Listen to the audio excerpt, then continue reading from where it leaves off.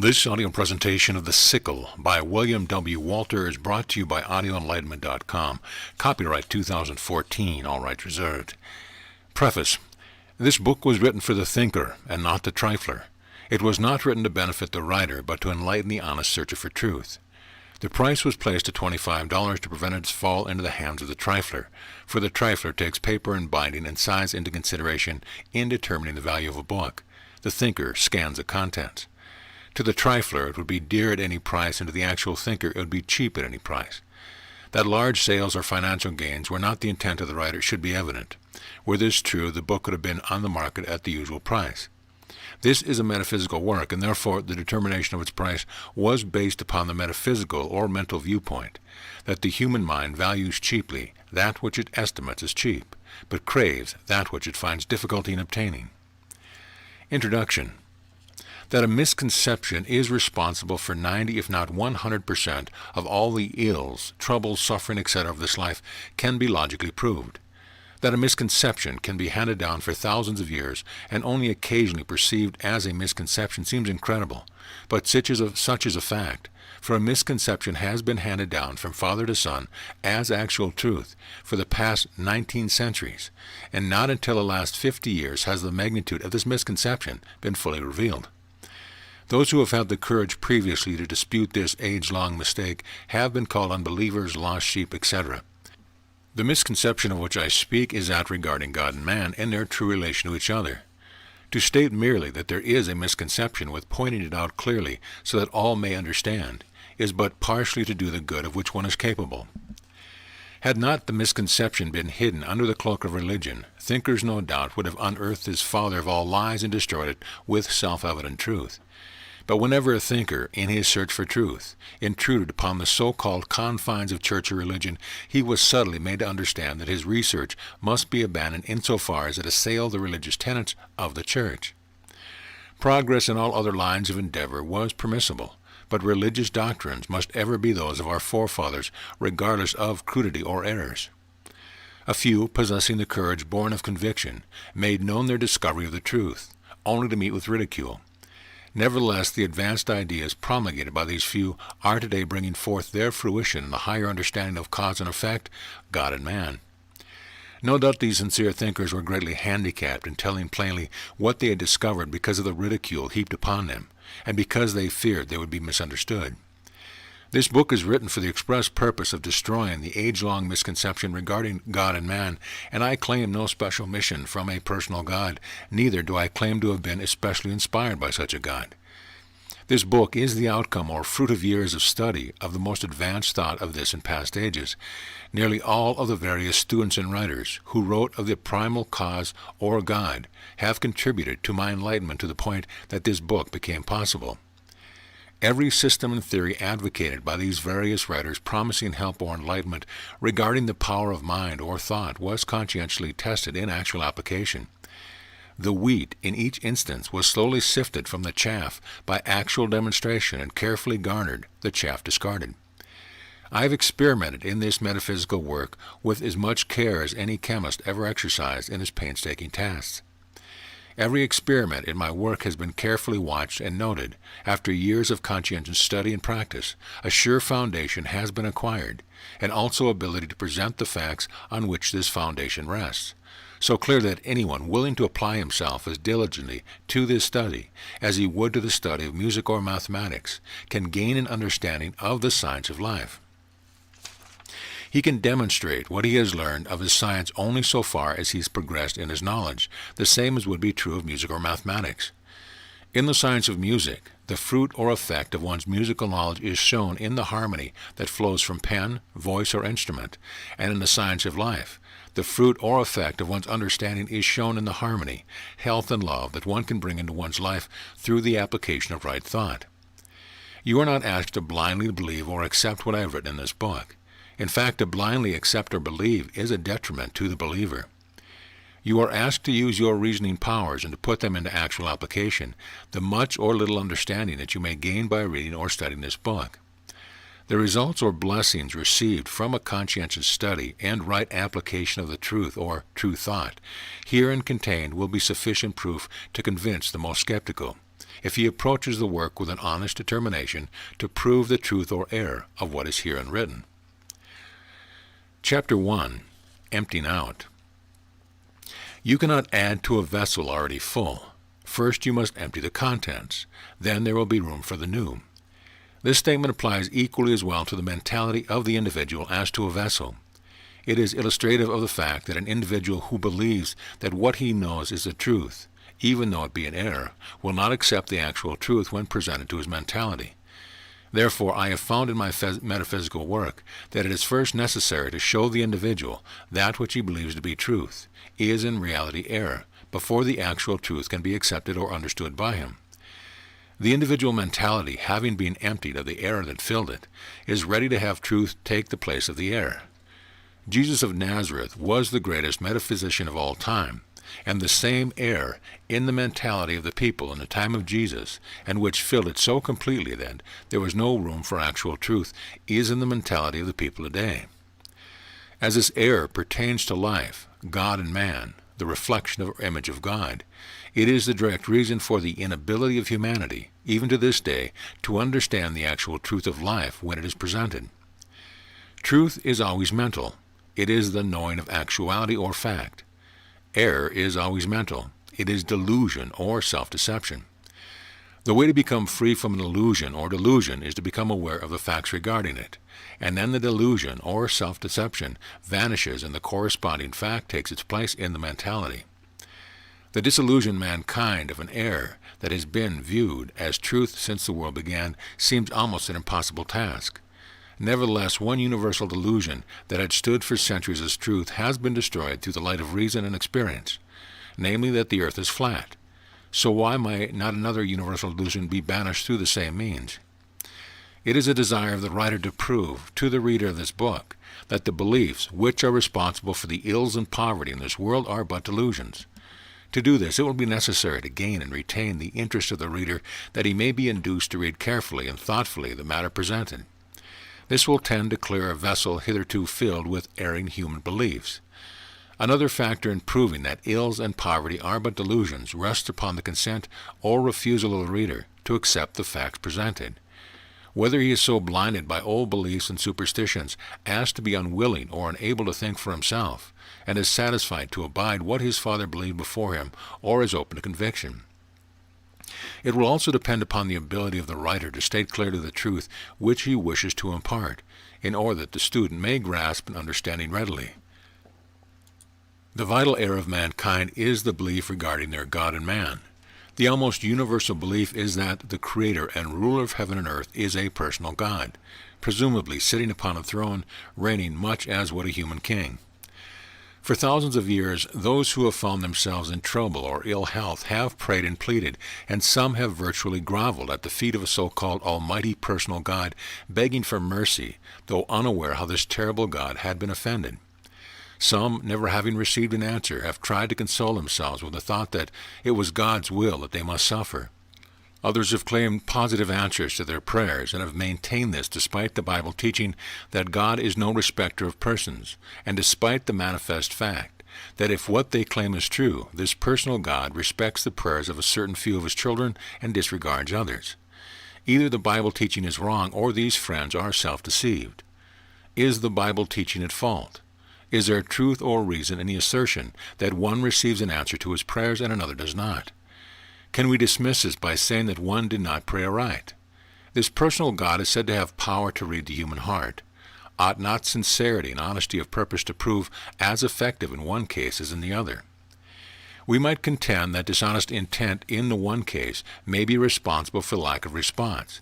But suppose the case is that of a mother praying for the recovery of her only child. Surely, in such a case, there can be only honest intent, and yet no answer consoles this mother's breaking heart. Let us examine into this human belief in a personal God, for belief it is, and see if we cannot get at the truth of the matter. There is much common sense in pleading with a personal God to help you, as there is in your looking up into the heavens when you pray, for both are nonsensical. The scriptural teaching is that the real God is a changeless God, and that he governs all wisely and well. When you pray and beseech this personal God to help you, are you not in reality trying to make a changeless God change his mind? or decree in your favor.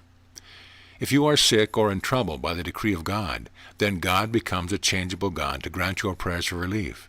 If on the other hand you claim that God did not decree or make you sick, then you are asserting that God is not the all-powerful or sole creator, for you charge that some other has made or created your sickness. A minister, a very good and devout man, came to my house. Every time he mentioned the word God, he rolled his eyes upward and looked at the ceiling. I asked him, "Do you believe that God is up in heaven?"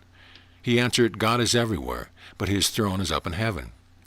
I asked, "Is this why you look up toward the sky when you mention his name?" He answered, "Yes, I always look up to God and his throne when I speak his name or pray." I asked, "You also believe that the devil is below?" He answered, "He must be, for there is no place for him above." I remarked, "You also know that the earth revolves each 24 hours, therefore how can you be sure that you are not looking toward the devil when you look up and pray? For it is self-evident, because of the turning of the earth, that the devil would be up at least 12 hours of each day." As the common sense of my statement gradually reached the reason of this good man, the confusion and fear on his face were pitiful to behold. His further comment on the subject was a feeble attempt to quote Scripture in support of the theory that God was up and the devil down. True it is that God is up and the devil down, but not up in space or the reverse. Like everything else in the Bible, the words up and down must be understood in their mental, therefore spiritual sense. God is up, but this up is not up in the blue sky, but up in the scale of being, up toward perfect intelligence, while the devil is down toward ignorance. Ignorance is hell, and in ignorance or hell, in erring human belief, we will surely find the only devil there is. Sheol, Hades, hell are words that have been as much misunderstood and misinterpreted as have God, man, and heaven. The error in interpretation arose from the attempt to make the definition of these words fit a place, when they pertain to a mental state. Hell or Hades is not a place, it is a state of mind. Hades is a Greek word and means not to be seen, but the mental meaning of the word seen must be used to arrive at the true meaning. Webster defines the word seen as understood. The word seen is also defined as understanding. Thus we see that the mental or metaphysical meaning of the word Hades is that which is not to be understood. In other words, a state of mind that lacks foundation in fact and illusion. We know that there is no death, that death is but a passing from one state of mind to another, and not to a place of everlasting heart plane called heaven, or the still more preposterous place of eternal punishment called hell. Theology is fast letting go of the idea of a place called hell, and with more enlightenment, theologians will also relinquish the idea of heaven as a place, and will realize that heaven is a perfected and harmonious state of individual mind. The word Hades literally means that which is in darkness. In other words, a mental darkness in which ignorant or erring belief has been given the place which should have been given to understanding, which is mental light. Hell, as commonly understood, has nothing to do with death or the transition. Hell is a concrete mental state of not knowing, of supposition believed to be the truth. Heaven is a concrete or settled mental state of knowing the facts of existence with their resultant harmony. Therefore, actual knowledge of facts, intelligence, mind, true consciousness, truth, is God, and the resulting mental harmony and health is heaven. Let us take another view of this personal God or personal ruler belief. Human belief said that if we have been good Christians on this earth, we shall be rewarded by being allowed to go up to heaven, where God is supposed to be seated upon a throne, and seated upon his right side is Jesus, his only Son. At least the Bible states that God said, "This is my only begotten Son." This statement does not say that "this is my only Son," as all Christians have been led to believe, for John denies this when he said, "Now are we the sons of God." If Jesus were God's only Son, we would not be sons also. Jesus was the first and only individually mentality on the earth to be wholly mentally conceived, and this mental work was accomplished by the Virgin Mary. Jesus was wholly begotten by mind, understanding the remainder of humanity by the method which human belief erringly deems necessary. So Jesus was not the only Son, but was the only Son or individual conceived or begotten through God's right understanding alone. If there is an all-powerful personal God who made me, and made me imperfect, so that I fell by the wayside, the fault is his, not mine. It will not do to say that he made me in this way to test my merits or worthlessness. He had the power to make, and should have made me perfect enough to stand the test. At any rate, if this personal God is all-knowing, as our religious teachers inform us, he must have known at the time that he made me whether I could stand the test or would fall by the wayside. And why did he not perfect the works of his hands? In mentally viewing this personal God seated upon his throne, we might also mentally view the vast multitude of those who have gone before, crowding to be near God and Jesus. This world, we know for a certainty, has endured 6,000 years. How many more years matters little. Think of the millions of people who have passed to the so-called other side. It would only be reasonable to assume that at least one half of these millions have reached the promised land, even if the other have not. Now imagine the throne of God surrounded by this throng, and that your time to pass to the great beyond had come. How far in the distance do you suppose you would have to be with these millions who have passed on before you between you and the throne of God? Do you imagine that under these conditions you would have any opportunity to get near enough to God to see him? I think I should much prefer a powerful telescope to the proverbial harp if that old theory was right. Friends, where has our reason and ability been all these many years? Methinks I hear some ask, do you believe there is no God? Oh yes, there is a God, a very good God. I will tell you of him later. You will remember we are now merely emptying the mentality of the human error, and will later fill this empty space with truth, the veritable God. You know Jesus said that God is truth. Human belief says that the church is the house of God. Human belief also contends that God governs the lightning and the wind, as is evidenced by the prayers offered to a personal God for safety from the lightning and the devastating wind.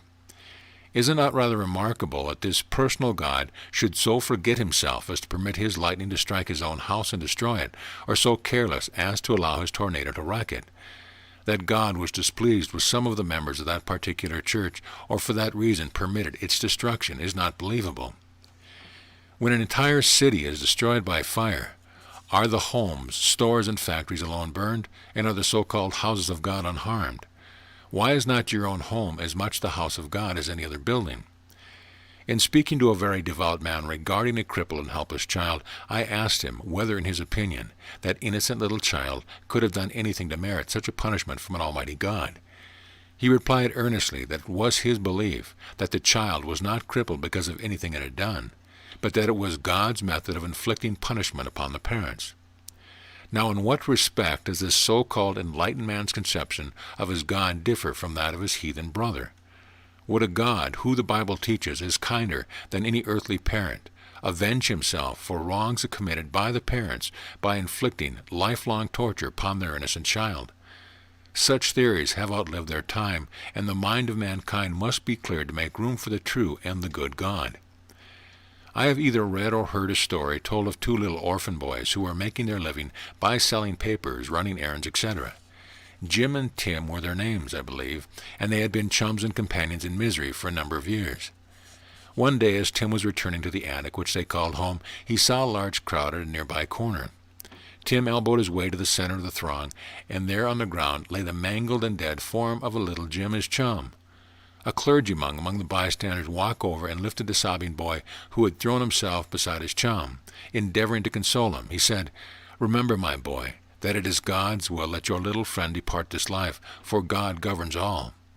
The tears ceased flowing, and looking up at the friendly minister, the little street waif asked, "Do you mean that it was God's will that my chum be killed?" The minister answered, "All things are done by the will of God." Little Tim gazed at the form of his chum, lying still in death, and looking up quickly exclaimed, "If God killed little Jim, then I say damn him, even if he kills me too." Was the minister right when he intimated that this crushed and dead form of little Jim was the result of the will of God? If so, little Tim was right when he damned him. The minister was wrong. Jesus said that God is life, and life is the opposite of death, and has nothing whatsoever to do with death. God is not a personal ruler, but is the primal element. Thus far, I may not have succeeded in emptying your mentality of the erring belief in a personal God, but I feel certain that what I have written has caused you to think as you never thought before, and it may have caused you to doubt the correctness of your belief in a personal God. I know that some will say, "But I am sure that I know the true God, for I have had answers to my prayer, thus proving that I know him." In the Bible we read about a woman who had been ill for many years and who said, "If I can but so much as touch the hem of his garment, I know that I shall be healed." Note the wonderful and intense faith of this woman. She was absolutely certain in her own mind that if she could but touch the garment of Jesus, she would be healed. By much endeavor and crowding, this woman came near enough to Jesus to touch his garment, and she was instantly healed. Did Jesus turn to this woman and say, "I saw your efforts to get near me, and because of your faith in me I have healed you"? No, he did not say anything of that kind, although this is the impression that nearly all humanity has gained from the reading of this incident of healing. On the contrary, he said, "Woman, thy faith hath made thee whole." In plain words, this means, "Woman, do not thank me. I had nothing to do with your healing. It was your faith that healed you." Jesus did not say that because this woman had faith in me. He healed her, not at all, but he did say in substance, "Your own faith, that you would be healed by touching my garment, found fulfillment in manifestation when you were able to touch it." And this explains the answers said to have been received by those who have prayed to a personal God. They received according to their own faith, and also because of this faith. And the man who receives no answer from a personal God fails because he does not expect to receive them, or has no faith in receiving. Faith, pure and simple, with no personal God in it at all, is what produces these answers. That is why the same person may at one time pray to a personal God and apparently get an answer, and the next time find that this personal God turns a deaf ear to his prayer. The second time there was not enough faith in the expectancy to change the thought conditions in his mentality. Hence, there was no change in external conditions. But he thought that for some inscrutable reason that whereas God answered the first prayer, he did not wish to answer the second. If you are beginning to doubt and are in fear of losing your personal God, do not worry but keep on reading.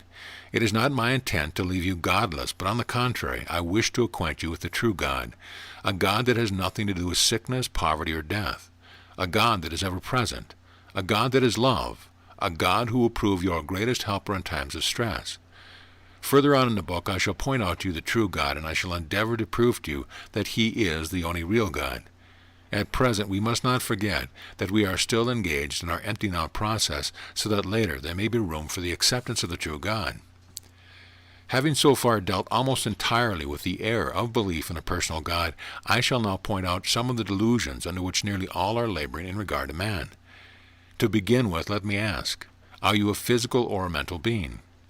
Human belief says that you are a physical being with a soul inside, which soul, at the point called death, deserts the physicality, and thereafter the physicality or body is dead. Human belief says that brain formulates thought, that you think with your brain. Human belief says that you see with your eyes, that you hear with your ears, that you speak with your vocal organs, etc. Let us first examine the belief that you are a physical being with a soul inside. Which is the you in this case? Are you the body or are you the soul inside? According to human belief, the soul deserts the body at the point called death. To illustrate, here is John Doe, well and happy. A few days later, John Doe becomes ill and so-called death ensues. The soul is said to have deserted the body and to have passed away over to the other side. Do we now say that John Doe is still with us, but that his soul has passed on to the other side? No. On the contrary, we say that John Doe is gone, but that his body is still with us. Now, which was John Doe, the body or the soul? Human belief says that it is the brain that formulates thought. In the body that the soul left behind, the brain still remains. If it can formulate thought, why does it not now continue to think and show the effects of consciousness? With the body or physicality that the soul left behind, it also left its eyes and its ears and its so-called organs of speech. Therefore, if the brain can think, the eye see, the ear hear, and the vocal cord talk, why did not these organs still perform their duties? If the belief that it is the brain that can think, the eye see, the ear hear, the organs of speech talk, is correct, then poor John Doe must enter heaven, deaf, dumb, blind, and mindless, for according to human belief, he has left the organs that can see, hear, talk, and think behind. So which is John Doe, the soul or the body, and which died? In the life of John Doe was in and of the body, and the body died, then John Doe is dead, and must remain dead, for the body disintegrates. If the life of John Doe is the soul, and the soul died, then also is John Doe dead. Did anything die? I will answer this later. We are still emptying out. When John Doe became ill, was it his body or his soul, or John Doe himself that became ill? If it was John Doe's body that was ill, how did John Doe find it out? Did his brain discover the illness and announce it to him? If so, since it is now left behind, on what is he to rely for information regarding his arrival in heaven? If it was John Doe's soul that was ill, then why did the physicians doctor his body? If it was John Doe himself who was ill and died, then John Doe is dead. The Bible teaches that the true God is the God of the living, not of the dead. If it was John Doe himself who died, and the body has life on its own, why did his body seem to die at the same time? Was it John Doe who had life and gave it to the body? Are there three distinct individualities named John Doe, his soul and his body, or is John Doe only the name given to a particular soul and body? If so, did both the soul and the body die? Or, as is generally believed, did the body only die and the soul live on? If the body of John Doe died and his soul lived on, then John Doe is only half dead. If John Doe's body had life of its own, and subsequently lost it, then part of God is lost, for Jesus said that God is life, and therefore life must be God. If part of life can be lost, part of God must be lost, and this, reason tells us, is impossible. If, on the other hand, John Doe's soul is his life, then he loses his soul when he loses his life. Well, what is the trouble here? It seems that the further we go with this line of reasoning, the deeper is the confusion. The answer is plain. Error has no basis, no foundation. Therefore, the more we reason from an erring viewpoint, the deeper the mystification and the greater our confusion, and it is a basic error to suppose that a personal God created a body and breathed a soul inside of it. In reading critically the second chapter of Genesis, it will be discovered that in this chapter the writer of Genesis has carefully depicted the erring human belief of God and creation, in contradistinction to the true God and true creation, as carefully set forth in the first chapter of Genesis. The student whose attention is called to this point will see plainly that two distinct creations are chronicled in Genesis. The first creation is narrated in the first chapter, closing in the introduction of the second chapter. It is plain that those who arranged the chapters of the Bible did not understand what was written there, or they would not have included the end of the first in the beginning of the second. Having ended the narrative of the true creation, the writer of Genesis plainly states that a mist arose and watered the whole face of the ground. This mist is a mystification or self-mesmerism, and this self-delusion affected the whole human race, for the Bible states that it watered the whole face of the ground. Genesis chapter 2, verse 6. Next, the writer proceeds to state the nature of this delusion, namely that mankind is laboring under the belief or mental mist that a personal God took ground, matter, and molded the form of the man and then breathed into the nostrils of this mud man the breath of life. This is exactly the delusion under which mankind is laboring to this day. It is this error which is mainly responsible for all the ills and troubles of the human race. It is surprising that our learned theologians did not discover long ago that this second creation, made of ground, contradicted the first creation, wherein it is stated that God made man in his own image and likeness. That the image and likeness of spirit could not be its opposite, ground or matter, is self-evident. I would recommend all seekers to refer to the Bible and see for themselves the line of demarcation at the point of the mist between the true and erring creation. It will be well to note that the true creation consisted of good only, for God pronounced all that he had made very good. Genesis chapter 1, verse 31. In the very next verse it is plainly stated, "Thus the heavens and the earth were finished, and all the host of them."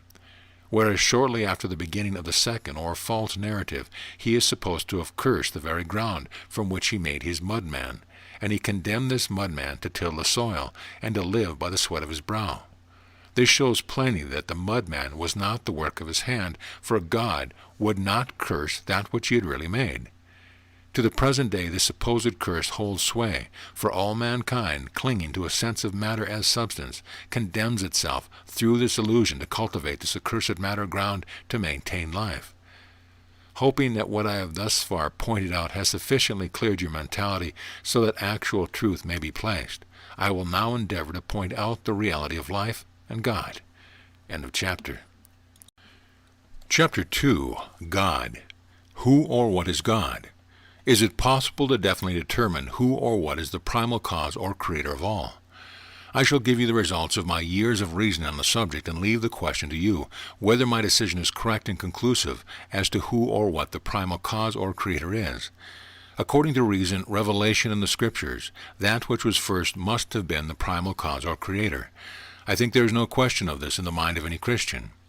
Then, if we can discover the substance and nature of the first cause, we shall have fathomed the mystery, have found the God or creator of all. Will you now cast your thought back into the past as far as your reason will allow you to go, and see if you can possibly discover anything which could have existed before consciousness? If there was anything before consciousness, what was there to recognize it? Without consciousness, there can be no sense, and without sense, everything is blank. I think you will admit that there could have been nothing prior to consciousness. If you still retain the idea that God is a person or a personal God, and that he existed prior to consciousness, then I ask, did he exist prior to his own consciousness? If so, then, there must have been a time when God was unconscious or lifeless, dead. If you maintain that God is a person and possesses consciousness, then I ask, how much of this personal God would remain if you dispossessed him of his consciousness? Suppose that it were possible to destroy all consciousness, would anything but a blank remain? Even your personal God would be a non-entity without consciousness. Jesus of Nazareth knew more of God, more of life than any individual who ever trod this sphere, and he taught that God is life, that God is truth. He did not say that the Father of all is a person or a personal God, but that life itself is God, and therefore the primal cause or creator of all, and life and consciousness are one. Life, existence, consciousness, being are one and the same, as can readily be proved. No life, no existence, no life, no being. No life, no consciousness. Where there is consciousness, there is life, existence, and being. Destroy all being, and you would at the same time destroy all life, existence, and consciousness. But rightly understood, life is deathless and cannot be destroyed, and so with all true being, existence, and consciousness. Life, being, existence, consciousness may go through a transformation or transfiguration or unfoldment, which is erringly called death. But in reality, this is not death, for there is no death. Perhaps you still believe there is death. To make this matter more clear, I ask, what dies? Does the body die? No, the body cannot die, for the body never had any life of its own to lose. Does the soul die? No, else the grave would end all. Does the mentality die? No, for without mentality there would be no mind, and without mind there would be no consciousness, and without consciousness there would be nothing, and so the death of the mentality would be extinction. That so-called death does not end our being was the substance of that supreme demonstration of Jesus who endured the cross, the most public so-called death, to prove to be a doubting world that life is deathless and continues on after passing through a transformation or so-called death. That he had passed through a transformation of some kind can be seen in the Scripture statement that he walked with two of his disciples on the way to Emmaus, and that they did not recognize him. Later they did recognize him, but not because of his form, but because of the things he said to them. The Scriptures state that God is Alpha and Omega, the beginning and the end, and Jesus said, God is life. So life is the beginning and the end of all. If the beginning of all is life, and the end of all is life, then life is without end. Therefore, we have the scriptural statement that God is the God of the living and not of the dead, of those who believe in death. It cannot be stated too often nor urged upon your thought too strongly that God is life, and that life and consciousness are one and the same. This is true regarding being and existence. For no consciousness, no life, no being, no existence. The Bible, when correctly understood, is a compilation of the writing of various individuals who were attempting to explain the truth of existence to the extent of their understanding of it. Occasionally, one of these writers sought to make matters more clear by using another word to denote the primal or first cause. Abraham used the word Almighty to express his conception of the primal cause.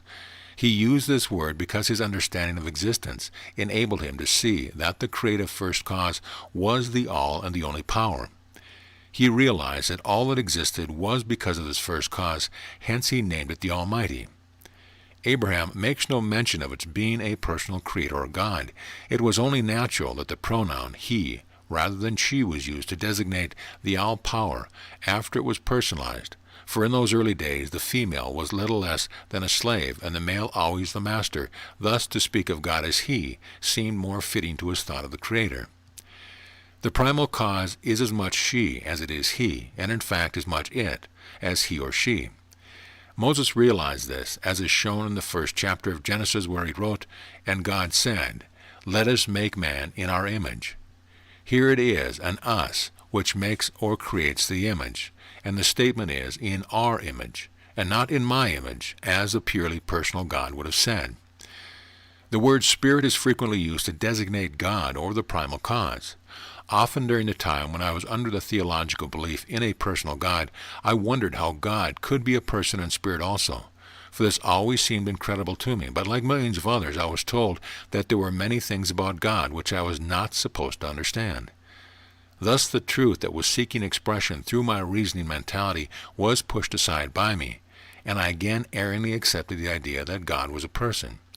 In fact, the mental picture of God which I carried in my mind when I thought of him or prayed to him was the picture of a beautiful human countenance.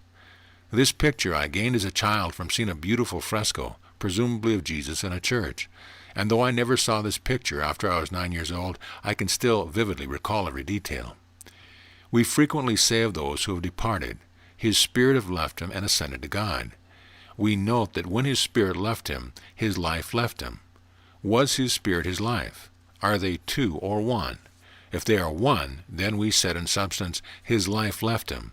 And as life is God, it is as though we had said, his God left him. Rather shocking, is it not, to have your God leave you at the point of death, not just when you need him most and most expected to meet him? "'Tis the Spirit that quickeneth, the flesh profiteth nothing." 'Tis the Spirit that is the animating substance, the life of the individual, and if the Spirit ever really left the individual, that individual would be annihilated. But the truth is that the individual and his life can never be separated, for they are one and the same. Paul said, "Let this mind be in you, which was also in Christ Jesus." The mind of Jesus was his consciousness, so Paul's words really mean, "Let the same true consciousness be in you, which was also in Christ Jesus." Thus Paul practically introduced the word mind as another name for the primal cause. It will be remembered that it was shown that consciousness, life, being, and existence were one and the same, for to remove one removes all. The mind which was in Jesus was the true mind, the true consciousness, the true life, the true God, the spiritual sense of life, not the erring human sense of life that mankind believes to be life, not the life that believes it can die, but the true sense of life in which there is no sense of its opposite, death. Jesus obtained or became possessed of this correct understanding of life because from very childhood his mother, the Virgin Mary, had taught him the real truth about life, namely that the mental element or consciousness is the creator of all, and also explained to him the erring sense of life that all mankind possessed. With this correct viewpoint regarding life given him as a child, Jesus, through many years, reasoned and applied his reasoning to the problems of life, and thus proved to himself conclusively that mind, the mental element, through its right thought was the veritable creator, and was and is the primal and only cause. And he then demonstrated the truth that mind is life and is deathless in the crucifixion. The mother of Jesus, through much study of the Scriptures and aided by the discoveries of her cousin Elizabeth and her husband, Zacharias, the high priest, became convinced that the veritable God or creator of the Scriptures was mind, the mental element, and she proved her convictions to be correct when she mentally conceived and gave birth to Jesus. Some may not agree with what I have written, and may say that God gives us life and supplies us with life, and that this is all that he does. If this theory is correct, then our lives do not at all depend upon ourselves, and we have nothing whatever to do with our lives. Therefore, when God ceases to supply us with life, he virtually kills us, for according to Webster the word kill means to deprive of life. Such theories are fast finding their place in the wastebasket together with the assumption of an ever-burning and eternal hell. Life itself is God, and to remove all life would be to remove all mind, all consciousness, all being, all existence, proving conclusively that mind is life, consciousness, and we have seen that consciousness was and is the beginning, the Alpha, and also that consciousness must be the end, the Omega, for as long as there is existence or life, consciousness will be found. Therefore, life ends in life and not in death. In other words, when once the individual consciousness has become self-conscious or conscious of self, this conscious knowing never ceases, though through erring belief it may bring on a mesmeric semblance to death. This will be found to be only temporary and will last only as long as the mesmeric belief lasts. Life is endless. End of chapter. Chapter 3. Man. What is man? The Bible states that God made man in his image and likeness. If this is correct, man is the image of God. In the preceding chapter, we determined that God is consciousness, life, mind. Therefore, man is the image of consciousness, of life, of mind. Man is the image of mind, or a mental image. Webster defines a mental image as an idea, a representation of anything to the mind, a conception. Then man is presumably a mental conception. To state that man is idea would also be correct. Webster defines idea as that which is seen, hence form, image, model of anything in the mind, that which is held or comprehended by the understanding. Man is God's idea of himself. Man is mind's idea of himself. Man is God's expression of himself. Man is life's expression of himself. God is entity or being. Man is identity, or that which being is identified. Man is the visible effect of the invisible cause or God. The word man, used in a general sense, is the identity of conscious being. Thus man is body in a general sense, and is the objective state of mind or life, is the likeness of the image or thought held in the mind. When the word man is used to denote general or in a generic sense, then man is the highest type of mind or life. The highest type of mind is the reasoning, rational mentality, the mentality which is capable of subjective thinking. The mentality capable of forming subjective images of thought and arriving at mental convictions through conscious reasoning, thus externalizing these thought images in the objective state as objective things. It is the conscious identity of being, or the mentality capable of consciously understanding that it itself is mind, life, or being. Some writers of metaphysics use the word man in both these senses and make the mistake of not fully pointing out the particular sense in which they have used it, and the result has been confusion to the mind of students. When man is used in its generic sense, it is used to denote a particular genera. Just as the generic term canine is used to designate the dog family, so man, in that generic sense, denotes all humankind or mentalities capable of thinking reasonably, rationally, and deductively, from cause to effect, and not in an inductive way, as does the dog or horse, which are of lower order of life or mentality. The use of the word man in the generic sense pertains to that part of being which we name the soul or spirit. In this generic man, we have the conscious identity of being, the highest type of individual mentality or mind or intelligence. The use of the word man in a general sense pertains to the objective state of being, the body or effect, in contradistinction to soul, the cause, the mentality of the individuality, which mentality is the conscious individuality of being, while the body or embodiment of this individual mentality is the visible likeness or identity of the conscious being or mentality. And God said, "Let us make man in our image, after our likeness." Genesis 1:26. Millions have read this statement, but how many have stopped to reason it out? The very seeming incongruity of this statement should have attracted attention. Image, in a general sense, means likeness, and likeness in a general sense means image. Thus, in a general sense, the statement would read, God made man in his image and image, or likeness and likeness. Expressed in this way, the true sense of the statement is not clear. Webster defines image as an idea, a conception. If mind is God, the creator of all, then we can perhaps fathom the meaning of the statement in Genesis. Mind, the primal substance, thinks. Its thought culminates in an idea, and an idea is an image in the mind itself. This image in the mind is the subject of its thinking, and is, at the point of the mind's conviction, externalized, embodied, or objectified. And so we have an internal image and an external image or likeness of the thoughts of the mind.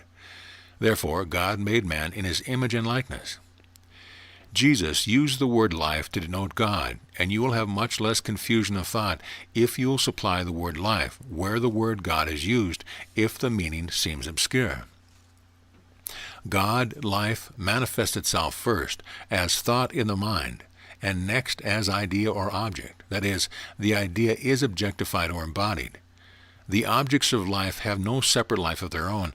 All life is from the universal life, or primal element. The objects of life are the objective state of life, but have no initiative of their own. The action, feeling, and form that we seemingly see in any object, including the body of so-called human beings, is not in or of these bodies, but is the result or effect of the conscious part outside of the body, which is properly named mind, soul, or life. The use of the word life instead of God to denote the Creator makes many statements plain which are otherwise obscure. For instance, man is the name of a certain genera of life. In fact, the name of the highest or most perfect genera of life. The name canine is also a generic term and denotes a lower order of life. If I had used the word God instead of life, the statement would read, man is the name of a certain genera of God. The name canine is also a generic term and denotes a lower order of God. And this would be correct, although confusing to the beginner, as it seems to give the sense of God's many. I think now the generic use of the word man can readily be understood, and also how there can be a genera in God or life. Man, the highest type of mind or life, is not merely an idea. He or she is life, or mentality individualized, organized, and classified, each being one complete, intelligent consciousness or individual life. I did not say separate or personal life, I said individual life. You cannot separate life. It is indivisible. The word individual does not mean personal, but indivisible or inseparable. End of chapter. Chapter 4. You. What are you? So far in this work I have given an explanation of the primal cause or God, and also of man, in both the generic and general sense. But the most vital question is, what are you? Are you a soul and body after the human sense? If so, are you primarily a soul or a body? That is, does your soul govern your body, and is the body the servant of the soul, or is the soul a servant of the body? At so-called death, does the body leave the soul, or does the soul leave the body? According to human belief, the soul leaves the body. Are you the body or the soul? When the soul leaves the body, is the individual still here? I am sure you will agree that when the soul leaves the body at the point called death, the individual is gone. Does not this prove that the individual is a soul and not a bodily thing? When the soul leaves the body, the life leaves it also, thus proving that the soul is the life of the body. Then you, the soul, are the life of your body. Now I ask, at so-called death, what died? The soul, the you, the life, must be one and the same, for when one departs, they all depart. The soul, you, did not die. Why? Because it is life itself. The body did not die. Why? Because it never was alive. The life that appeared to be in the body belonged to the soul, and is the soul, and is you. Webster defines soul as spirit, essence, life, animating principle or part. Some metaphysical writers use the word soul as a synonym for God or life or spirit, and this is its correct use. The soul is the life, the cause. The body is the embodiment or effect. The Bible teaches that God is Alpha and Omega, the beginning and the end. In other words, the all. Therefore, the statement that God is all is correct. Do you agree with the statement that God is all? Think carefully, for an admission may lead you deeper than you care to go, yet the statement is absolutely true. Jesus said that God is life, then life is all. Can there be more than all? Does not all include everything? Now then, if God is all, and all includes every real thing, then you are God or nothing. Which are you? Startling, rather blasphemy? No, it's the truth, and I shall proceed to prove it so conclusively that you will not be able to gainsay it. One of the accusations against Jesus was, because that thou, being a man, makest thyself God. In other words, he claims to be God. Most Christians are willing to admit that Jesus was God, or that he was the Son of God at least. Jesus was born of a so-called human mother, the same as we all are. What changed the order of nature that he alone should be born God, and the rest of us only human beings? We read in John chapter 10, verse 33, the Jews answered him, saying, For a good work we stone thee not, but for blasphemy, and because that thou, being a man, makest thyself God. This verse carries the fundamental error of the entire human race, because that thou, being a man. This supposition that each of us is a man, the servant of God, is the root of all lack of dominion and helplessness. It is your body which is man, and the servant of you, the mind. What authority in Scripture is there for the supposition that you are a man? In Genesis we read, And God made man in his image and likeness. It does not say, And you are that man. Neither does it say that God made you a man in his image and likeness. That man, the image and likeness spoken of in Genesis, is you, rather than your body is purely conjecture. Now let us consider the answer that Jesus gave to the Jews who accused him of making himself God. John 10, 34th verse. Jesus answered them, Is it not written in your law, I said, Ye are gods? Here is the plain statement of the Master that the Hebrew law stated that all are gods. The statement, Ye are gods, does not mean that we belong to a God, a personal God, as some try to teach. It means just what Jesus said it meant, and that is why he reminded them that it was written in their Jewish law. The words of Jesus, if he call them gods unto whom the word of God came, John 10, verse 35, have the same meaning as the words written by one of the ante-Nicene fathers, one of the early students and healers immediately following the crucifixion. He said, When once thou hast gained the crown of righteousness, or right-mindedness, thou hast become God. The words in bracket appear in the original writing and were not arbitrarily supplied by me. This early writer gives us the true meaning of the word righteousness as right-mindedness or understanding, having nothing to do with the sanctimonious significance the word usually carries. Only the understander of life is righteous or right-minded. St. John the Divine also expressed the same thought as shown in this quotation, Behold, what manner of love the Father hath bestowed upon us, that we should be called the sons of God. Therefore the world knoweth us not, because it knew him not. Beloved, now are we the sons of God, and it doth not yet appear what we shall be, but we know that, when he shall appear, we shall be like him. In other words, John said that at present we considered ourselves the sons of God, or of the family of God, but that we did not yet understand our ultimate. However, of this one thing we might be certain, that when we arrived at the correct understanding of God, we would find ourselves identical with God, or actually God. The word like, according to Webster, means equal in quantity, quality, or degree, not merely the image, form, or likeness, but identical. The statements of all three of these metaphysical teachers imply the same thing, that when we actually come to understand what God or life is, we shall find that we are that life or God. Some Bible students may assert that in the very next verse Jesus does not claim to be God, but merely states, I am the Son of God. We know that throughout all life, that which in infancy is a son may become a father at maturity. It is true that I am my Father's son. It is equally true that I am the Father of my Son. While at one time Jesus merely said, I am the Son of God, at another, when Philip questioned him, he virtually claimed to be the Father, for he said, He that hath seen me hath seen the Father. And again he stated, I and the Father are one. As this question of the Father and the Son will be fully taken up in another chapter of this book, we will now continue trying to ascertain who and what you are.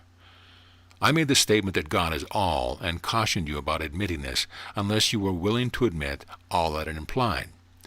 If God is all, then you are God, for there cannot be all, and you besides. If you are not God, and yet are something, then God is not all. It is not Alpha and Omega, as the Bible teaches. If I had no further proof to offer that you, your mentality, are God, you might well say that I left the issue much in doubt, but I have further proof. Do you believe that Jesus taught that God is life? If you are a Christian, I believe you do. God is life, and therefore life is God. Can anything but life live? You must see that only life can live. Now ask yourself the question, do I live? To answer truthfully, you will need to answer yes. Having admitted that life is God, that nothing but life lives, and being convinced that you live, you must be life or God, for that which lives is life, and life is God. Need we any further proof than this? Do not mistake that which you see of life for life. That which we see in the objective is the expression or objective state of life. Life itself is the invisible mental or conscious part of the thing which we see. One great metaphysical teacher understood the thought of the great Paul in his reference to the mind that was in Christ Jesus. This teacher said, "Either all is mind or all is matter. Which is it?" It is evident that matter, as matter, is not conscious and cannot think, and it is also evident that mind is conscious and does think. If there be but one creative element, that creative element must be mind and not matter, for without the ability to think, there could be no ability to create. It is evident, then, that if there is but one element, either mind or matter, that one must be mental. The primal element is mind. This element is the cause or creator of all, and is that which we have pleased to call God. Mind is God, said this great metaphysical teacher, and the statement is correct. Admitting that mind is God, I ask you, can anything but mind think? Do you or can you think? If so, does not this prove conclusively that you are mind or God? I am sure that you will soon have to admit that you are God and not man, as you formerly supposed. You cannot avoid the issue by saying that you merely reflect thought or think God's thought after him, for you would need to think to do even this. And as nothing but mind can think, this would prove that you are mind. In the preceding chapters I have said that if we discover that which was first, we discover God. It was found that there could have been nothing prior to consciousness, for no consciousness, no life, no thing. Then consciousness is yet another name for God. Let us see where this will lead us. Are you a conscious being? You must be, or you could not be conscious of what you are now reading. Can anything but consciousness be conscious? If consciousness was first, and therefore is the primal cause or God, and you find yourself conscious, and nothing but consciousness can be conscious, then it is evident that you are consciousness or God. From all of this you must, if you draw a correct deduction, conclude that you are God and not merely man, the image of God as you formerly supposed. Man is the image of God, the embodiment, the body of God, but the mentality, the real you, is the God or cause of which the body is the image or embodiment. Ignorance of this has made of the so-called human race a race of the most abject and helpless slaves imaginable. All humanity has two relentless masters, neither of which actually exist, namely a personal God and a personal devil. The first is supposed to bless, but more often it is said to have cursed. The second is supposed to furnish the fire and brimstone for those whom the first is cursed. If this were true, we would have God and the devil in partnership. If a so-called good man loses his life or his money, it is supposed to be the will of God. If a so-called bad man loses his life or money, the devil is said to have led him astray and is supposed to be responsible. According to this blind theory, the first or personal God is a more inhuman ruler than the second, for he punishes and kills the good, while the second or devil punishes or kills the evil, or those only who actually deserve to be punished, thus making the devil more just than God. It must not be presumed that each individual is a separate God, for this is not correct. God is one and all. God is all life, and it takes all of life to make all of life. Your life, the conscious part of you, the you, is not a separate and distinct life by itself. It is an inseparable part of a complete whole. God is individuality, not separable, and because God or life is individuality, the image or objective state of life is individualized. But each individualized thing has its cause and source in the one indivisible life, in the primal and only element mind. To clear up this important matter, we will use another word, namely understanding. To understand is to know, to comprehend. To have understanding implies intelligence and enables one to distinguish between right and wrong, the true and the false. 2 times 2 are 4. This is a fact. It is wisdom. It is an understanding. It is universal. Yet each individual may be in possession of the same understanding, which does not diminish or become separate because all partake of it. Nor yet does it grow larger because more become possessed of it, for it still remains 4. Each mentality seems to possess it separately, yet it cannot be divided into parts, and it is one with the universal understanding. Thus it is with life. It is a fact. It is truth. It is wisdom or knowing. It is understanding. It cannot be divided, though all may possess it.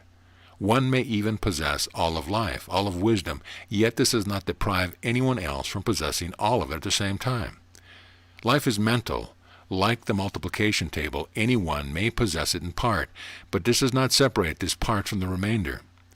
One may possess the whole of the multiplication table, yet this does not in any manner deprive anyone else from possessing the whole of the table also. The table is mental. It is spirit, it is true consciousness, it is true thought, and true thought is truth. John said, and the Word is God, meaning that truth, the true thought word is mental, is mind or God. The question of who or what you are is answered as follows. You, your substance, is the primal element, or elemental mind, God, life, consciousness. Webster defines the word substance to mean that which is real, in distinction from that which is apparent. You, your thought, is the subjective state of spirit, mind, God, life, consciousness. You, the body of you, is the visible or objective state of spirit, mind, God, life, consciousness. Thus you see, you are composed of and are the Holy Trinity, for God is all, and there is nothing else. End of chapter. Chapter 5. Thought. What is thought? St. John the Divine was the most metaphysical or spiritual of all the apostles, and he began his gospel writing with these words. In the beginning was the Word, and the Word was with God, and the Word was God. The same was in the beginning with God. All things were made by him, and without him was not anything made that was made. In him was life, and the life was the light of men. To get at the meaning of this declaration, we must first discover, if possible, what John meant by the word word, for without his interpretation of it we cannot grasp the purport of his statement. To do this, let us examine the remainder of the New Testament and see whether the same term is used. In Matthew and Luke, in the incident of the healing of the centurion's servant, we find that the centurion implies that if Jesus will only speak the healing word, the servant will be healed. It is implied that Jesus sent the healing word to the centurion's servant, and that the servant recovered. We also find it used in this sentence, and he sent his word and healed them. Psalm 107:20. What could Jesus have sent but his thought? Can you do anything to help an absent one but think of him? John capitalized the word to denote that it was right thought or truth, that was God in contradistinction to human belief or erring thought. We can now see that when John opened his gospel by saying, "In the beginning was the Word," he meant that the first or primal power was right thought. His next statement is, "And the Word was with God." In other words, the Word or right thought is in and from mind. Then he said, "And the Word was God." In the other words, right thought and mind are one and the same. Again I quote, "The same was in the beginning with God." In other words, right thought and mind coexisted at all times, past, present, and future. His next statement is, "All things were made by him." Every objective thing is an externalized or objectified idea or thought, so John meant that all things that really exist are the objective of right thought. Following this he writes, "And without him was not anything made that was made." Here is a statement which until correctly understood seems unintelligible. But of all things that John said, it is the most essential that we understand this before we can gain a true insight of the metaphysical, so that we can determine the real from the unreal. John meant that without him, right thought, was no real thing made.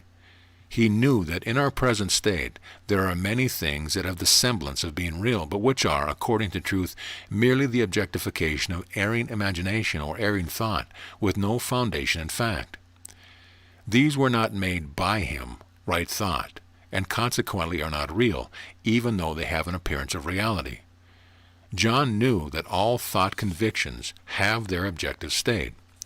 He knew that erring thought convictions as well as right thought convictions objectify themselves, the difference being that the objectification of right thought is real, having a foundation in fact or truth or God, whereas the objectification of erring thought, having no such foundation, must be untrue or unreal, because it is based solely on untruth or illusion.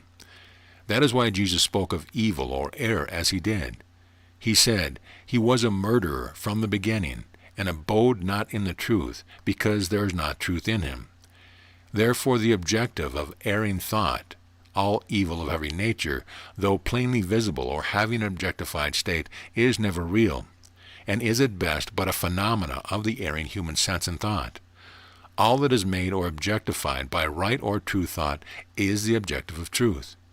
Therefore everything in your present existence that is right and good is real and made by him, right thought. And all that is evil is but the objectified state of erring human sense and thought, and is illusion, though it may have the appearance of reality to self-mesmerized humanity. John's next statement is, "In him was life," that is, right thought and eternal life are one and the same. He then writes, "And the life was the light of men." Here John tells us plainly that God, the Word, right thought, right consciousness, is nothing else than our own right consciousness, for our consciousness is our life or mental light. It might be well to add John's last statement on the subject. He said, "And the light shineth in the darkness, and the darkness comprehendeth it not." He means that even though this truth is true, namely that your own right consciousness is your light in the true God, yet you, in your mental darkness or ignorance, do not comprehend it. At the beginning of this chapter, the question is asked, what is thought? Has it been answered? We have ascertained that the Word and right thought are one and the same. Now let us see if we can uncover more regarding thought. Where did thought originate? If it was created, who or what created it? John said that the Word or right thought was from the beginning. Was there anything before thought? Could the creator or creative element have made or formed anything without thinking? Was the creator before his own thought? If so, the creator at the time did not know himself or anything else, for one cannot know without thinking. The solution of this whole matter is that mind and thought coexist from the beginning, forever, as the primal element and its activity or power. There was nothing before mind and thought, as there could be nothing after mind and thought. It is the Alpha and Omega of all life. Thought is not made. It is the activity or conscious power of the primal element, which element continues to unfold forever because it is inexhaustible nature. Mind and thought is life itself, and life cannot make anything foreign to itself. In fact, life makes nothing. It continues to unfold itself, to organize and to systemize itself. Life is intangible in itself. But as it continues to unfold, it continues to analyze, organize, and express or objectify itself. And it is the objective state only that we see or is intangible or is tangible. Life and thought are one, and are the primal element and its activity. Life, mind, consciousness, through thought activity continue to rise ever higher and higher until the ultimate of life, namely perfection or complete self-understanding, is reached. The true nature of life, mind, or thought is that it is ever perfect and good, and our life work is to find this out and to prove it. The infantile or immature individual life, which thinks otherwise, forms the evil which it thinks, thus giving appearance or expression to its own erring thought, and then experiences these evils as though they were real through further self-deception. Thus evil will continue to be a thorn in the flesh of the evil or erring thinkers until he returns to the thinking of the good alone, as the real and all of life, which is in fact, or the truth about nature God. Life or God is one intelligence of which all are an inseparable part, and all are unfolding perfection, the ultimate of all being. This is done through right thought. Be ye therefore perfect, even as your Father which is in heaven is perfect. Matthew 6:48. End of chapter. Chapter 6. Understanding versus belief. The warfare to gain heaven, perfect mental harmony, is a battle between God and the devil. That is, the warfare to gain continuous harmony, a perfect understanding, and eternal happiness is a battle between understanding and belief. Old theology gave us the idea that we were the helpless victims of either God or the devil. The plan as outlined to us is as follows. We are placed between two great powers, God and devil. On our right hand is God, who wishes to lead us to eternal bliss. On the left hand is the devil, who wishes to ruin us and cast us into hell. We are told that God is an all-powerful and is constantly striving to save us. Just why he does not exact obedience to his laws if he is all-powerful is not clear. Again, we are taught that God made all that was made, and why he made a devil to corrupt his own children if he wishes to save them is not clear either. Again, suppose we accept the idea advanced by some that the devil is a fallen angel. If God is truly sincere in wishing to save all his children, why did he not destroy this fallen angel, this devil who is leading his children astray? This thin theory of old theology might be accepted without criticism in kindergarten work, but that intelligent adults will believe such nonsense is remarkable. According to the plan laid down by old theology, you are a helpless victim, for they teach that God and the devil also possess more power than you, and a greater power cannot be overcome by a lesser one. You are not a helpless, conscious observer of this warfare to save you. You, the individual mentality, are the battleground in which the fight takes place. Man is the body upon, and in which is recorded the gain or loss of the battle between understanding and belief, God and devil. This warfare is wholly mental, although it progresses and register appear in the body or so-called physical being. Understanding, or God, and belief, the devil, are continually at war with each other in the mentality, and will and must continue thus until all belief is destroyed by understanding. It is a warfare of ideas, a mental debate with oneself, with the individual mentality as a judge. The subject for debate in this war of ideas is resolve that all is mind, there is no matter, that all is good, there is no evil, that all is life, there is no death. Understanding takes the affirmative, and belief the negative side of the debate, both in the individual consciousness. There was no chance for debate before erring supposition or belief made its appearance, so we will have belief open up the debate by saying, according to the Scriptures, man is made of matter, for it is written, and the Lord God formed man of the dust of the ground, namely matter, and breathed into his nostrils the breath of life, and man became a living soul. From this it is evident that there is matter, as otherwise there would have been no dust or ground from which the Lord God could have formed man. Understanding replies, you are citing from the 2nd chapter of Genesis, which is mainly a setting forth of that which mankind erringly believes true. The actual creation by the true God is chronicled in Scripture as having been finished previous to this, and seen to be very good, containing no evil. In the first verse of the 2nd chapter of Genesis it is written, thus the heavens and the earth were finished, and all the host of them. This is an unqualified statement that the true mind, God, had finished, mentally comprehended his work, and at no time previous to this does it state that the true God made or used any matter or evil in the creation of man or anything else. But mind, good, merely spake, thought, and the thing thought forthwith appeared. Belief said, there is no proof that the 2nd chapter of Genesis is a record of mankind's belief regarding creation. The man that was made of dust was made by the same God who made all other things. Understanding replies, this is a decided effort in Scripture to make it appear that the creation as chronicled in the 2nd chapter of Genesis results from the exercise of belief and is not fact. I call your attention to the 6th verse of chapter 2, where you may read, but there went up a mist from the earth and watered the whole face of the ground. This verse is the one just preceding that which relates that the Lord God made man of the dust of the ground. Without this mist that went up, the verse which states that man is made of dust would never have been written. Belief said, but even mist and water and ground are matter. Understanding replies, the Bible, rightfully understood, is a mental or spiritual treatise, and therefore to get at the true meaning of what is written therein, you must learn the metaphysical or spiritual significance of the various words used before you can gain the right conception of what is written. The heaven and earth that the true God made, and the waters that he divided from the waters, are of mental origin and are wholly mental. The earth signifies understanding or right thought convictions, and heavens signify harmony, the mental harmony, which only understanding can make possible.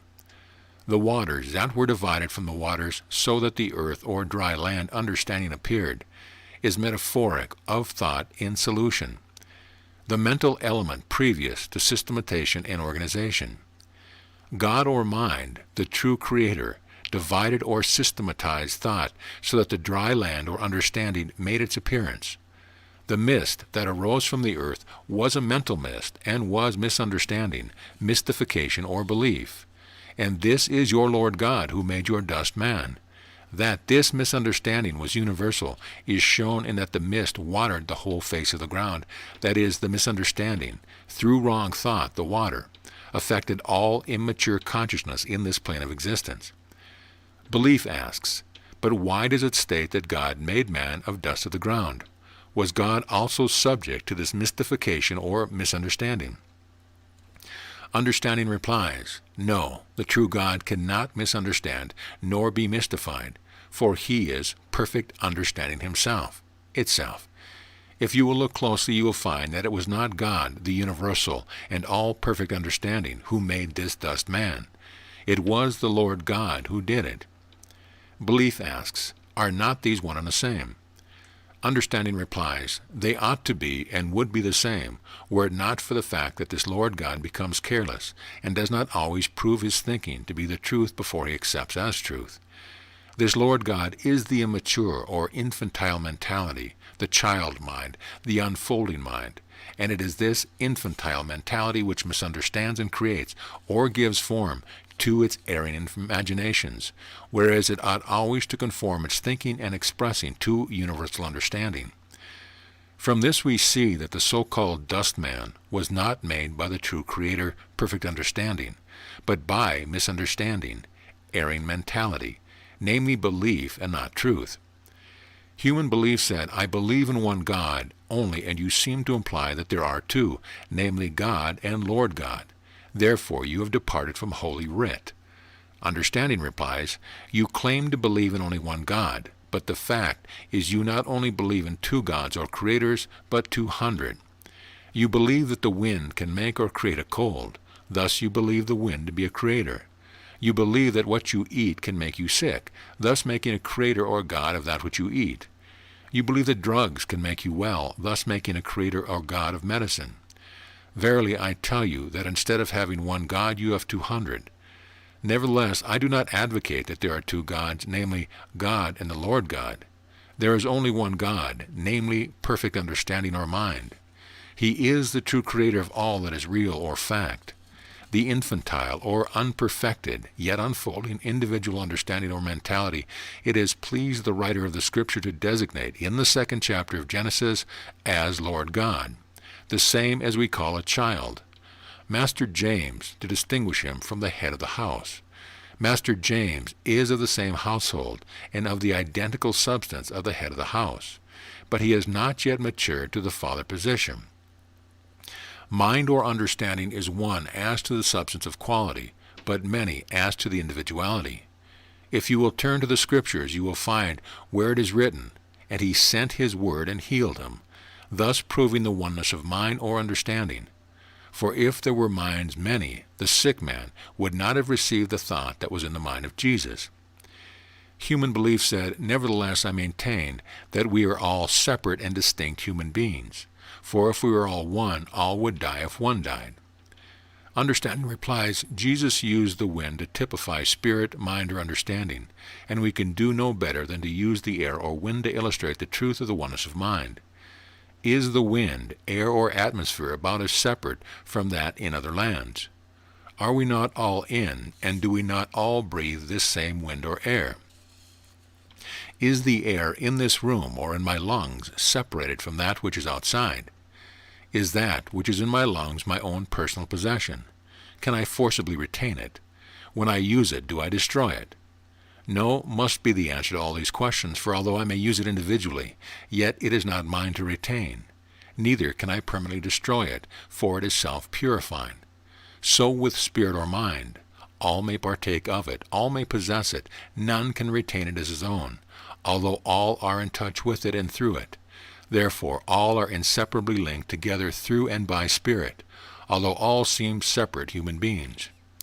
Though all are of the one spirit or life, it does not follow that because one individual for the time being ceases to consciously partake of this life, think life, that all life must cease.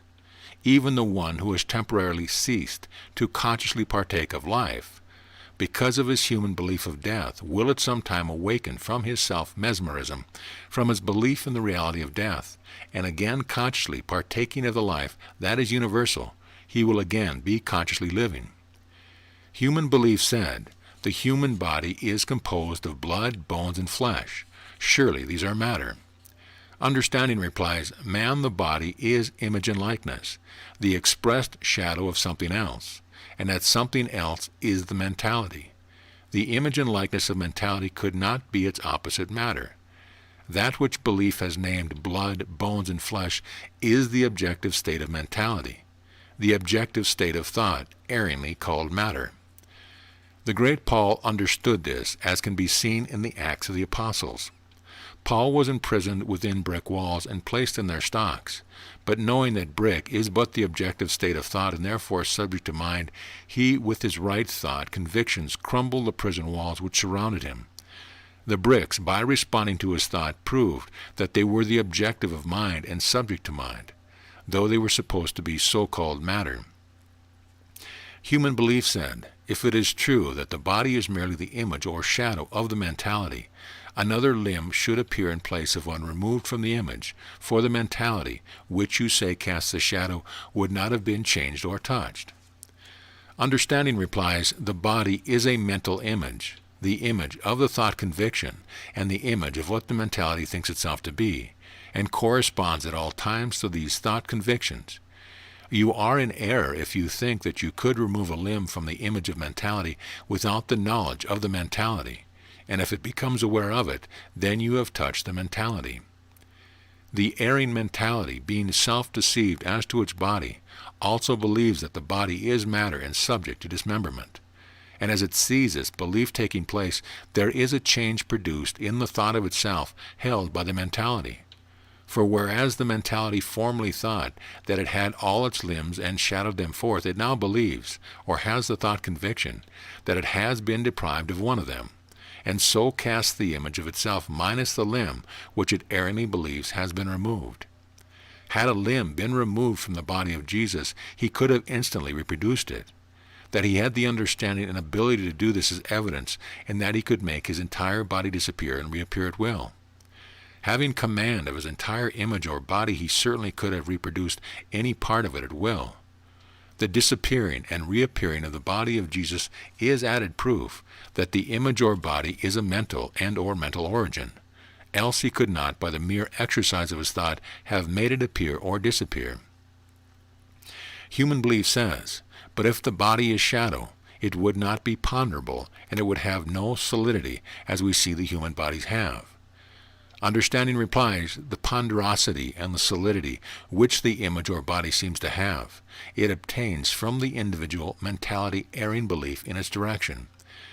The individual's mentality, seeing its image or body, erringly supposes that it must have weight and solidity, and holding this thought about its image or body, it can do nothing less than express or exhibit these qualities. Rightly understood, the body has neither weight nor solidity. This was proved in regard to the ponderosity of the body when Jesus walked on the surface of the water, and the non-solidity of the body was proved when Jesus passed through closed doors and walls, and showed to his disciples the self-same body which had hung on the cross, which the spear thrust in its side, and the imprint of the cruel nails through the hands and feet. Had there been any real solidity in the body, as we sense solidity, this feat would have been impossible. Human belief says, admitting that Jesus did these things, it does not follow that we can do them, for Jesus was the Son of God. Understanding replies, listen to the words of the Apostle John, the most beloved disciple of Jesus. Behold, what manner of love the Father hath bestowed upon us, that we should be called the sons of God. Beloved, now are we the sons of God. Here John plainly states that we are the sons of God now, not hereafter. Thus we are the very same as Jesus. The only difference is that Jesus understood life as it really is, while we are still groping after the light. Human belief said, I will not admit that there is no matter, and that all is mind. However, let us consider the statement that the good alone is all, or that there is no evil. That there is evil, I am sure, is easily proved, for one need but to look around him to see all manners of evil. Understanding replies, it is evident that evil could not have been made good because of their opposite natures. Therefore good existed prior to evil, or else was made by something other than evil. We know that God was first. We also know that God is good. If God is good, then good is also God, and therefore good was prior to evil. The Saxon term for God is good, the primal cause being good. If it made anything at all, it necessarily made it of its own self or substance. But there was nothing else in the beginning but God or good.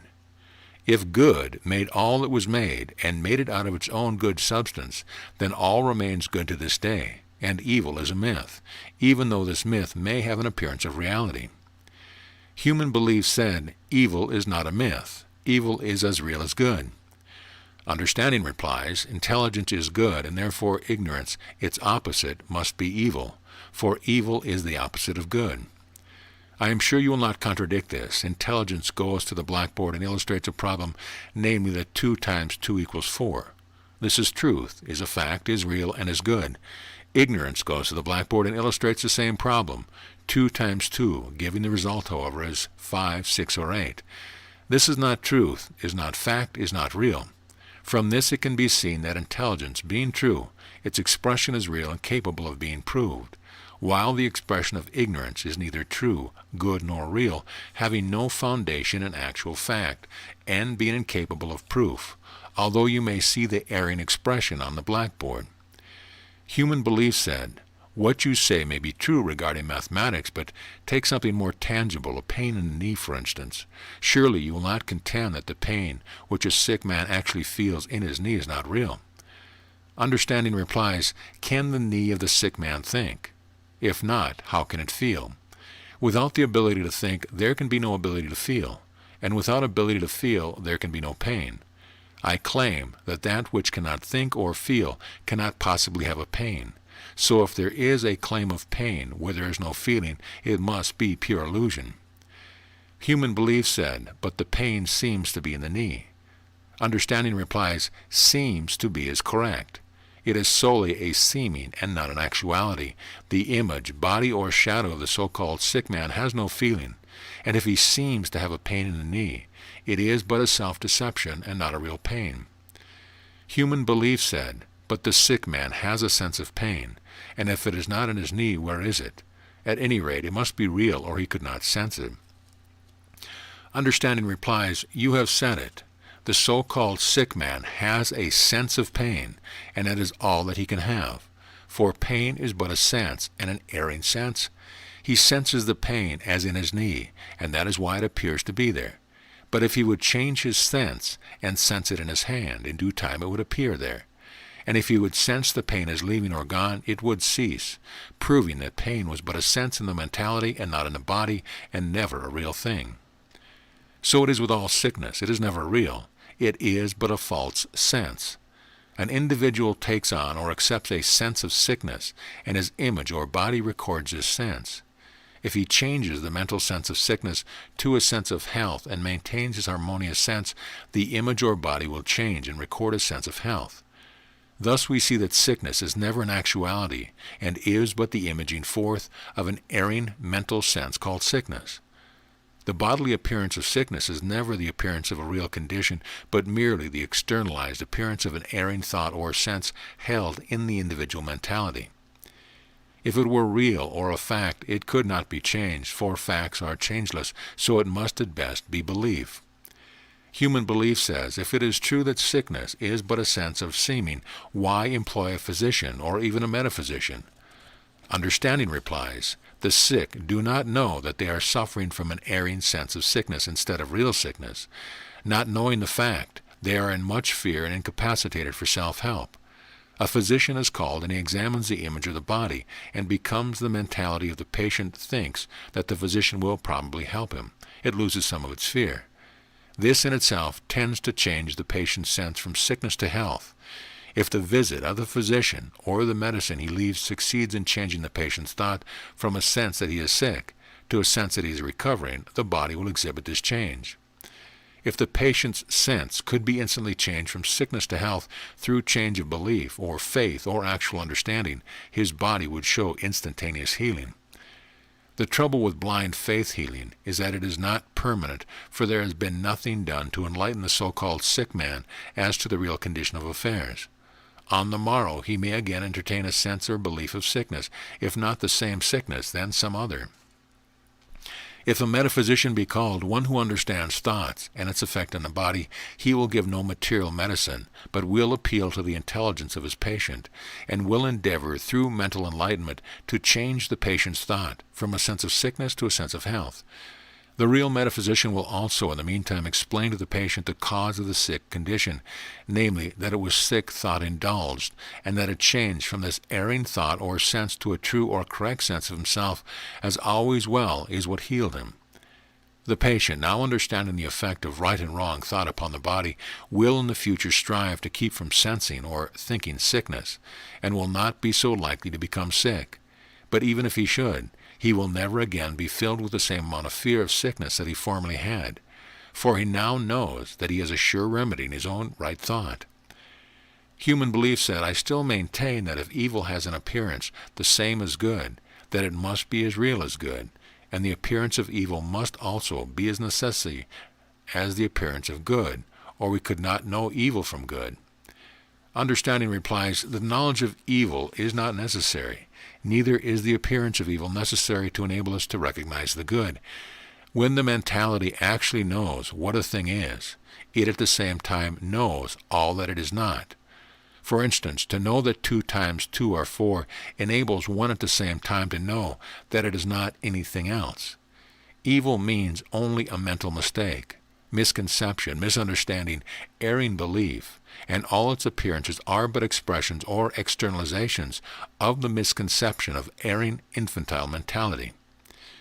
Being misconceptions, they are lies, and no lie is real. Every lie returns to its native nothingness when the truth pertaining to that lie becomes known. When a lie ceases to be accounted true by the individual mentality, the mentality also ceases to give expression to the lie. Therefore, when a lie is destroyed in the mentality by truth, its embodiment or expression fades into nothingness, neither having been real at any time. The lie merely having been accounted real or the truth for the time being, it therefore was given a temporary expression only by the individual mentality. Human belief said, at least death is real, for all humankind die. Understanding replies, if death is real, something must really die. Does the so-called human soul die? Even human belief says that the soul lives on. Then it does not die. Does the body die? No, the body has no life of its own to lose. The soul is the life of the body, and human belief admits that the soul continues to live after so-called death. If the soul is the life of the so-called human being and it dies not, then there is nothing else to die. The body having no life other than the soul, and that living on, even according to human belief, there can be no real death, and therefore death is not real. Human belief said, but something must have died, for the body, which at one time manifested life, exhibits none now. Understanding replies that a certain image or body does no longer manifest life is not proof that the individual mentality to whom this body belonged is dead. That individual mentality, through self-mesmerism, induced what might properly be called a cataleptic state, and the inanimate body is the exhibition or expression of this state, but there is no real death, for nothing that was alive died. Human belief said, death must be more than that, else when the cataleptic state wore away, the individual would again take possession of the body, reanimate it, and be with us again. Understanding replies, this is just what Jesus did. He knew that so-called death is but a cataleptic state, in which the mentality ceases for a time to animate the body, and so at will he reanimated or took possession of this body after the crucifixion.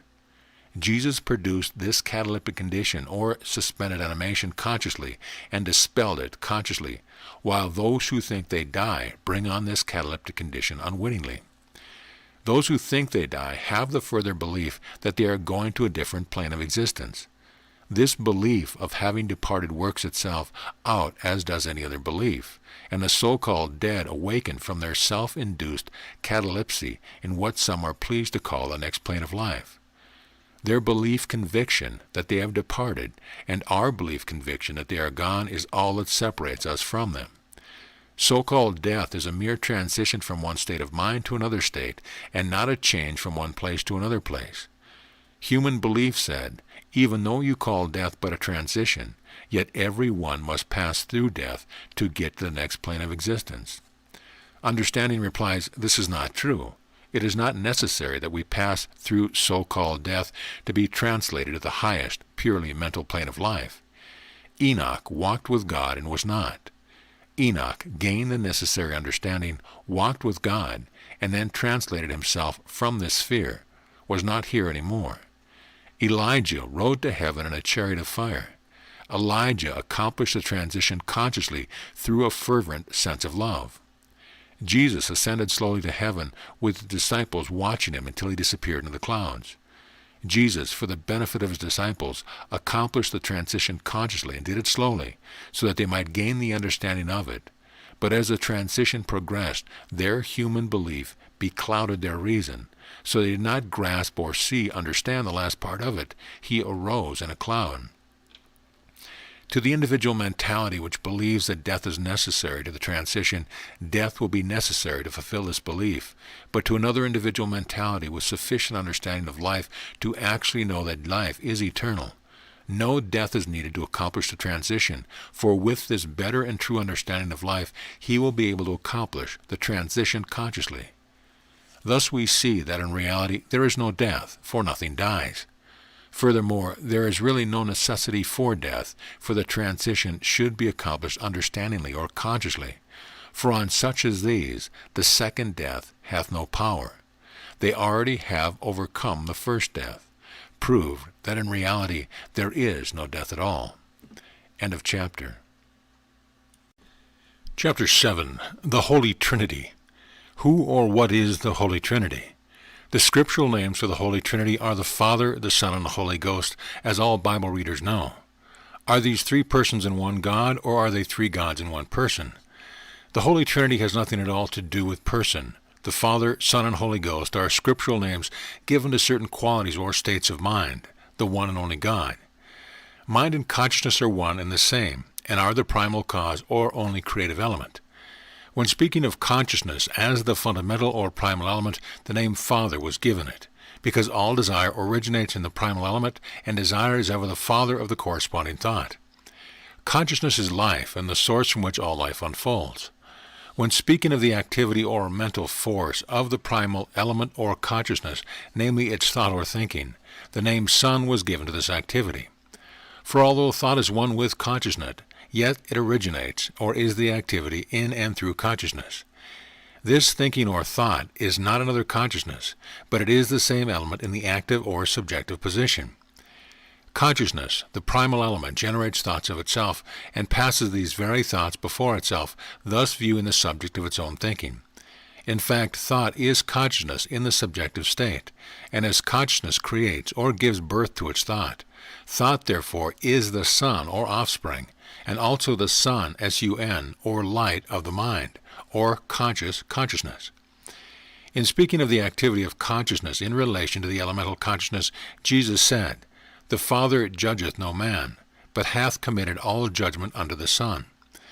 The elemental mind substance called consciousness does no judging, for all judgment of the mind or consciousness is done by and through thinking or thought or reason, the Son. All conscious thinking, reasoning, judging takes place in the subjective state of consciousness. We now have the primal element or life itself as the first state, not person, of consciousness, and the Bible term for this primal state of mind is the Father. There is also the conscious activity of the primal element in which a subjective state is formed out of itself, and this second state is called the Son. It must not be supposed that there is any lapse of time or space between the first and second states. They are simultaneous. When the subject of thought held in the second or subjective state arrives at the point of mental conviction, be it understanding or belief, it becomes a concrete thought and passes from the second or subjective state into the third or objective state. In this third state, the subject or thought held in the mind or consciousness becomes objectified, is expressed or embodied. In the Bible, this third state is termed the Holy Ghost, a term as expressive as are the names Father and Son to the first and second state.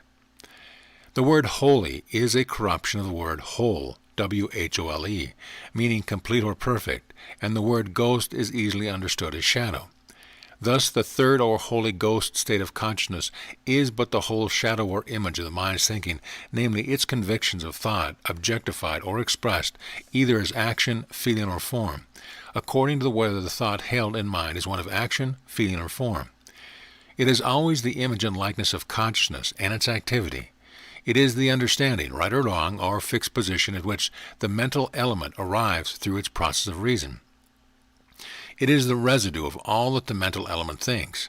It is the body of the mental element or the mental element's understanding, expressed as action, feeling, and form, or if an error, its belief expressed as action, feeling, or form.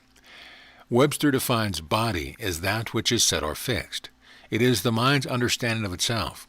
It is the understanding of understanding. When correct, it is the soul's conviction of truth in the expressed state.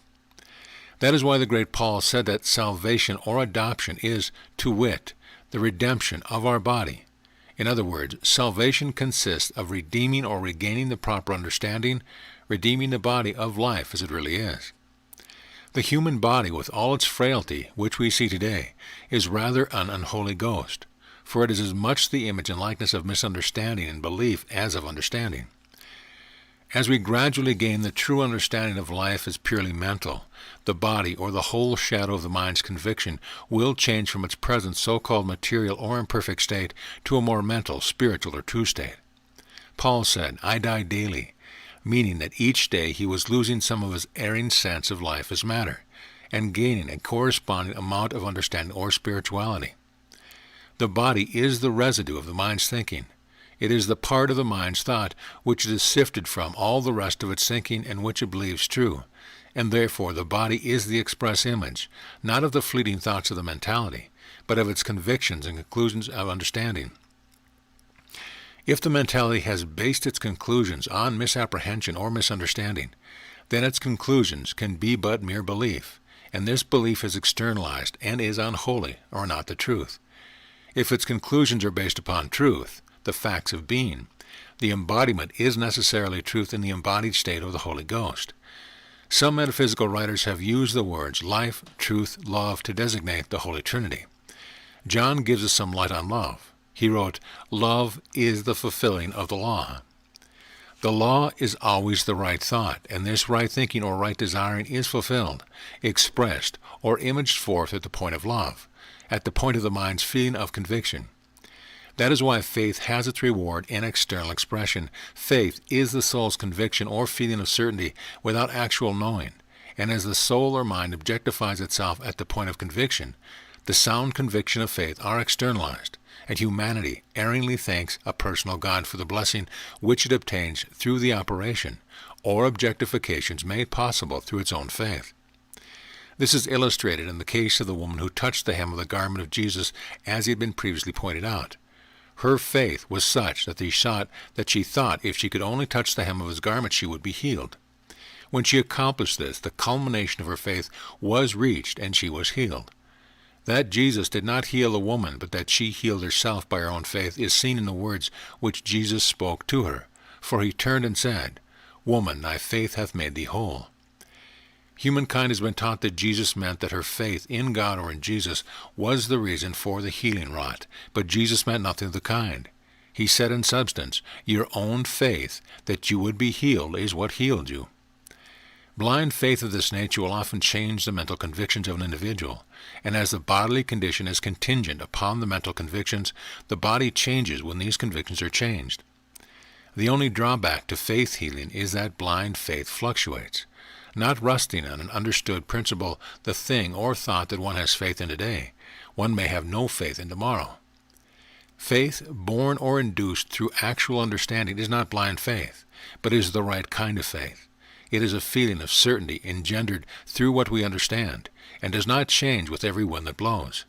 This feeling or certainty engendered through our actual understanding that there is but the good side to all life is what John meant by the word love.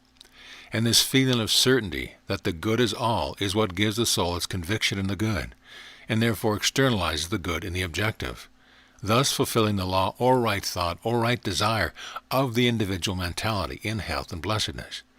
End of chapter. Chapter 8, Metaphysics. Webster defines metaphysics as the science of mind or intelligence. It might well be stated that physics is the science or study of the visible universe, while metaphysics is a science or study of the invisible universe. The former is the study of effect, the latter is the study of cause. Theology is defined by Webster's as the science of God in divine things. If mind is God, and I maintain, then metaphysics is true theology, for the science of mind would be the science of God. The difference is the old theology deals with a personal God, a creator who is a person or personal ruler, while the new or true theology or metaphysics deal with a God or creator that is impersonal, a primal cause or element. With those who wish to follow the old theology and who are satisfied with their present sense of God, I have no quarrel, as all should be allowed to work with their own salvation. But this is certain that sooner or later, here or hereafter, these honest people will be compelled to desert the old theology for the new. For the old does not lead to perfection, perfect harmony or actual understanding, which is life's ultimate. That life is progressive, and that there are many states or planes of consciousness through which some will need to pass before they will let go their erring belief and arrive at ultimate perfection, can be gleaned from these words of Jesus. In my Father's house are many mansions. This means that in the universal consciousness there are many states of consciousness progressing ever upward toward perfection. I, for one, do not care to pass through any more infantile states of consciousness such as the present with their trials, tribulations, and therefore I am making every effort to gain sufficient understanding at the present time to ensure a higher, and not a continuation of the same state after my transition, which transition I hope to accomplish consciously. Whether I shall succeed or not depends solely upon the depth of my understanding of life and its laws. There is only one door to heaven, perfect harmony, and that door is understanding. Those who think to enter heaven by some other door or convenient window will be sadly disappointed. At the present writing, metaphysical science is experiencing that which is metaphorically stated regarding the garments of Jesus, namely, and they parted his raiment. The spiritual raiment of Jesus was his teaching, his understanding of life, and the parting of his raiment or clothing is symbolical of the division of his science or theology. If old theology is the science of God, then certainly has the raiment, the understanding or teaching of Jesus, been thoroughly parted, for the hundreds of different denominations each have but a part, whereas it would take all that have all and much more to make this complete science. Each denomination accepts one or more parts of the Master's raiment, teaching, and discards the rest. Each of these many denominations makes the part that it has selected the requisite of salvation. Each denomination has some good in its theology, but all fall far short of the undivided raiment, the indivisible science of God, life, which Jesus taught and demonstrated. About 50 years ago, a science of mind was started, and the actual promulgation of the seamless robe of Christ began. The valiant leader, who was at the head of this movement, had understood the Master aright, and for a time great strides were made in acquainting the world with the Christ teaching in their purity, simplicity, and entirety. The movement grew and great good was being accomplished, but a little later the first false step, according to my way of thinking, was made. In the first few editions of the so-called textbook of this movement, the basic or fundamental principles that one must know to gain an actual understanding of the science of life, the science that Jesus taught his disciples, were quite plainly stated, but gradually the plain facts were veiled. The general opinion is that this was done to hide the plain truth regarding the mental power from evil eyes and prevent its misuse. The veil is now so complete that even the faithful cannot see through it, and instead of the enlightened mind along metaphysical lines which they should have, there is great confusion as to what really constitutes the actual science of metaphysics. I cannot reconcile my thought to the idea that it is right or wise to hide truth from the many honest seekers and sufferers, merely because a few might use thought in an adverse or evil way. I think this veiling of the truth has been done through the misunderstanding of the Master's method of teaching. Jesus neither hid the truth nor veiled it. On the contrary, he made every effort to lead the multitude to understand the abstract truth of life. often in order to do so, using parables concerning the things which the people were most familiar. Some of those who came after him thought the parables were used to hide the truth, but a close study of the words from the viewpoint of the metaphysical does not bear out this opinion, but on the contrary shows that he used the parables to make his teaching plain. Therefore, those who veil the truth, thinking they have a precedent in the Master's teaching, might better give this matter more careful thought.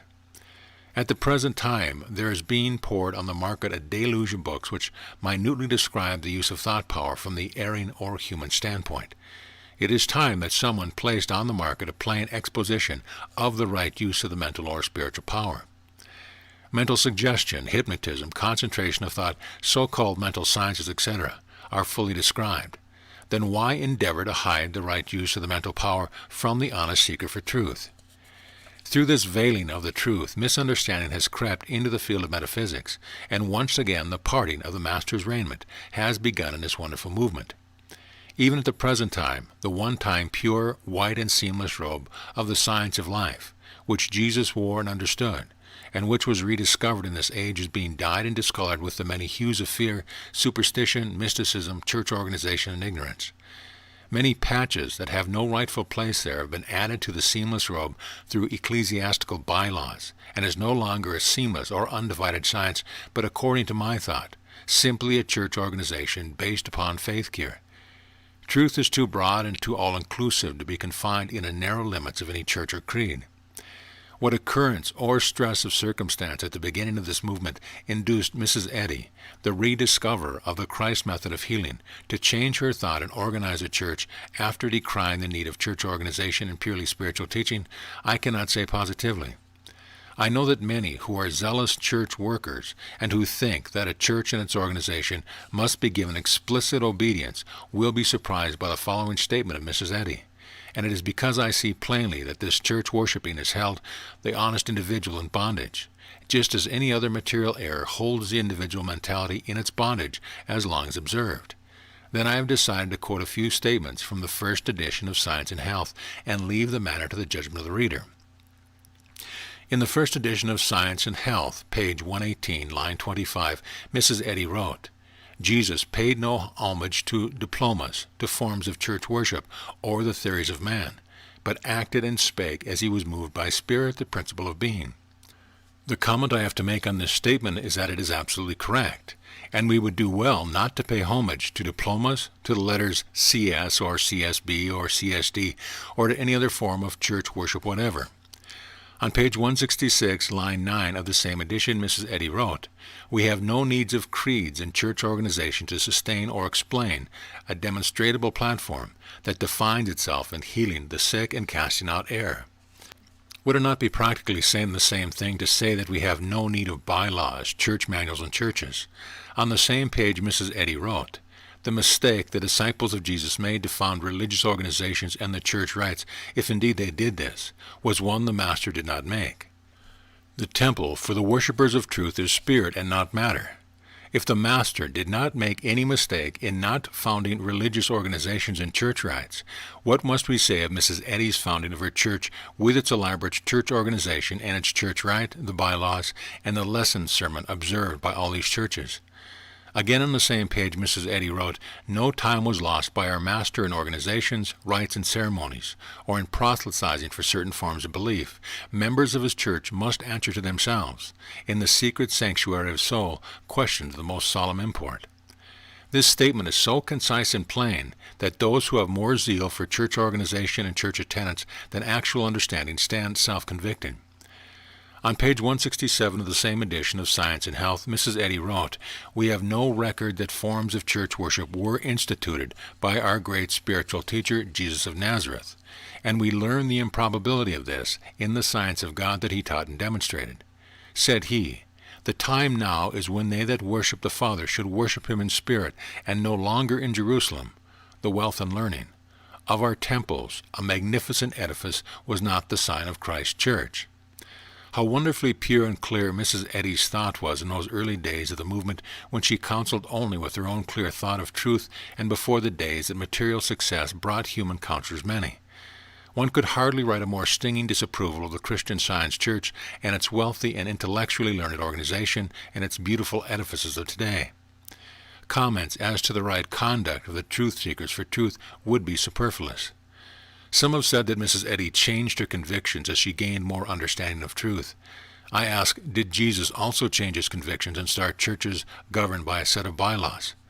No, there's no record of his starting a material church organization to promulgate his spiritual teaching. Then Mrs. Eddy was right in what she wrote in the first edition. I have passed through the churchly vale of tears. I have been a member of the Mother Church. I have been a Sunday school teacher. I have been a director. I have been a first reader.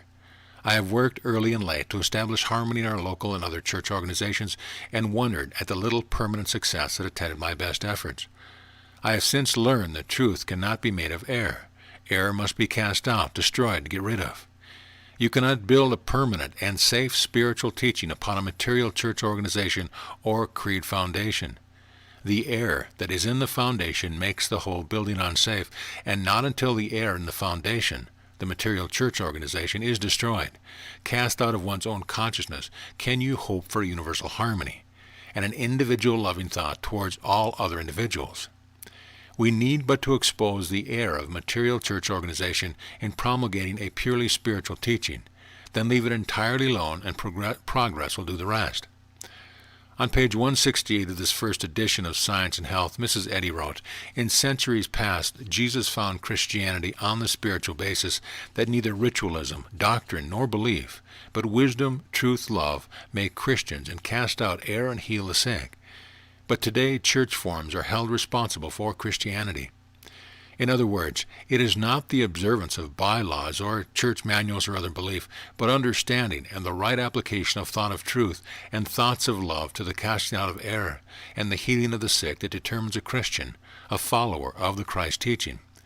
But today the error of thought in Mrs. Eddy's church is such that if you are not a member of the Christian Science Church, a loyal believer in the bylaws and manual, and a constant attendant of the church services, you are not accounted a true follower of the Christ truth and Mrs. Eddy's teaching. Nothing is more hypocritical than this erring thought, for Mrs. Eddy herself wrote in substance that Jesus knew that an individual might make long prayers and be an observer of church laws and a constant attendant at church and still be anything but an honest individual. Truly, religious zeal is spiritual blindness, but each must be allowed to work out his own salvation. Only I feel sorry for the beginner who was asking for a living bread and is given a stone under the guise of bread. We will now return to the consideration of other metaphysical sciences. Among the most widely known metaphysical sciences are some which hardly deserve to be called such. Hindu philosophy is supposed to be a science, but as the various writers of this philosophy, at least those whose works I have read, do not agree among themselves, it apparently has no sure foundation. While there is much good in this teaching, it lacks the quality of stability to make it the seamless robe of the Master. So varied and contradictory are the many books written upon this subject that the reader eventually arrives at the starting point, making a complete circle but finding little in the circle that is stable or fundamental, though this may be the fault of the translator and not the fault of the philosophy. Mesmerism, or hypnotism, as that is now generally known, is the exercise of the human will to the subjugation of another's mentality. It is not a remedial or curative agent, as some suppose. It derives its supposed power from humankind's fear of the mysterious and humanity's belief in it. It is not the power of right thought. It does not proceed from understanding, mind, God, but from the mist of understanding, from misunderstanding or human belief. It does not enlighten the mentality of its subject to the truth of being, namely that each individual mentally has full and complete dominion over himself and its embodiment. On the contrary, it induces a sense of subjugation of the individual mentality through fear of some greater power than itself, and therefore makes of that thing, which in reality possesses the all-power, the mentality, a slave. Thus it dispossesses the individual mentality of its only recuperating power, namely its own self-confidence. Hypnotism does not enlighten and liberate the enslaved individual's mentality from the erring beliefs, but on the contrary enslaves and weakens it more and more through the belief of the stronger willpower overcoming the weaker. Reason, right thought, on the other hand, constantly tends to enlighten and liberate the individual mentality from its confusion and erring beliefs, thereby strengthening and supplying the necessary self-confidence needed to bring out the harmonious unfoldment of individual being. Mesmerism or hypnotism weakens rather than strengthens the patient, and it is also true that long continued mesmerism leads to imbecility or entire lack of mental self-control. Let us now consider that phase of hypnotism known as suggestion. Anyone who understands mind will admit that suggestion is a form of hypnotism. In suggestion, healing suggestions that the patient is well are given the patient. Some operators send those thoughts vigorously, and they are catapulted to the mentality of the patient with strong mental persistence. If the patient is so mentally constituted that he can be overawed or frightened into believing the suggestion given and deserting his own thought on the subject of being ill, he accepts the new belief that he is being helped, and through his faith in the method employed he may recover. This again is hypnotic, and it is a surrender of the patient's will to the will of the operator. It is not good practice, for instead of making him mentally self-reliant, it makes him dependent upon another's mentality. This practice certainly has nothing in common with either theology, the science of God, or true metaphysics, the science of mind whose true foundation is the liberation of the individual mentality through mental enlightenment. New Thought is a name given to another branch of so-called metaphysics. New Thought in itself has many divisions, its exponents not having found a certain or common ground upon which to base their theories. New Thought is doing much good for its many adherents, but it is not based upon the immovable rock of understanding. It is on the way to true metaphysics, but stops short of the goal. It has awakened many to know that they have minds which think instead of brains that formulate thought. Some New Thought exponents are realizing the fact that there is no matter, but the great majority still believe in matter as a reality, while they also rightly believe that thinking has much to do with the ills and joys of life. New Thought is leagues ahead of suggestion, though some New Thought supporters mix a little suggestive mental action with their thought. New Thought is producing a class of thinking beings, and this means much, for soon these thinkers will be ready for the real substance of life, namely actual understanding. All that I care to say to the New Thought exponents is to ask, why not take the last step out of matter and material thought and gain the purely mental view of life and its greater blessing? So-called mental sciences is also supposed to be metaphysics and has many followers. It differs from New Thought in that it is supposed to be founded upon an absolute understandable and demonstrable science. I said mental science so-called. I mean by this that it is called mental science by its adherents, but that it is not a purely mental science. Mental science exponents range from the extreme idealists of the German school to those who divide the science into two distinct substances, mind and matter, and they have done much analytical work or work which they regard as the analysis of mentality. Most exponents of mental science have called to their aid self-made theories, some of which have a foundation only in the minds of those who advance these theories as science. Much of this so-called mental science is based upon what its writers have pleased to call the subconscious mind. This is a grave mistake. The very name subconscious is a misnomer when used in connection with metaphysics. The prefix sub means under or below, and there is not and cannot be such a condition of consciousness as under or below.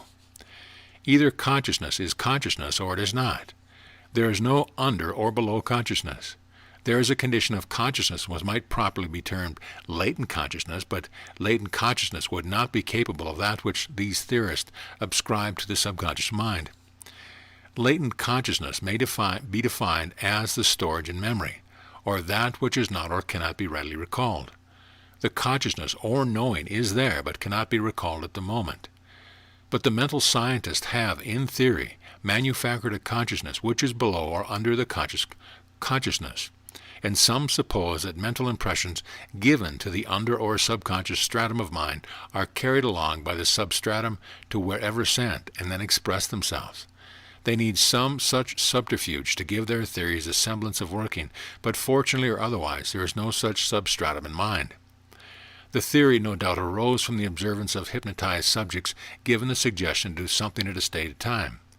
Noting that the subject acted upon the suggestion given, the mental scientists conceived the theory that there must be a sub or under consciousness that takes a mental impression and at a given time manifests itself, and from this the supposition was no doubt gained that this was the way mental healing took place. namely that the opera gave mental impressions of health to the patient's subconscious mind, and these were later materialized in the consciousness of the patient. Nothing could be farther from the truth of true mental healing. These investigators seem to have forgotten that they are dealing with a conscious mentality, which is a trinity in unity. When they hypnotized their subject, they supposed that they had, through their hypnotic suggestion, brought the entire mentality under the hypnotic influence, but this was not the fact. In hypnotism, only the perceptive and apprehending faculties of the mentality are controlled. The comprehending faculty is not under the influence, and the suggestions given are taken up and stored by the comprehending faculty. And then at a determined time, the comprehending faculty brings these suggestions forward, much as the mind recalls anything from memory, and presents it to the apprehending faculty when we again sense what has been stored in memory. When the comprehending faculty brings forth and presents to the apprehending faculty the suggestions given while the perceptive and apprehending faculties are under hypnosis, the apprehending faculty or meditative consciousness proceeds to work out the suggestion the same as this faculty works out any thought that is presented to it from memory by the comprehending faculty.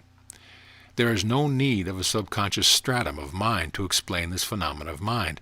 Thus we can see that the theory that there is a substratum of consciousness upon which the operator impresses his suggestion and which carries the impression to the patient is mere theory and not science.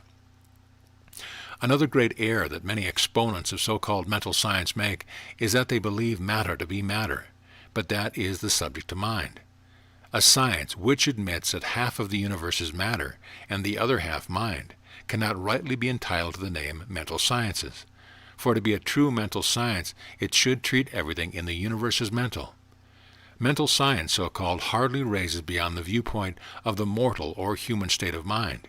It rarely reaches the mind or understanding which is uncontaminated by human hypothesis. It deals mainly with the misunderstanding or belief regarding life, and is therefore fluctuating and never stable, because raising no higher in the scale of mind than the mistaken human viewpoint, which is always belief and never understanding. It is therefore subject to so-called human belief law. True, it is on the way, and if its thinkers would cease investigating from the material or belief side, and put the weight of their thoughts solely on the fact that they have only to deal with one element, namely the mental element, not two, mind and matter, much time would be saved, and more accomplished toward unraveling the so-called mystery of the universe. Investigators have already driven so-called matter to its last analysis, namely the ion, which they admit is a force rather than a material substance. And as all force, power, or activity is mental, they have virtually driven matter as matter out of existence. In fact, they have truly found that in reality all is mind, though some mental conditions have mistakenly been named matter.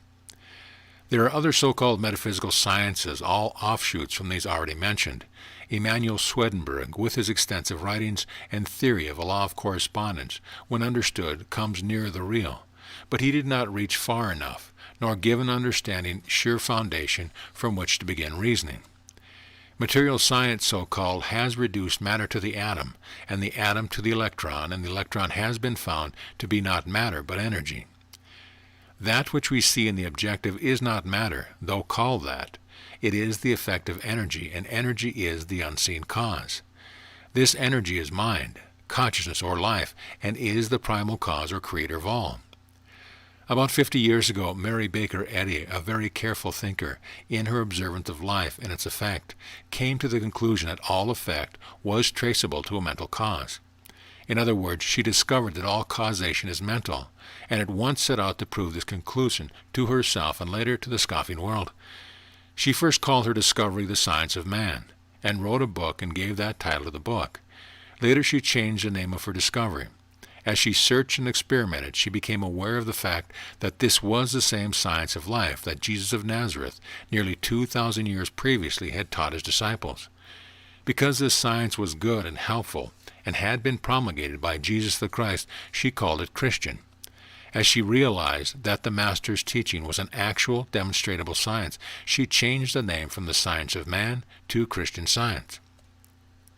The selection of this name, while perhaps appropriate enough, was yet, as I view it now, an unfortunate one, for it antagonized the whole Christian church-going world. Creeds properly belong in churches, for they are all belief, while a science properly belongs in a school or college. Just because a science is good or Christian is no reason for an organized promulgation under church government. Every true science is good and Christian. Mathematics, music, metaphysics, or any exact science should be taught, not merely believed. Churches are houses of belief. Schools are houses of enlightenment. To place anything under church organization or government at once suggests to the human mind something to be believed rather than understood. While to place anything in a school or college at once suggests something that must be studied to be understood, and exemplified and illustrated before one can hope to apply correctly what one has learned and reap the benefits. The science of metaphysics is the proper name for that which Mrs. Eddy rediscovered, and which Jesus taught before her, and its proper method of promulgation is in schools, colleges, under competent teachers. This would make understanders of its followers, while the church idea tends to make blind believers. While the Christian Science organization has what they call a metaphysical college, it is nevertheless under church management and governed by bylaws, which practically obliterate this college as a source of enlightenment to the masses of Christian Science students. If I am rightfully informed, there are less than 48 hours of teaching done in this college each year, and this is only to a select few. Metaphysics as taught by Mrs. Eddy and originally taught by Jesus is wholly mental and deals only with the mental. The true mental is the spiritual of the Bible, just as mind is the spirit of the Scripture. Mrs. Eddy states, page 45, unity of good, that spirit is spiritual consciousness alone. Spiritual means truly mental, and consciousness is mentality. So spirit is pure or true consciousness. And true consciousness is the understanding of fact or truth, in contradistinction to human believing. The one is based upon reality or actuality, and the other is based upon human conjecture or supposition. The so-called human mind or understanding is made up of conjectural and suppositional thoughts. In substance, it is human belief. The divine mind or real mind, the true God, is made up or composed of the thought of all reality and all actuality. Whichever one of these is animating and energizing your thought is the mentality that is you and in you. If you, the mentality, have risen no higher in the scale of being than the erring human viewpoint, then you are still the child of Adam or belief.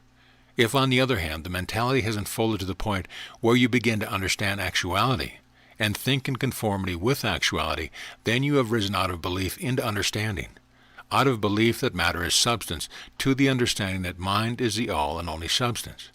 You have then entered the higher state and are no longer a so-called human being, although still dwelling on this preparatory plane of existence. But you are now a God being or a child of God. And when your understanding is complete, you are no longer a child, but have risen to the full stature of Christ or God. One of the ante-Nicene fathers, one of the early healers, states in these words, "When once thou hast gained the crown of righteousness or right-mindedness, thou hast become God." Mrs. Eddy states that Jesus rose in his God being and overcame all that was not good, not actual. This book will be read and studied by thousands upon thousands of differing, though conscientious searchers of truth, and because I know this, and also know how tenaciously each differing mentality holds to accepted textbook, whatever it may be, as the book of truth, I have decided to give the results of my search for actual truth. As nearly all Christian scientists know, the Christian Science textbook has gone through many editions and has had many revisions. I have read, studied, and critically compared every edition which I found any revision worthy of note. In my search I discovered that Mrs. Eddy wrote a book which was practically a textbook before she wrote Science and Health. The title was The Science of Man.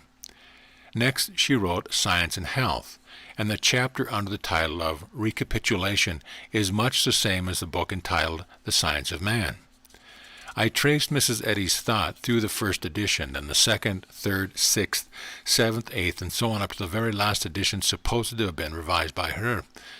The promulgation of true mental spiritual science continues through all the early editions, which perhaps a slight though constant embellishment of the thought, a slight though constant veiling of the more startling truth supposedly to hide them from evil eyes until the edition of the 1903-1904.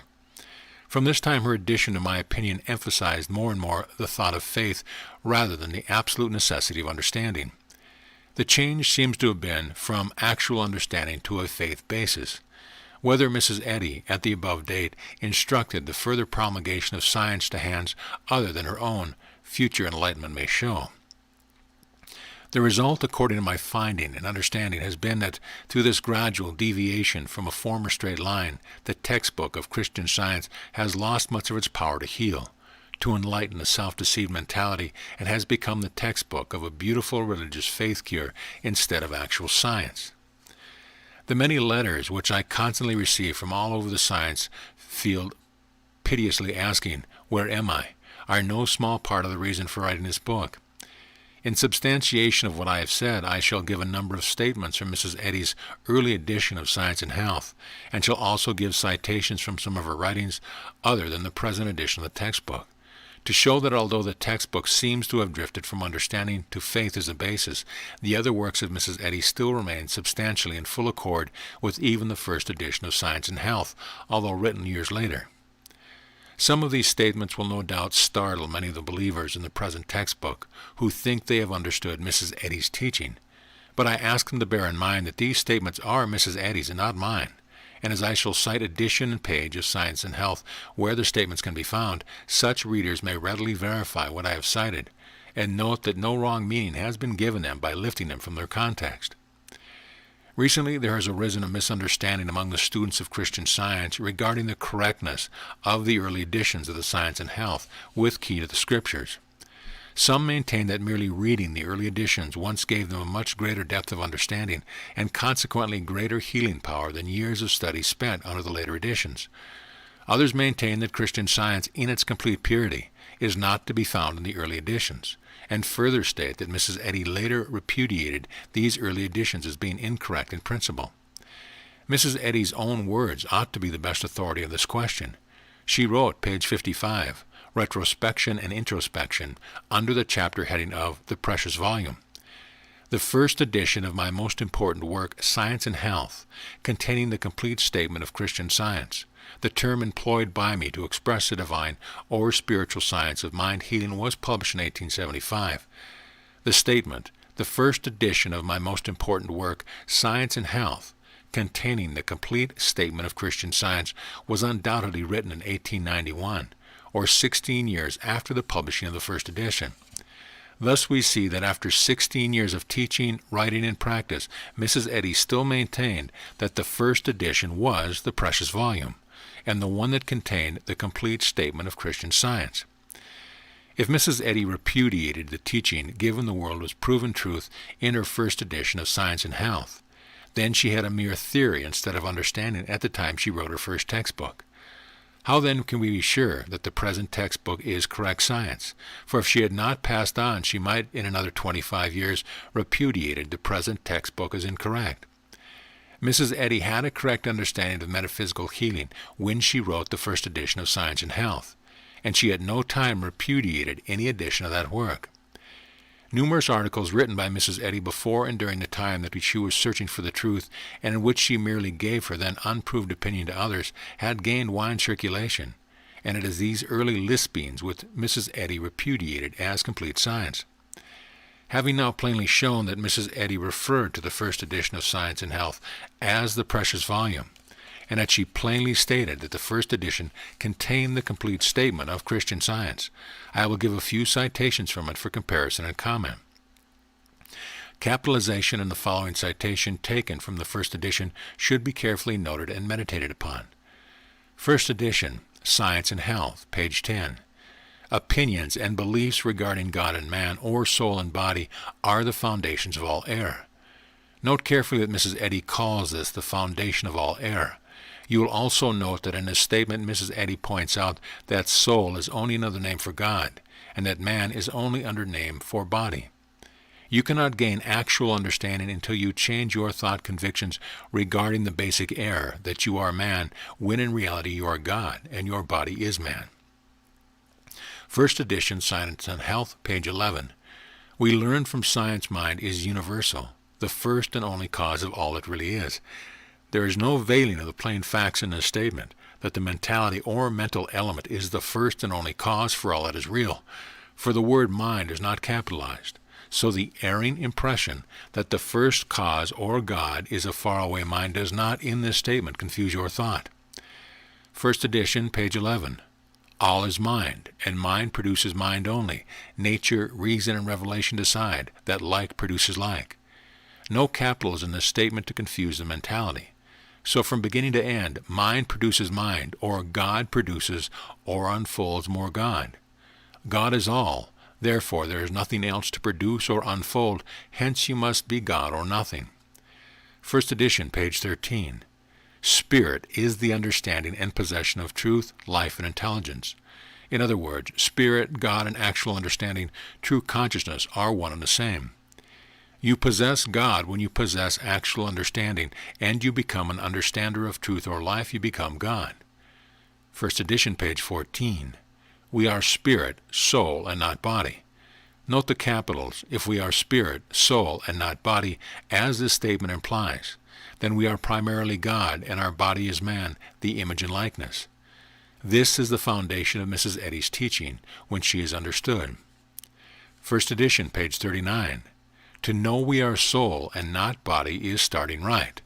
In other words, we have never started right in Christian Science unless we first know that we are soul, or God. For to start to reason from any other foundation is to base our reasoning on a false foundation. First edition, page 54. Therefore, to be the recipient of truth, we must begin to recognize ourselves soul and not body. In other words, you cannot gain actual understanding or the truth of being until you recognize yourself God and not body or man. First edition, page 77. To admit oneself soul instead of body sets us free to master the infinite idea. It shuts the door on death and opens it wide on immortality. The reader will please note that the word soul is capitalized, denoting God. Therefore, the statement means that to admit oneself God instead of man, or soul instead of body, is the correct view of life which needs to be gained to shut the door on the belief of death. It may be an easy matter to say I am God, but it takes much careful thought and depth of understanding before the individual can conscientiously admit to himself that he is God. This cannot be accomplished so long as there is at the least belief of God as a person. For while this belief remains, one has the sense that he is trying to usurp the throne of God when he attempts to declare himself God, even to himself.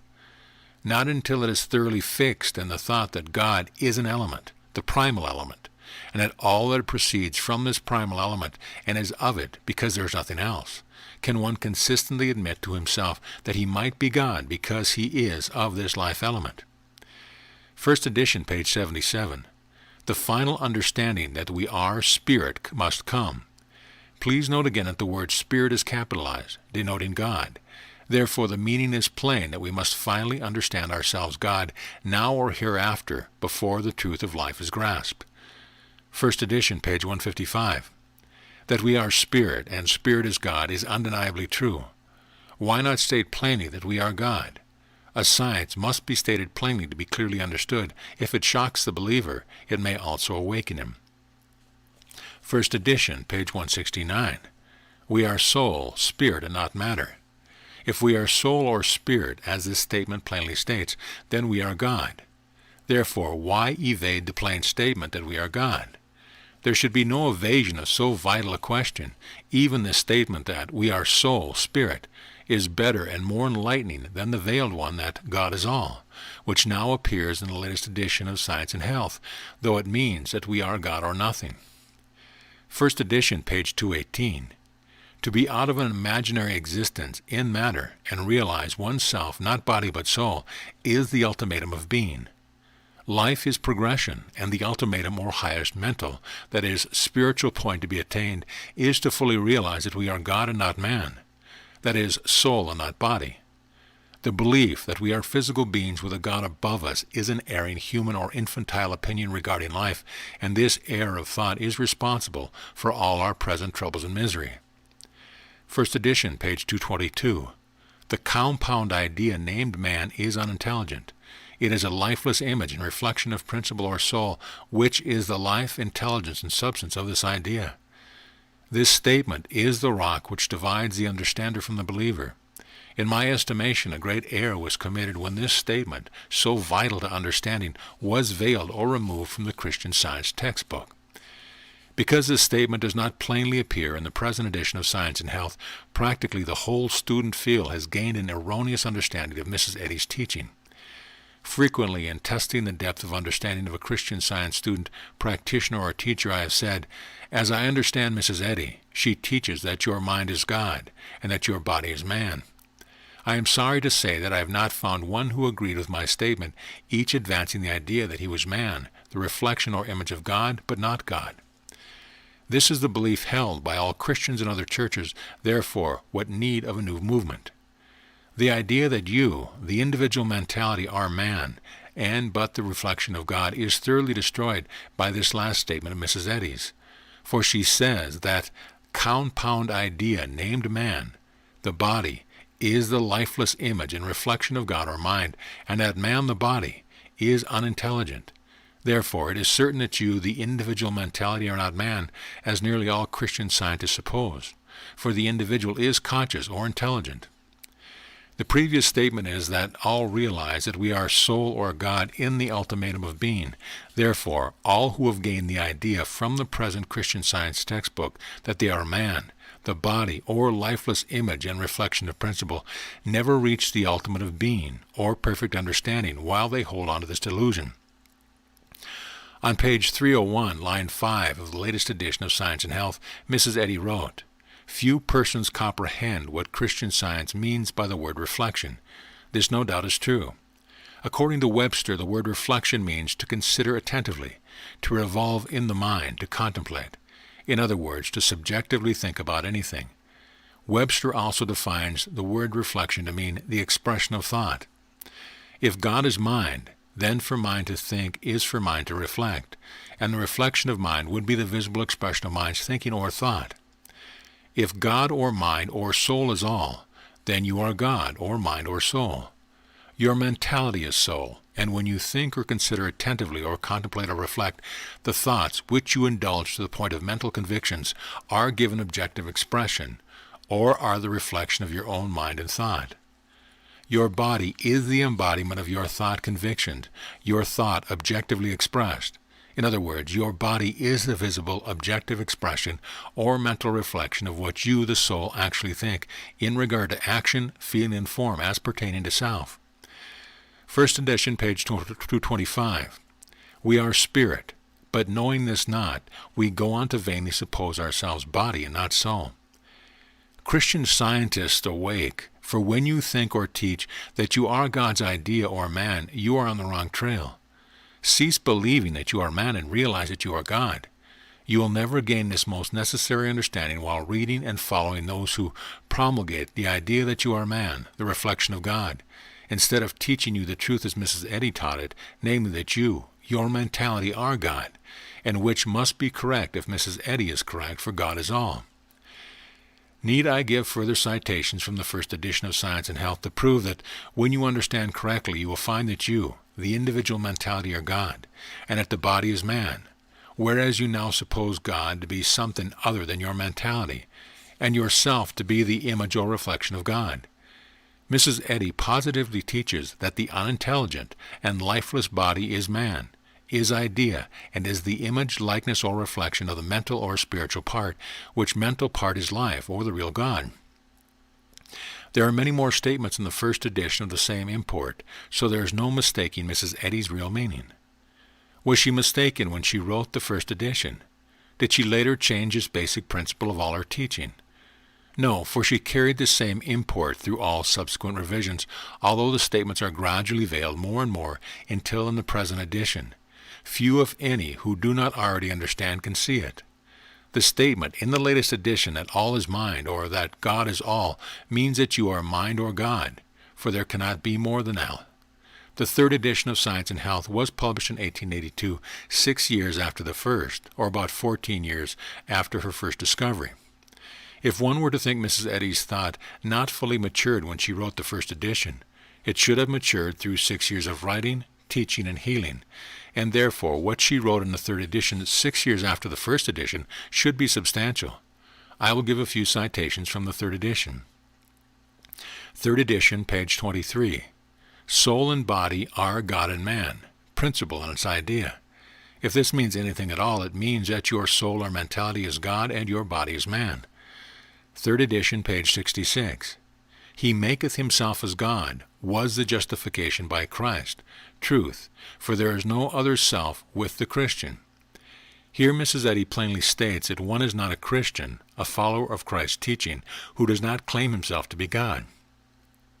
In other words, anyone who does not assert that his real self, his soul or mentality is God, is not making the same claim as Jesus, for he said, I and the Father are one. The I, of course, is always the mentality, for the body cannot say I. Then the words of Jesus meant that the mentality or mental element and the creative causes are one and the same. Jesus also said, the Father is greater than I.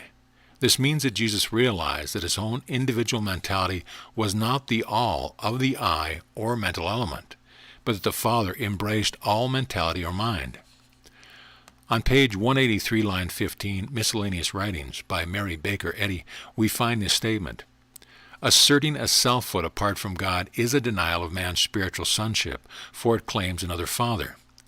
This statement certainly means that those who assert that their selfhood, or themselves, is not God, claim another creator or animating substance, or father than mind, the real God. It certainly ought to be clear that one's selfhood is one's permanent or real self, and this selfhood, according to the statement appearing in Miscellaneous Writing, must be understood as the real God, or we are in error. 3rd edition, page 97. The unfolding of being should be a painless development. We furnish our own sorrow by struggling to be wrong.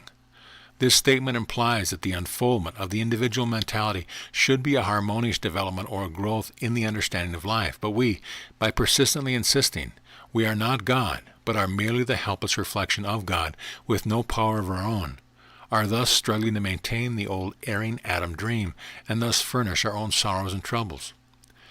3rd edition, volume 2, page 57. To admit oneself, soul, instead of body, sets us free to master the infinite idea, shuts the door on death, and opens it wide on immortality.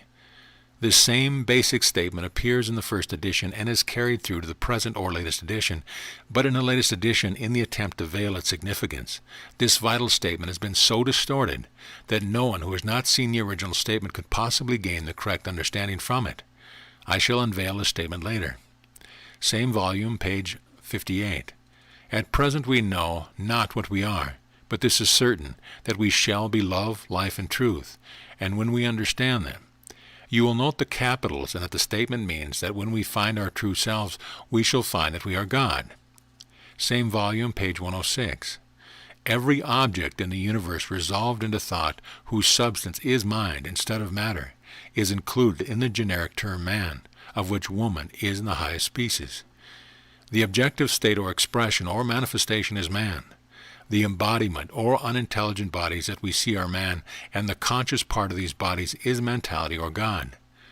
Those Christian scientists who think or believe that the conscious part of themselves is man should read this statement of Mrs. Eddy a few times and learn therefrom that she taught that every object in the universe, when viewed from the mental viewpoint and sensed not as matter or material, but as the objective state of thought, is man.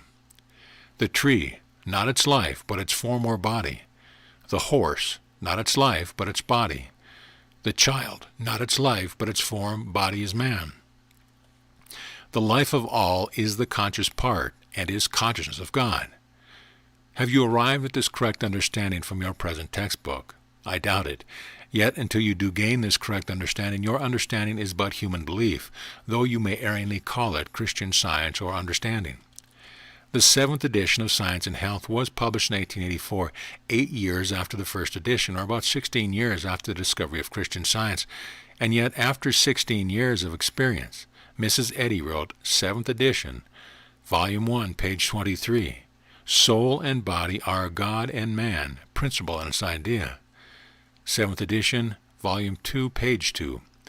When we become spirit, we shall have but one mind, for there is no room for more if that one is infinite. The statement, to admit oneself soul instead of body, etc., appears in the 7th edition, page 11, volume 2. Also the statement that we shall be love, life, and truth when we understand them. The 14th edition of Science and Health was published in 1885, or 9 years after the first edition, and after about 17 years of experience and thought by Mrs. Eddy, and still we see the same fundamental statement contained therein that we pointed out in the first and other editions. 14th edition, Science and Health, page 22, volume 1.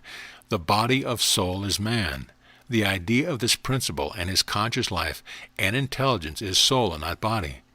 Here is the plain statement that the conscious part of the individual, namely his mentality, is soul or God, and the body is man. 14th edition, volume 1, page 23. Soul and body are God and man, principle and its idea. As I said before, this statement is fundamental. In fact, without knowing this, one cannot gain an actual understanding of the Christ science or metaphysics. The 37th edition, revised, was published in 1888, 12 years after the first edition made its appearance, and about 25 years after Mrs. Eddy's discovery of the science. In the 37th edition, revised, page 246, she wrote, "At present we know not fully what we are, but this is certain, that we shall be love, life, and truth when we understand them." The words love, life, and truth are capitalized, denoting the triune God. Thus, according to her teaching, she at that time taught that we became God, or find that we are God, as we understand that we are the triune God, or life, truth, and love. Why were these statements veiled in the later editions? For they are vital to the understanding of the science of life. Was it because these plain statements of truth were so startling to the blind believer? I hope there's a better reason, but at any rate, I think it was wrong to veil truth for any reason whatsoever in this progressive age. The general impression that practically all students of the present edition get from their study of their textbook, as I have determined by careful inquiry, is that they are man and not God. And Mrs. Eddy in the first edition states that this is the very fundamental error which brought to humanity all the troubles of our present existence. It is not that enough to state that this veiling was done to hide truth from evil eyes, for the veil is so heavy that even the faithful cannot see, and many have lost the true way. I did not gain my understanding of life, God, from the present edition of Science and Health, although I studied it faithfully for the first few years after I learned of Christian Science. After studying and searching to a point where my mentality was almost frenetic in its endeavors to harmonize the various statements with each other, and still keep them within the bounds of reason, I decided to go back and trace Mrs. Eddy's footsteps from the very beginning. My idea in doing this was simply that I might not stray from her conception of God. I had no idea that I would find that truth had been veiled from the honest researcher's view. Think of the many hours of suffering which have been endured by the faithful, and which a clear understanding might have destroyed. Think of the father, mother, sister, or babe who might still be on this plane if the plain facts had been veiled. Think of the broken families following the loss of a father or mother who might have been saved through an understanding of the application of the all-powerful right thought. Think of the homes in which strife has entered because those of a reasoning mind could not agree with the confused blind faith of those who only partly understand the veiled truth. After thinking of all these things, do you believe I am wrong or right in my attempt to unveil a plain truth, hewing straight to the line, letting the chips fall where they will? It is to again show these thousands of honest seekers for truth the true way that this comment on Christian Science has been added to this book. Those who are wise will investigate carefully and profit by what they find.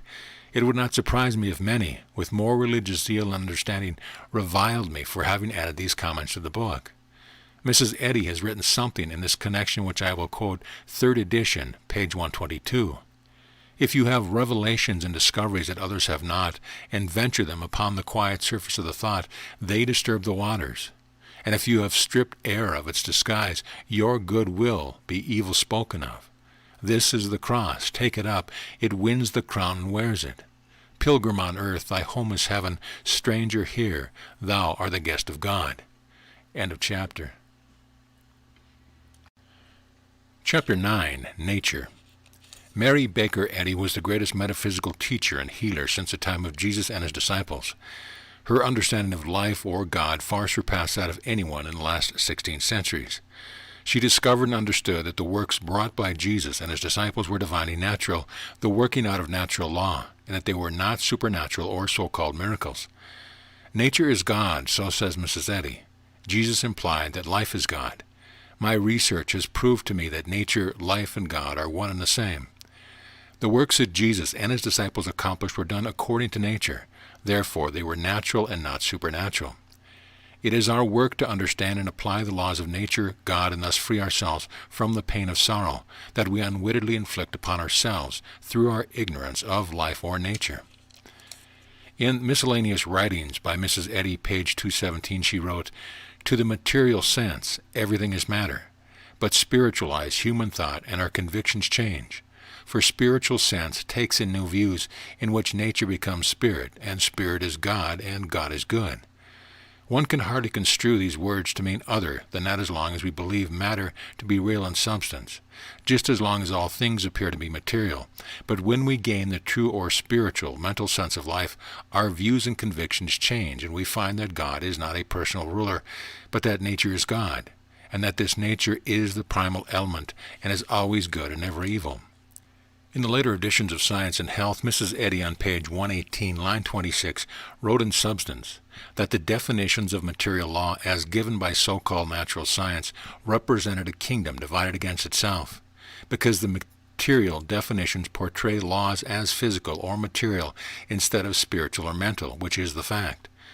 Then Mrs. Eddy makes this statement, page 118, line 29. "Therefore they contradict the divine decree and violate the law of love in which nature and God are one, and the natural order of heaven comes down to earth."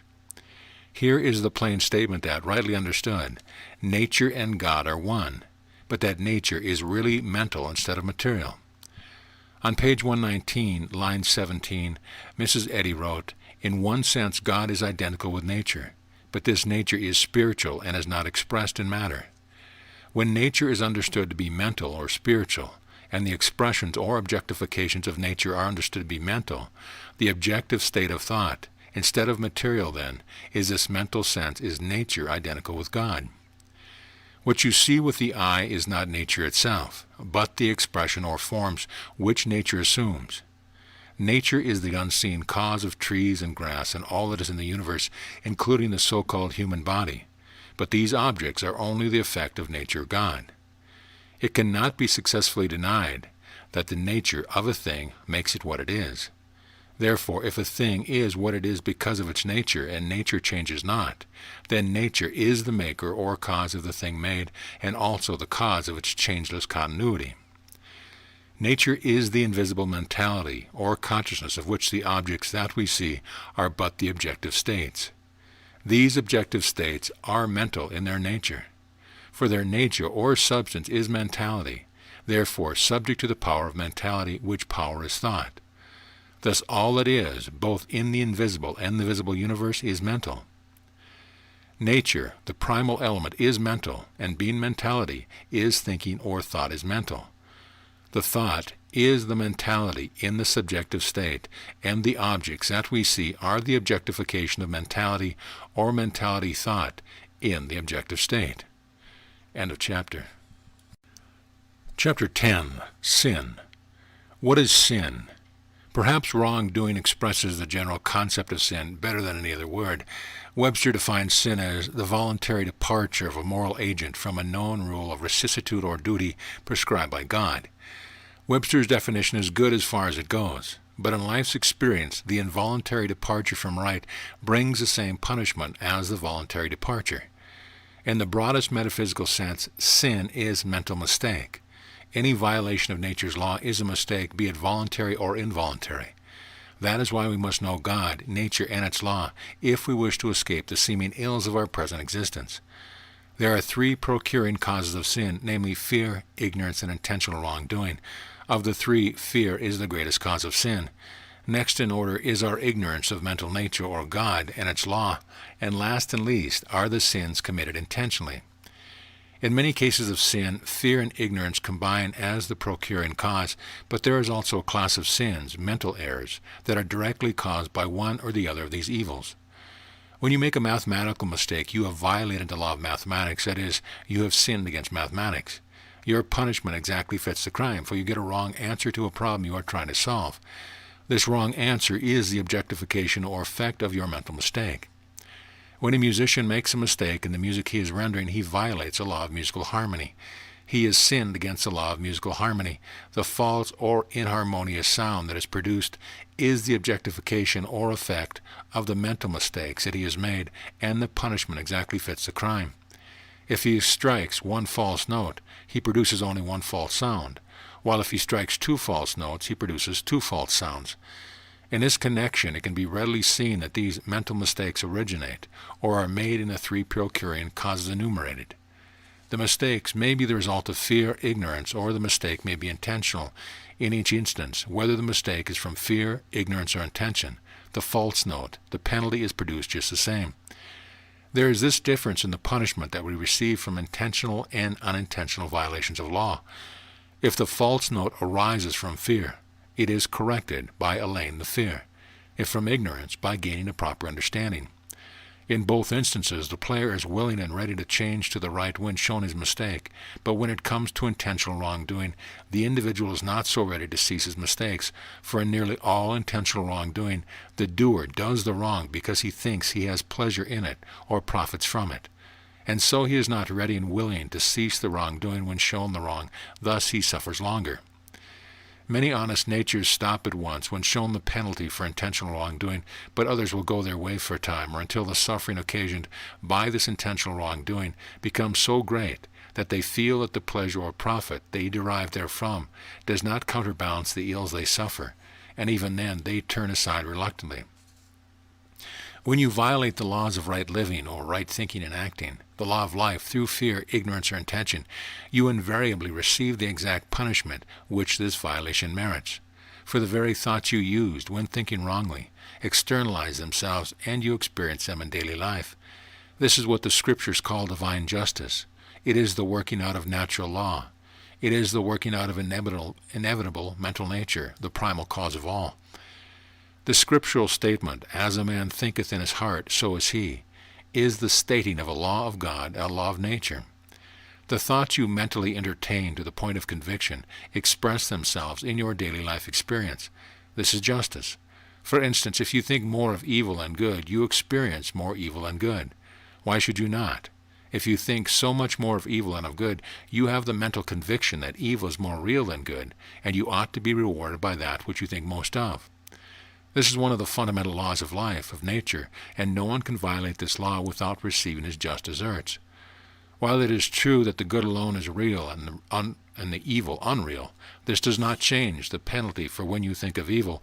You think of its real, and therefore you experience the evil effects produced as though they were real, although they are not. It is a scientific fact, or unalterable truth, that all life or nature is perfect, harmonious, and good. If you think or believe otherwise, you violate the law of truth, and thinking otherwise, namely that there is imperfection, discord, and evil in life, you receive the very discord or the evil that you think so much of. Jesus said, "Be ye therefore perfect, even as your Father which is in heaven is perfect." Matthew 5:48.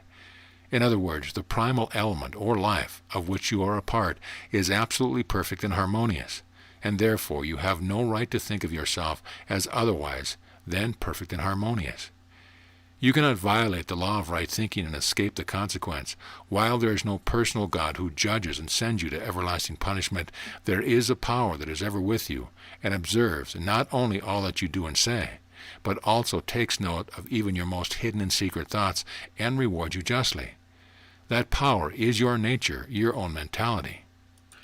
Every set and thought of your entire life is known to your mentality, and the mental element is the cause of all.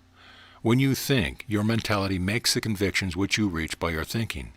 The convictions regarding the body are shown in the body, and the convictions regarding the conditions surrounding you are shown in your experiences in daily life. What greater justice could be devised than that the individual should experience the exact convictions of his own thinking?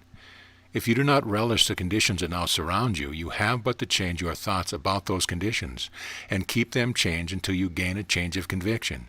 And then the bodily or surrounding conditions will change to conform to your change of conviction. This is not mere theory. This is demonstrated fact. This is science. Jesus said, Mark 11:24, Therefore I say unto you, what things soever ye desire when ye pray, believe that ye receive them, and ye shall have. Right thinking is praying, and if this right thinking is indulged until it becomes an absolute conviction, this thought conviction will externalize itself as a thing desired. Erring thought of whatever kind is mental error, and mental error is sin. It matters not whether the mental mistake or sin is committed unwittingly or intentionally, the penalty is sure. Do I hear you say that this is not justice, that one ought not be punished for unintentional sin? Would you have a mathematical problem show right result through a wrong solution just because the mistake was committed unintentionally? Would you have discord sound like harmony because the performer made his mistake unwittingly? If we received no punishment for unintentional wrong thinking, we would never know when we were wrong. Wrong thinking at all times brings discord. Right thinking always results in harmony, whether it be in mathematics, music, metaphysics, or in solving life's problems. Is it too much to ask you to think good continuously in return for the blessings of continuous good? No, it is not asking too much. In fact, it is a duty you owe to yourself and to all life, never to think evil. If you depart from a sense of good and entertain a sense of evil, is the penalty too great if you experience the very evil that you sensed? The trouble is you do not actually know what is right thought and what is wrong thought. You do not actually know what is real and what is unreal, what is truth and what is error, what is fact and what is fancy, what is understanding and what is belief, what is good, what is evil, what is God and what is devil. Nevertheless, none of this ignorance can be laid at the door of wisdom. God, for God, mental nature, made you out of the same substance as himself, namely mind, and gave you its own wisdom. The actual wisdom which you possess is not different from the wisdom that is God. Human belief is not wisdom. The mentality that you are possesses every quality and faculty that God possesses. You can reason, you can think, you can remember, you can understand, you can judge. Having all that wisdom is or can bestow, if you still remain in ignorance, this ignorance cannot rightly be laid at the door of wisdom or God. Humankind does not consider it too large a task to spend 1 or 5 years in constant application and study to master a trade or a profession. But when it comes to the mastery of right thought and its application to all life's problems, it seems that 1 or 5 months of study and application becomes a burden. When the invitation to the spiritual marriage feast, or the atonement, at one-ment with God, is received, all have excuses. One has his farm or business to attend to, another has no time at present, etc. Humankind does not consider that from $1,000 to $5,000 is too much to pay for a college education. The attempt to gain this education often ending in the human belief of overstudy and a life of nervousness and misery. But when it comes to paying $100 or $500 to gain an understanding of nature, God, and the lifelong health and blessings which this understanding makes possible, then the price is called excessive. Much of this error in thought is due to the fact that until the present times there has been no perfect system evolved for teaching metaphysics so that the student could get a tangible and reasonable understanding of the science. Until the present, this science was always represented as being a science linked in some mysterious way to a mysterious God. Metaphysical healing, as taught by me, is a practical, reasonable, and understandable as mathematics. The student is not asked to blindly believe. He is made to understand. Seek, and ye shall find. Knock, and it shall be opened unto you. This statement was never more fitting than now. For surely the portals to the wisdom of life are being flung open wide, and you have but to appropriate what others have searched for and found. It has been discovered and proved that mind consciousness is a primal element or cause of all, and that a personal God is not the creator of all. It has been discovered and proved that life is wholly mental, that spirit is true mentality, and the nature that makes all things what they are. It has been discovered and proved that life is God and is one complete whole, embracing all true consciousness or life, and that each individual consciousness or mentality is an inseparable and indivisible part which goes to make up the whole. Mrs. Eddy wrote, Unity of Good, page 5, God is all true consciousness. It has been discovered and proved that there is but a good side to life, that the evil which we see is of the same nature as a lie, it being but the product of supposition or erring belief with no reality or foundation in fact, and that all evil, like any lie, returns to its native nothingness when the truth about it is known and demonstrated, or conclusively proved. It has been discovered and proved that we experience in daily life all our thought, conclusions, and convictions, be they good or bad. It has been discovered and proved that you are mentality, part and parcel of the one and only cause, namely consciousness. That you are not man, the cringing servant of a personal God, but that you are God yourself, and that only your body is man, and is the image and likeness and the servant of you, the mentality which is God. It has been discovered and proved that wrong thinking is the source and cause of disease, as well as all other ills to which the flesh is heir, and that a change in thought from wrong convictions to right convictions produces a corresponding change in the conditions of the body and the environment. It has been discovered and proved that the only real curative agent is right thought, understanding mind, and that to enlighten the individual mentality to the point of understanding with the actual truth about any disease is to make whole or permanently heal that individual. End of chapter. Chapter 11, Disease. What is disease? Before attempting to answer the question, what is disease, let us see if we can determine what ease consists of. Ease is readily understood to be a mental harmony. Then disease, being the opposite, must be mental discord. Is disease physical or mental? If ease is mental, disease, dis-ease, must also be mental and not physical, as has been mistakenly supposed. When the mentality is habitually at ease, the body expresses its harmonious state of health. In like manner, when there is habitual mental discord or dis-ease in the mentality, the body expresses this discordant state of the mentality in disease or sickness. From this it can be seen that both health and sickness are primarily mental conditions, and only secondarily bodily conditions.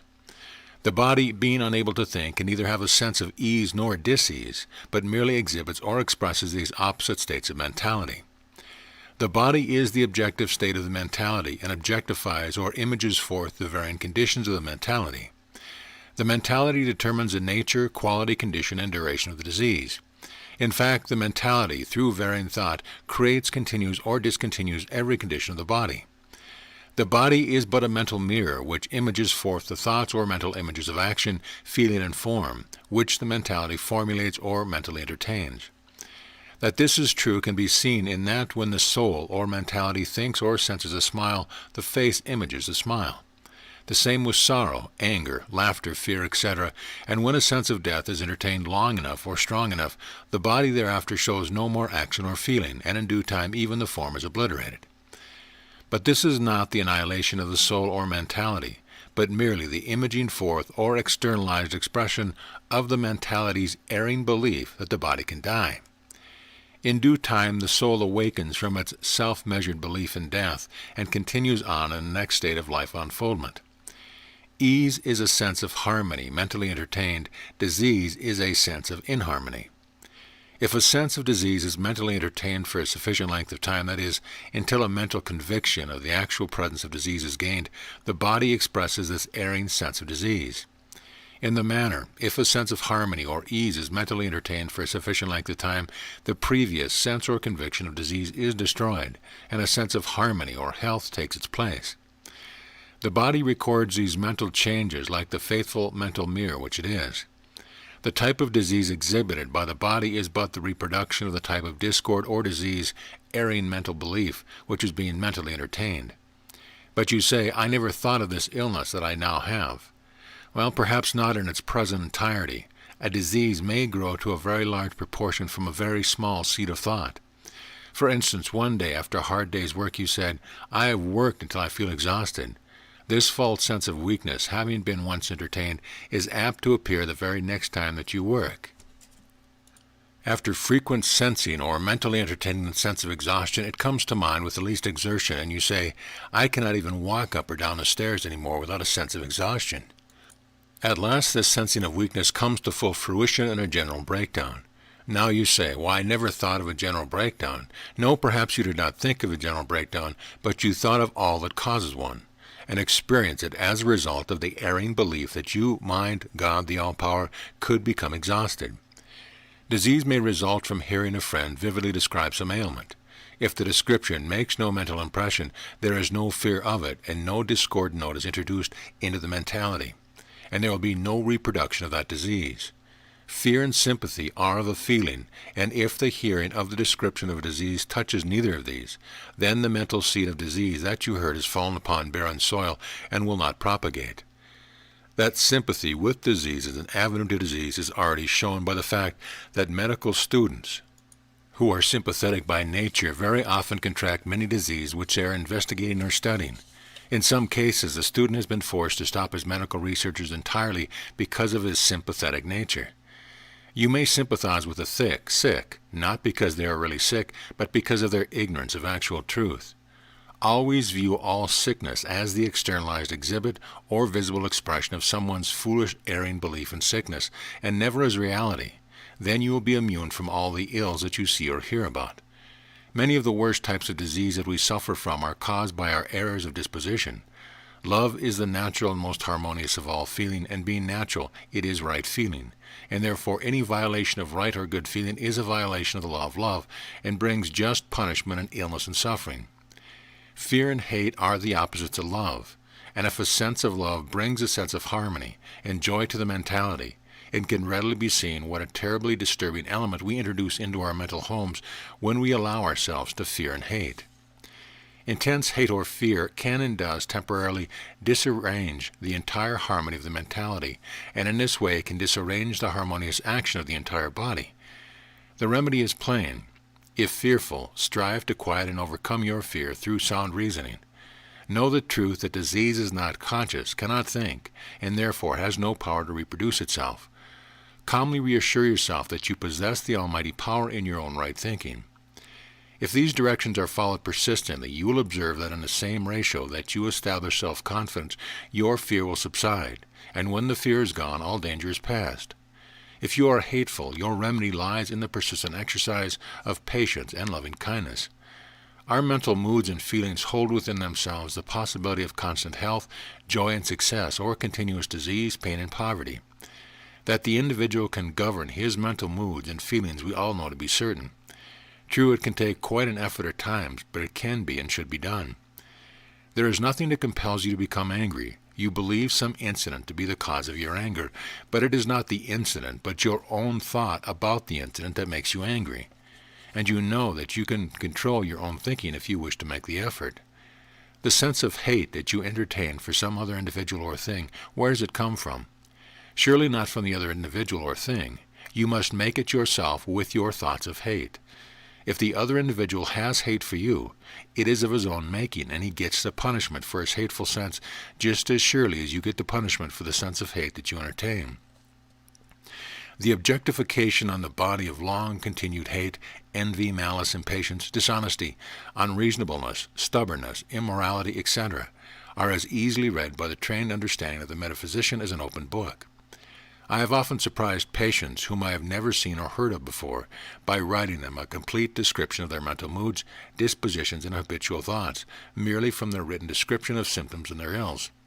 Of course, I am more certain than I have both at the symptoms and the individual before me, this rightly called metaphysical diagnosis. I have met very few who even know of this part of the science of life. I have spent many years in its mastery.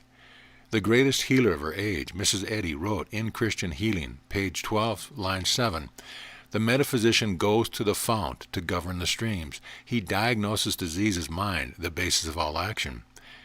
Nature, God, is not mocked. You cannot violate the laws of your own mental nature without reaping the punishment which fits the violation. You may think that you have been wise enough to dodge the penalty for some wrong thought or act merely because punishment is delayed. But your mentality has a way of storing up your misdeeds against the day of judgment.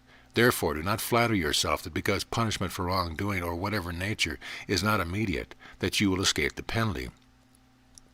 Later, when some very little wrong thought or act swings the balance completely to the wrong side, and you reap the reward of years of wrongdoing, you cry out against divine justice and say that the penalty is much greater than the crime. You have forgotten the many times you have seemingly escaped the penalty for wrong thinking or doing. Scientific tests have shown that if a drop of blood taken from a normally healthy person in a harmonious mental mood is analyzed, the analysis will show little or no bile. Take this same individual and let him mentally entertain a sense of intense hate for even a short time. Then make another test of his blood. You will find bile present in noticeable quantities. This shows that a normal body can be contaminated in a short time through a sense of hate. If this evil sense be kept up for years or is indulged intermittently nearly every hour of the day, what can be expected but a diseased body? Specific habitual evil moods and evil thinking do externalize themselves in specific chronic diseases, and that is why the metaphysical diagnostician can read from the specific chronic disease the mental mood or disposition which needs correction to effect a lasting heal. It must not be supposed that I advocate the belief that all the bodily ills of the individuals are caused by the disposition of evil moods of the mentality. Not at all. But I do assert that certain evil moods of the mind habitually indulged are responsible for certain specific chronic diseases. I refer to the diseases which are caused by actual sin or intentional wrong thinking and wrongdoing. The very same type of disease may be objectified in the body either by the fear of it or through wrong thought caused by ignorance of the source of disease.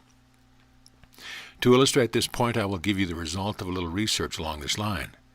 Every habitual or inveterate liar will have and does have kidney trouble. This does not mean that every individual who suffers from kidney trouble is a liar. Not at all, but merely that every habitual liar will have kidney trouble. Habitual lying is only one of the causes of kidney trouble. There are two other causes, namely fear and ignorance, either one of which might be responsible for any certain cases of kidney disease. However, the metaphysician who understands the mentality can readily determine which of these three causes is responsible for the particular case in hand. Just as habitual lying will inevitably be embodied as kidney disease, so also the habitual exercise of other evil thoughts will externalize the specific chronic diseases in certain organs of the body, and for very scientific reason. Some teach that this is not true metaphysics, but these teachers will no doubt change their statements often after more careful study and observation. No doubt many base their thoughts to the contrary because they view the physical organs as material, and knowing that Mrs. Eddy teaches that there is no matter, they come to the false conclusion that there is no organism at all. The bodily organs as matter do not exist, but as spiritual, the manifestation of spirit, they do exist. On page 27, line 27, miscellaneous writings, Mrs. Eddy wrote, "But say you, is a stone spiritual?" She answers this query with these words, "To erring material sense, no, but not to unerring spiritual sense. It is a small manifestation of mind, a type of spiritual substance." From this it can be seen that the body and its organs, according to spiritual sense, must also be spiritual, though according to erring belief they seem material. Rightly understood, they are the objective state of mind. There is nothing more certain than that all mental discord, which is long continued, will show forth in bodily disease. You cannot escape the sure results of your own thinking. Hence the necessity of learning the truth about existence in order to realize the blessing which comes from thinking in conformity with truth. This is what is meant by the Bible statement, Job 22, verse 21, "Acquaint now thyself with him, and be at peace." End of chapter. Chapter 12, Self-Healing. There are millions of honest, conscientious individuals who still believe in God as a personal ruler, and who also believe that this personal ruler is responsible for the troubles and blessings which they experience. Often we hear it said, even by the clergy, referring to some occurrence or death, "It is the will of God." The commonly accepted explanation is that God gives the sickness as a punishment for wrongdoing, but often one apparently living a blameless life is stricken, and then it is laid to the inscrutable will of God. Nothing could be further from the truth than that of a personal, faraway God causes the ills and troubles of this life. Calm reasoning along this line will readily convince the reasoner. Jesus healed all manner of sickness. If sickness was God-made, then Jesus was guilty of destroying the works of God when he became a healer. Also, all individuals who endeavored to regain health or who tried to heal themselves would be guilty of trying to destroy the works of God. The idea that Jesus came to destroy sickness, as though sickness were something real, is a mistake. Jesus said, "I do not come to destroy, but to fulfill." If Jesus had thought that sickness was really but a physical disorder, he would not have been able to heal it simply through the exercise of his right thought as he did. With the belief in his consciousness that sickness was real, he could not have sent his word and healed him. Jesus knew that sickness was not real, but that the bodily effects called disease were the direct outcome or expressed form of erring thought regarding life and its manifestation. Jesus knew that the so-called bodily ills were the direct externalization of erring mental images held in the individual mentality. Jesus knew that to be able to effect a change in the thought convictions of the individual mentality would be to produce a corresponding change in the image or body of that individual. Jesus knew that the mental state must be changed before the bodily state could be. The Master knew that sickness was but an erring mental sense, of which the bodily condition was the objectification, and that if he could, by any means, change the discordant mental sense to a correct sense, the body would record the change unerringly. Mrs. Eddy also discovered this truth, for in her book, Unity of Good, page 11, line 8, she states, "Destroy the mental sense of the disease, and the disease itself disappears." The Master knew that the absolutely scientific way in which to accomplish this was to acquaint the individual mentality with the truth about existence, for this would destroy the erring mortal sense. His mission was to show forth in a practical way that all of the promises of the Bible were possible of fulfillment. Not that a personal God would fulfill these promises, but that each individual could, if he knew the truth of existence, could fulfill them for himself. For he said in substance, that whatsoever ye desire, believe that ye shall receive, and ye shall receive. In other words, you can fulfill your own desires through and with your own thought convictions. Jesus also knew the wonderful part which blind faith, or blind belief, could play in the bringing about of a change in the thought of the individual. And he used this knowledge to change the previous erring convictions of many ignorant but honest ones, he lacking time to teach them the actuality of life. Jesus did not come to destroy actual sickness. He knew that there is none in actuality, but that sickness so-called is but the shadow of sick thought cast upon the body, or the individual beliefs of the mentality externalized in and on the body. Jesus could not do many mighty works in his hometown, where the townspeople knew him as a carpenter. Why? Because they would not accept his teaching as truth, and because they thought he knew more of life, that he knew no more of life than they did. Consequently, he could not readily change their thought convictions regarding their ills, hence no healing resulted. Because of their lack of confidence in the carpenter's son, blind faith could not effect a change of conviction from the better in the people of his own town. True, a few with minor ailments had some faith, perhaps because of what they had heard of his healing work, and these he healed, but the masses were not influenced. So-called bodily illness is but the objectification or externalization of a sense of sickness held in the mentality. The type of sickness is determined entirely by the particular sense of sickness held before the consciousness. The intensity of the disease is governed by the amount of fear of the disease. In a minor number of cases, and especially in so-called organic disease, the cause will be found to lie in erring mental moods and disposition. To remove the bodily externalization of sickness, it is first necessary that the particular erring mental sense responsible for the bodily distress be destroyed. If by any means the sense of sickness, held in the mentality, changes from the sense of one sickness to another, the bodily sickness will change to correspond. And if by any means the mental sense can be changed from, I have this illness, to the sense conviction that it is leaving, the body will slowly show the change which is taking place in the mentality. If the mental sense, or thought conviction, that I am sick, can be instantly changed to the thought conviction I am well, instantaneous healing will be recorded on the body. Where an illness is a direct result of habitual erring mental mood or disposition, this erring mood or disposition must be corrected before permanent healing will result. This is not theory, it is demonstrable fact. Anyone can prove it for himself and upon himself.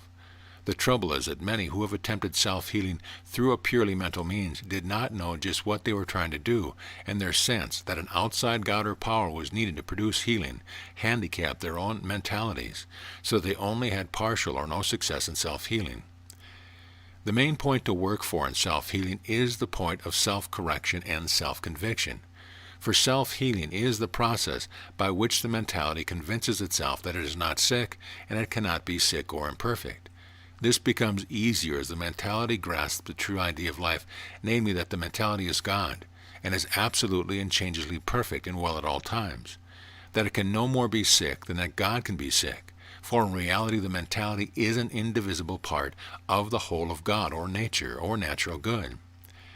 every particle of understanding of the truth of existence that the individual is aware of should, through a deductive reasoning process, be brought to bear on the belief of the reality of sickness, in order to make the sickness appear what it is, namely an illusion or erring mental sense instead of reality. Scientific reasoning must be employed to help gain the conviction that health is the natural, normal, and the legitimate or real condition of all being, and that sickness is abnormal, unnatural, hence unreal. It must not be supposed that all that is necessary to produce self-healing is to repeat some statement of truth or some formula, for this is not true. You must work to gain a positive mental conviction that the statement of truth that you are making is true, and as far as possible expect to receive benefit from your mental work. Jesus said, "Ye shall know the truth, and the truth shall make you free." In other words, you must know or understand the truth to be truth, and keep knowing it. Keep sensing the fact until you are free from the opposite erring sense. He did not say, "You shall state or declare the truth, and you will be healed," as some think. No matter how much reasoning or thinking you do, if you do not gain a change of conviction thereby, you will see no bodily change. The bodily condition changes only at the point of the mentality's change of conviction. A slight change of conviction will be shown as a slight improvement, and a complete change will be expressed as a complete change in the bodily condition. If this change of condition is wrought through right reasoning and understanding, then is the healing absolutely scientific, and it will become permanent. If the change in conviction is wrought through blind faith in the method employed, or faith in the formula used, and healing ensues, the healing is not scientific, and is likely to be a recurring occurrence. For this is but blind faith healing, and blind faith is ever fluctuating, and not the rock or understanding upon which one should build.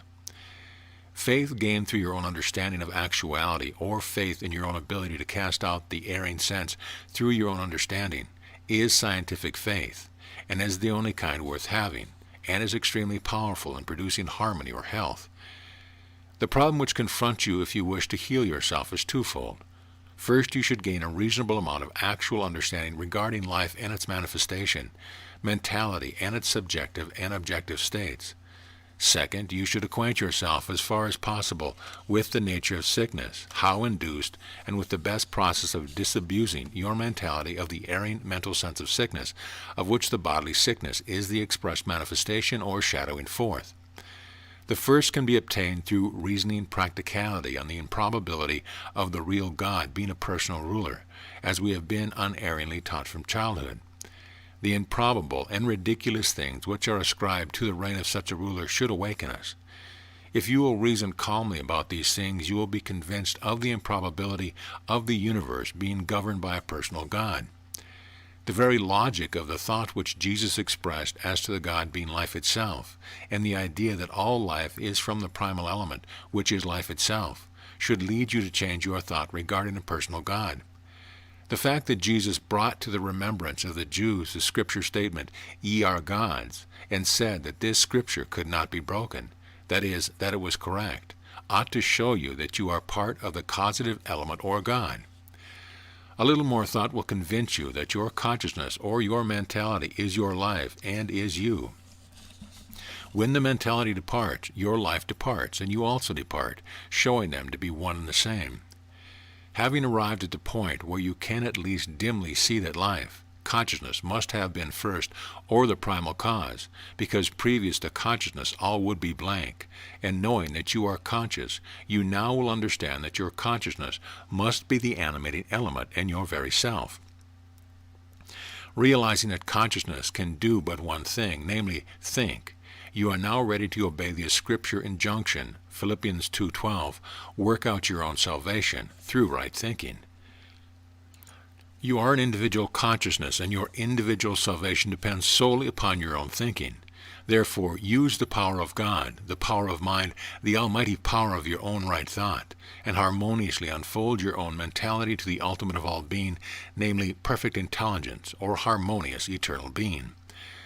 Salvation is the freeing of your mentality from erring human belief conditions of the reality of sin, sickness, and death, through overcoming and casting them out of your consciousness by the aid of sound reasoning and understanding. In this work you must have constant recourse to the Savior or Christ, which Christ is right reason. The second can be obtained through the understanding that sickness is but sick thought externalized. You must take the opposing side to any complaint that may seem to come from the body and strive, through right thought and sane reasoning, to convince yourself of the truth that the body, being unable to think, cannot feel. Being unable to feel the pain or discord which seems to be in the body must be an illusion, and above all, mentally insist that there is only one side to life, the perfect and good side. You must remember that it takes a directly opposite thought or sense to heal any ailment when using either the argumentative or the sensing method. All ills are the result of erring thought, erring mental moods, or evil disposition, and so the directly opposite thought, mood, or disposition would be the right or healing truth. Do not forget that Jesus said, "And ye shall know the truth, and the truth shall make you free." John 8:32. This knowing of the truth does not mean that by making a true statement once you would be healed. It means that you should know or keep knowing the truth about the matter of the very error in hand until this right sense has overcome your previous opposite or erring sense. Then you will of course be free. When treating yourself or others, do not fall into the common error of spending 2/3 of your time in denying the error or sickness which you claim to be unreal. Learn to make your treatment affirmations of truth and not mere denials of error. To illustrate, the opposite thought of "I am sick" is not "I am not sick." The directly opposite thought is the affirmation that "I am perfectly well." Healing through denial is the work of the human mind. God or divine mind does not know sickness, so never denies. Divine mind heals by affirming truth. The science of right thinking is a science indeed, and like mathematics and music, a teacher can show you how and what to do, but you must do the practicing and make the application yourself to become proficient in the work. Many musicians study from 10 to 30 years and practice many hours daily to become master of a certain instrument. Is it too much to ask you to practice daily the application of right thought to the mastery of your erring belief and the seeming evil conditions that may surround you, the reward of which mastery is your salvation from every ill thereafter? This science cannot be learned in a day, but you can solve the lesser problems with very little practice, and as you gain results in these and continue in your application of right thought, you will soon prove to yourself that all things are possible to the power of God or right thought. Suppose that you have a sense of stomach ache which you attribute to something that you have eaten, pickle, some meat, perhaps, or both. If you desire to heal this mentality, you should summon to your aid your ability to think and reason and think truth after this manner. Is there more than one cause? No, there is but one cause. What is that cause? It is God, mind, right consciousness, mentality, right thought. Then this pickle and meat which I have eaten are not cause. No, the pickle and meat are dead. They cannot make any evil conditions for me. But the pickle seems to have stopped the digestion. The pickle is dead and is not cause. It cannot make any condition whatever. But the meat seems to have fermented and created a gas, and this gas is causing pain in my stomach. The stomach of itself has neither feeling nor the ability to digest food. My mentality is the only cause, and it is that which can and does digest all food that I put into my stomach. That the meat can ferment or make any condition of its own is not true. Having no ability to think, it cannot make. All that I have been experiencing is the result of an illusion, the result of an erring sense or belief, and the truth is that my mentality governs every action and feeling of my body, that my body is the servant and my mentality the master. I therefore insist that all I have eaten must at my command digest harmoniously, and I insist that this is taking place now, for I know that there is nothing but perfection and good to all life. Will you succeed? Try it, dear friend, but make sure that you work ever toward the conviction that there can be no such thing as a discordant condition in the body or in life, that the truth of existence is that the good alone is all, and that in reality there is no such thing as disease. Continue your mental work until you gain the conviction that what you are thinking is truth, and place a radical reliance on the truth you think, and you will have full proof in your healing. As you gain the mental sense that the food is digesting, it will follow this sense and digest, just as at the moment it is following your sense that it is not digesting because you are at the moment entertaining that sense. In regard to the gas and pain, get rid of the mental sense of gas and pain by affirming their non-existence, and you will not find them in the body. Whenever it is possible to trace the error to the supposed cause, deny that it is cause and emphatically insist that you know that nothing has power to create but mind, right thought, God, and then mentally affirm that every supposed bodily symptom is mere illusion. Remember always the truth that mind is the only true cause, and that there is but one side to life, namely the good side.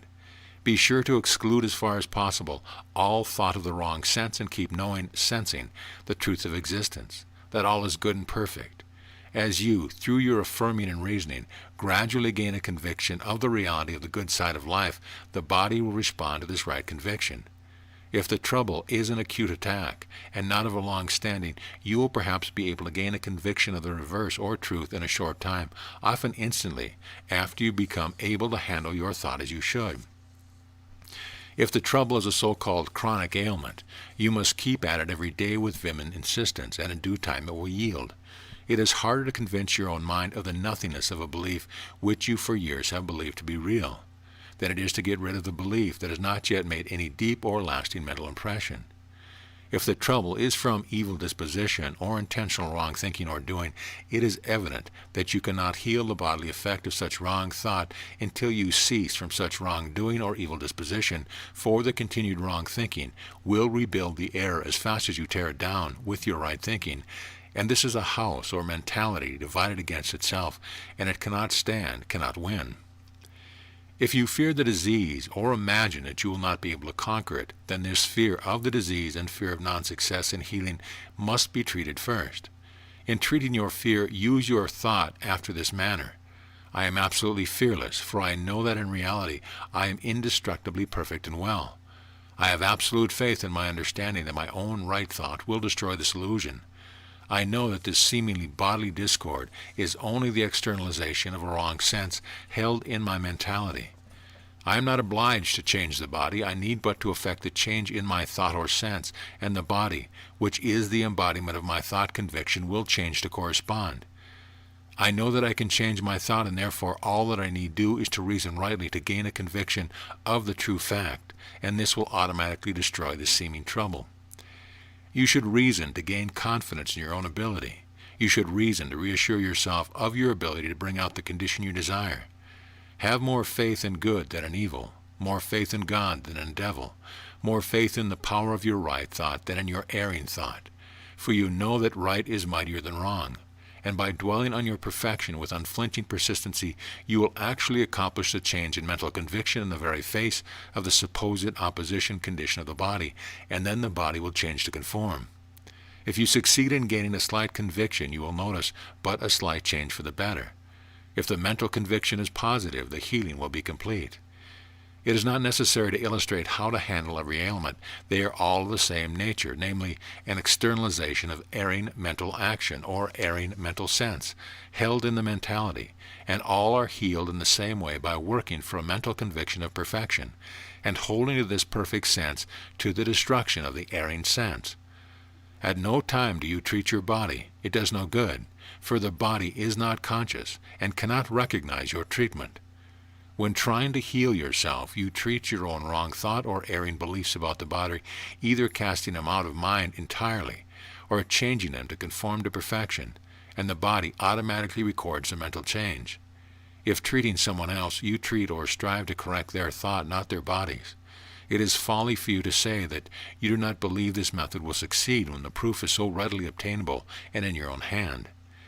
Take some slight ailment to begin with and follow directions given carefully and persistently, and in less time than you think possible, you will be able to prove all to your own satisfaction. When you have demonstrated to yourself the truth of this mental system of healing in the healing of the lesser ills, you will gain the necessary confidence or conviction of thought to heal so-called greater ills. They are only greater because you fear them more, and your fear magnifies them to your frightened senses. End of chapter. Chapter 13, Healing Others. That one individual can heal another through a purely mental method is certain. That this can be accomplished through the oral or spoken method and also through silent thought is likewise certain. That healing through right thought can be accomplished in the presence of the patient or at any distance has also been fully proved. Among students of metaphysics, there is a wide divergence of opinions as to how this mental work is accomplished. Many physicians who have such mental healing to their credit do not understand in the least the scientific reason why it is possible to heal another through right thought, but give credit for the healing they actually accomplished through their right thinking to a power other than their own right thought and outside their own mental power, which unknown power they are pleased to call God. A very large number of metaphysical students have an idea that healing is wrought through the aid of a God who takes the case and heals it after the healers have partially prepared the way by doing their work as they express it. I have often heard the remark, "I do my work, and divine love does the rest." Mrs. Eddy noted that some of her followers were inclined to treat a case and then consign it to God's hand as they expressed it, and knowing that this was a great error, she wrote, "Long prayers in which God is told that the case is hopeless and asked to take the patient himself are the prayers that do not heal the sick. The condition of mind determines the case and is improved or injured in proportion to the truth or error that is influencing its conclusion." Science and Health, 7th edition, page 187. It is plain to be seen from the statement of Mrs. Eddy's that those who treat a case for a time and then let divine love take the case for healing have not understood Mrs. Eddy's teaching, for she plainly says that the condition of mind determines the case, and that the patient will or will not get well soon according to whether it is the truth or error of existence which determines their conclusion. A sufficient and only reason for ability to heal another at a distance is because mind, God, life, is one in its unity and quality, though infinite as to its individuality. It is because you and all other individuals are indivisible parts of this one whole, which is the whole life or God and the all of existence. You are a mental or mind being, and you are not necessarily where your body is.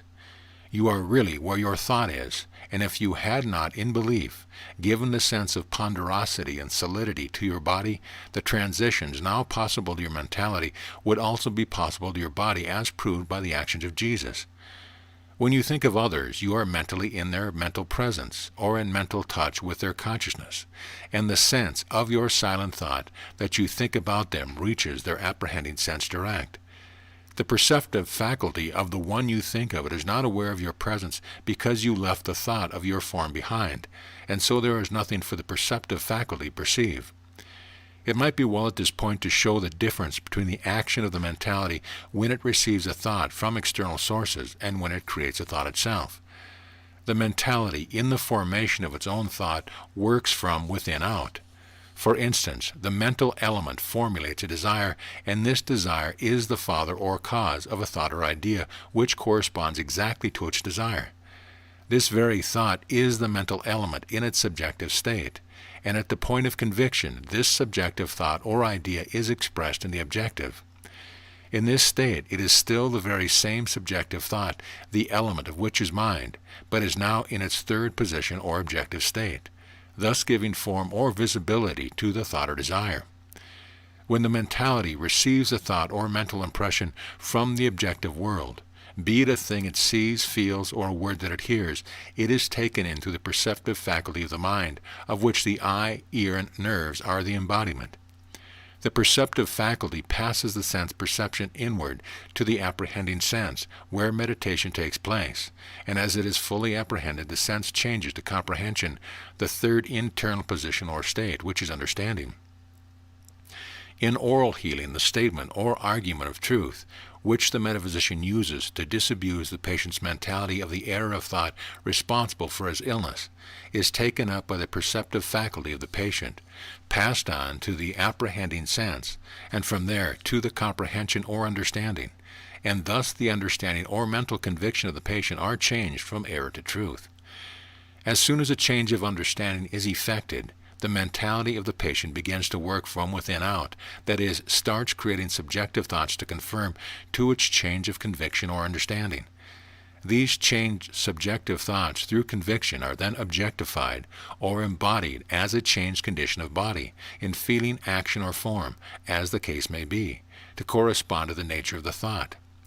When silent thought alone is used, there is no objective state for the perceptive faculty of the patient to sense, and so he is not consciously conscious of the silent thought that is being directed to him, for the silent thought of the metaphysician is going direct to the apprehending sense of the patient, and then is passed on to the comprehending sense or understanding.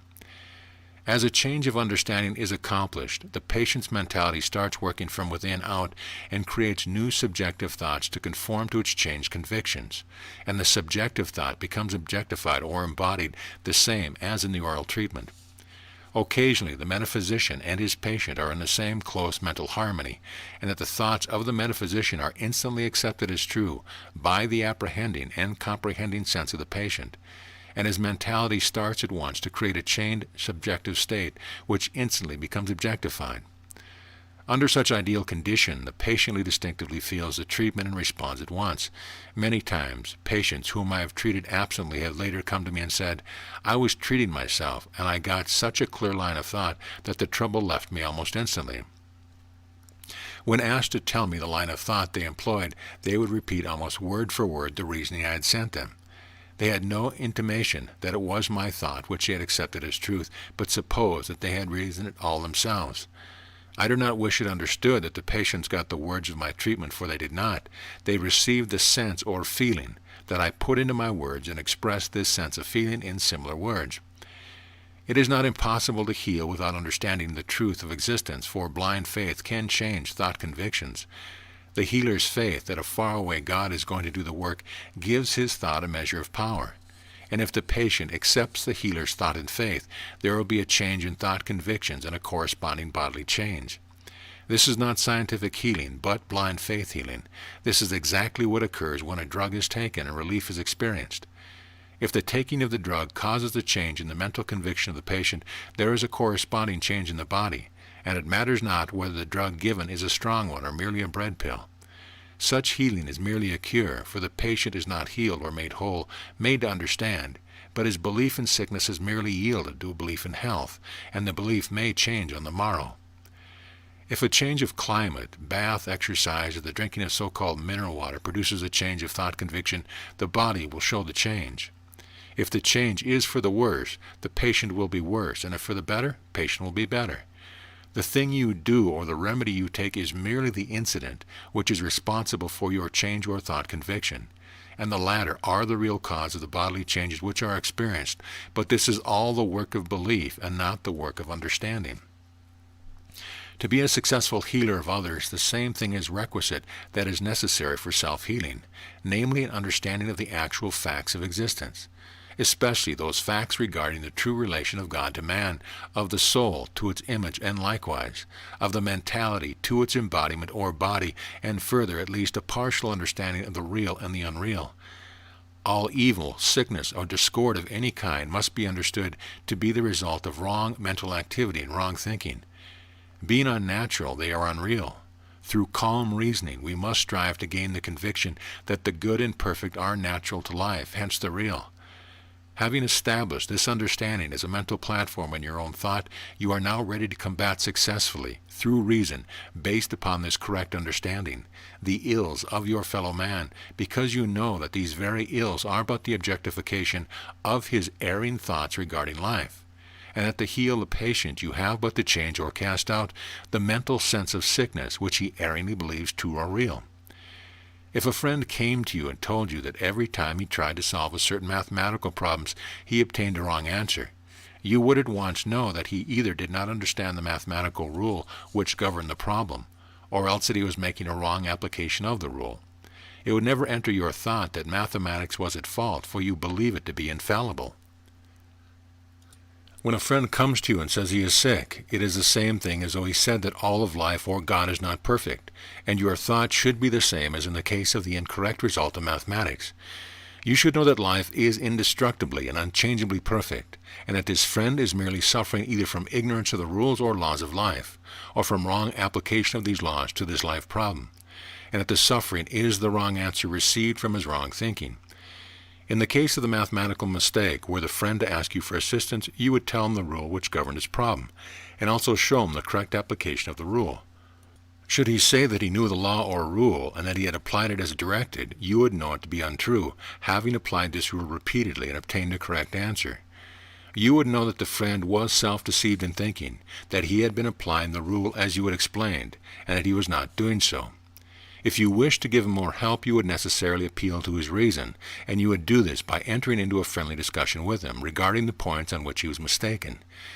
To be successful in your arguments, you would need to be careful not to give offense or to seem to consider him ignorant, for he would resent this, and resentment shuts the door of the mentality.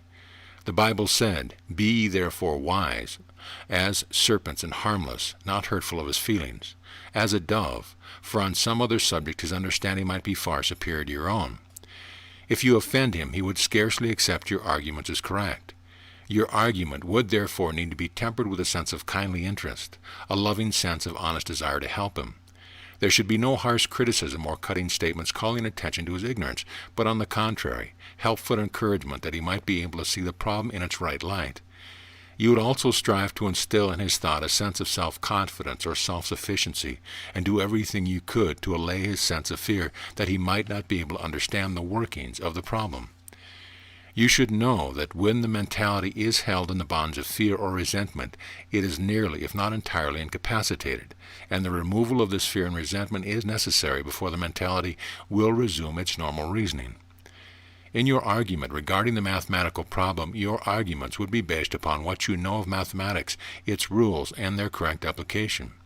If you succeeded in making this friend understand the facts in this case, he would be healed of his liability to other mistakes and problems of this kind. In the oral mental healing of another, the healing is accomplished in the same manner. The patient has made a mental mistake in his working of life's problems. The kind of mistake is shown by the kind of sickness under which he is laboring. If you wish to heal him by the spoken word or oral treatment, you enter into a kindly instructive argument with him and carefully point out to him the facts about existence. You show him that he is a mental and not a physical being, that his mentality is the master and the body but a shadow or servant. You show him how the mentality, through the exercise of right thought, has absolute control over every action and feeling of the body, that in fact the body is but the externalization of the thinking in which the mentality indulges. Show him that the body is but an illustration of his thought convictions, and therefore, if the image is not pleasing, there is nothing to be frightened about, but that all that is needed to change it is to gain a change of mental conviction through a change of thought. If he brings up any arguments to support his erring contention that he is sick, kindly show him the truth of the matter and kindly argue down any erring plea that he may make. If he points to the bodily appearance as evidence of the truth of his sick contention, explain to him that erring thought has its expression, but that a lie or its expression cannot be real even though it has an appearance. Show him that the very bodily evidence which he points out in support of his contention that he is sick proves that he has been thinking incorrectly, and that if sick thoughts express themselves as bodily sickness, it is reasonable to suppose that thoughts of health will express themselves in bodily health, because the body is but the mirror of the mind of thinking, and all that is needed to change the evidence in the bodily structure is to change the thought image in consciousness, which is responsible for the picture that the body shows. Allay his fear by every truthful and encouraging thought that you can bring to bear. Establish a sense of self-sufficiency and self-confidence. Show him that he is not the helpless victim of disease, but that according to the Scripture, he has dominion, and then explain that his dominion lies in his ability to think right and true thoughts to replace the erring thoughts responsible for his present ills. Just as you could convince him of his mathematical mistake, providing you understand mathematics, just so you can convince him of his erring thought regarding his illness, also providing your understanding of life and its laws sufficient. When you have converted him to your viewpoint, which should be the truth or true viewpoint, he will regain his health. Occasionally the patient has more religious zeal than common sense. He may be one who is so certain that God is a person that any hint to the contrary seems sacrilege to him. When you have a patient in this mental caliber, it is wise to postpone the explanation that the primal cause is elemental mind and not person. Kindly assure him that God will surely help him, and use the Bible terms Father, Son, and Holy Ghost instead of mind, thought, and understanding. For if you speak plainly to much patients, they will think you a heretic, a non-believer, and will either stop treatment or set their thought against your arguments. Later, when the patient begins to recover, it is well to gradually give him an understanding to lean upon in the future. In such cases, the oral work should extend only to the assurance that God will heal him, and then in and through silent thought all should be done that I have advised you to do in oral treatments to convince the patient of the truth of existence and the true state of affairs. An interesting incident is recorded in the New Testament in Acts chapter 18, where the great Paul in his travels came upon some people who claimed to be Christians, followers of the Christ teaching. Paul noted that they had no actual understanding of metaphysics and inquired of them, Acts 19 verse 2, "Have ye received the Holy Ghost since ye believed?" In other words, were you not shown the principle and understanding which governs mental healing? The people answered, "We have not so much as heard whether there be any Holy Ghost." Then Paul asks, Acts 19 verse 3, "Unto what then were ye baptized?" In other words, if you are not initiated or instructed into the facts of being, what then was the manner of your conversion? And they answered him, "Unto John's baptism." It will be remembered that John the Baptist did not pretend to baptize with the Holy Ghost or understanding, but merely baptized with water as a symbol of baptizing with right thought or understanding. Water in the Bible signifies thought. All they had was blind faith in a symbolical rite. And I hope that those who at present day followers of John will awake and become followers of Jesus and Paul and be baptized with the Holy Ghost or actual understanding. The Scriptures state that Paul then baptized them unto the Holy Ghost, gave them the necessary understanding, and thereafter they spake with tongues and prophesied. Let us return to the further explanation of silent treatment. Such treatment is but a silent, truthful statement of the facts of being, refuting the patient's erroneous belief or sickness. Silent treatment does not touch the perceptive sense of the patient as does the oral treatment, but goes direct to the apprehending sense, and the apprehending sense receives the sense or feeling which is in the practitioner's thought, rather than the words, and so there are no antagonism engendered when silently treating one who has much religious zeal or blind faith in church or creed. The antagonism to oral treatment is occasioned by the words used in place of the old cherished names of God, the loving Father, etc. In silent treatment, the sense of a loving and truthful treatment is necessarily loving and uplifting, and this is what the patient feels, and this helps change his thought convictions from sickness to health. When healing is wrought through the silent method entirely, there is no special conscious enlightenment of the individual to the facts of being, and so he does not know how or why he was healed, and attributes his healing to a faraway God. I do not advocate healing of this kind, as there is no lasting benefit in it, hence no lasting good accomplished.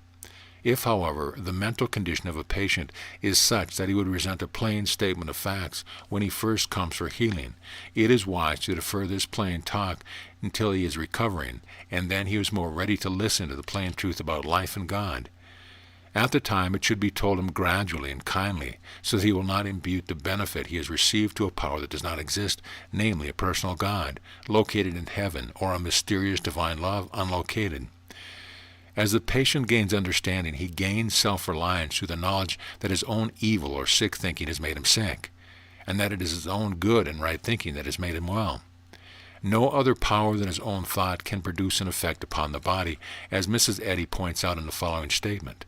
But the fact remains in metaphysics that the mind of the individual only can produce a result upon his body. Christian Healing, page 6, line 21. Even the practitioner cannot reach or change the bodily condition of his patient. The practitioner's work is to change the thought of the patient from erring belief to truth. Then the patient's mentality sends a changed report to his own body, and this causes the change. Never treat the patient's body. It is merely a waste of time, for his body is not intelligent, therefore cannot know or receive the mental treatment you give. Treat his fear of disease rather than disease. The enlightenment which comes to the patient by showing him that it is his sick thinking that made him sick, and his corrected thinking that will heal him, shows him that if he wishes to enjoy health and happiness continuously, he must cease his wrongdoing and thinking, for the penalty of wrong thinking is sure. He must be shown that he has the power to heal himself and to resist future illness successfully with his own right thought, and this takes away the erring sense that he is the helpless victim of disease and lessens his fear of it. The mental law, as stated in Job, is, "The thing I feared most has come upon me." Therefore, in the reverse sense, to have no fear of a disease is to be absolutely immune from that particular disease. To sum up the method of healing others, we find that first it is necessary to gain the best possible understanding of life that we can obtain, although the very least understanding thought is wonderfully powerful, and then apply this understanding through kindly reasoning to the refutation of the patient's erring belief regarding the ailment of which he complains. One should take up the type of ailment, the supposed cause if known, and all the symptoms expressed by the patient, and refute them with truth, true thought. If it is possible to talk to the patient and he is not antagonistic, it is well to explain to him how his thick thoughts are externalized on his body as sickness, and how he can help himself by entertaining opposite thoughts. Where oral treatment is given, it is also wise to give silent or absent treatment, as this all tends to destroy the erring conviction and is followed by more rapid healing. The more frequent and persistent are your presentation of truth or true thoughts to the patient's consciousness, either orally or silently, the more certain you are of convincing him, and therefore the quicker the word will be accomplished. Truth, true thought, is the tonic for the sick, and this medicine of mind is not necessarily infinitesimal but infinite. Herein the mental medicine of divine metaphysics and the medical systems of allopathy and homeopathy different. Mental medicine gains no potency by attenuation, and its largest dose is never dangerous, but the more the better is the case. Miscellaneous Writings, Mary Baker Eddy, page 252, line 2. When treating the patient silently, either in his presence or at a distance, call him by name and address your thought directly to his consciousness, not to his body, and remember that only such qualities as you put into your thought can come out of it.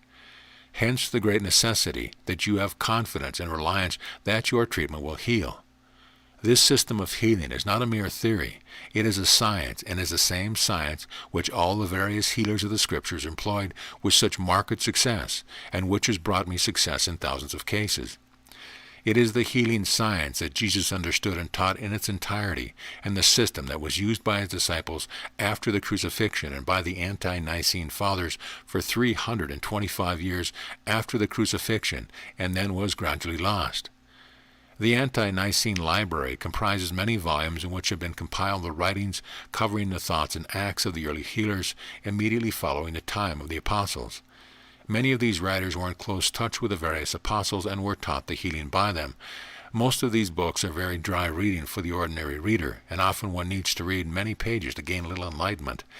Others contain much food for thought, and when understood from the metaphysical viewpoint, show that many of Mrs. Eddy's statements as found in the earlier edition of Science and Health are in full accord with them. I have studied these early writings with care and noted that as a blind faith and religious church zeal came into the movement, the actual understanding was lost, and eventually the movement was entirely controlled by the believers. The actual understanders, being in the minority, were ejected from the movement, and the theology of Jesus divided into two departments, namely the so-called soul-saving department, with more loyalty to the church than to the truth, and second, a healing department in which the healing power was blind faith, which faith eventually waned, the healing in the church waning correspondingly. Those of the early healers who had understanding and still continued to heal through a purely mental, that is, spiritual movement, after being cast from the church movement by the healers, were called antichrist, or disloyal, and to get rid of these actual understanders, they were persecuted and hunted to their death. Thus was lost the healing science that Jesus gave to the suffering world. Because those in authority thought more of high places in the synagogue than of goodness of heart, they could not equal the healing of the actual understanders, and thus, facing the loss of their power over the churchgoers, they decided that the only way to retain their control over the church masses was to propose that the preacher do the teaching, and the healing be made a department of itself. This early healing system eventuated in our present system of preaching by a doctor of divinity to save the soul, which is God, and a return to a doctor of drugs to save the life of a lifeless image, the body. The signs of the times are plentiful indeed that again the believers are in the majority, and the actual understanders in the minority, and that because of this the Christ science is again in danger of being lost through religious church zeal and a hiding of the truth behind a mass of words. This danger regarding the loss of the actual science of life is one of the reasons that this book has been written in as plain a manner as is possible, and placed upon the market in such a way that the trifler would scarcely buy it, the actual thinker and true seeker, however, counting no cost too high for true enlightenment. We hear much in metaphysics about the word demonstration, but few realize the full meaning of the word. The word demonstration, according to Webster, means to prove so conclusively your side of the question that the other side looks ridiculous. The metaphysician should bear this in mind and realize that to make a demonstration when using the argumentative method and heal another, he must prove the truth of life so conclusively to his patient that the patient's contrary opinion seems ridiculous. When this has been accomplished, the patient will recover, for the patient's mentality will desert any opinion of conviction as soon as it appears ridiculous to him. So-called chronic cases differ from so-called acute cases only in the depth of mental impressions they have made upon the mentality of the individual. In the acute case, where much pain is manifested, the fear is usually intense, and therefore much of the argument of the metaphysician should be so directed as to allay the fear, for as the fear subsides, the inflammation that is supposed bodily cause of pain subsides in like proportion. Inflammation is but the bodily picture of fear thought held in the patient's mind. A so-called chronic case is nothing more than the effect of an erring thought, mood, or disposition, which has become habitual, the patient's thought dwelling upon the mental sense of the ailment almost continuously or automatically.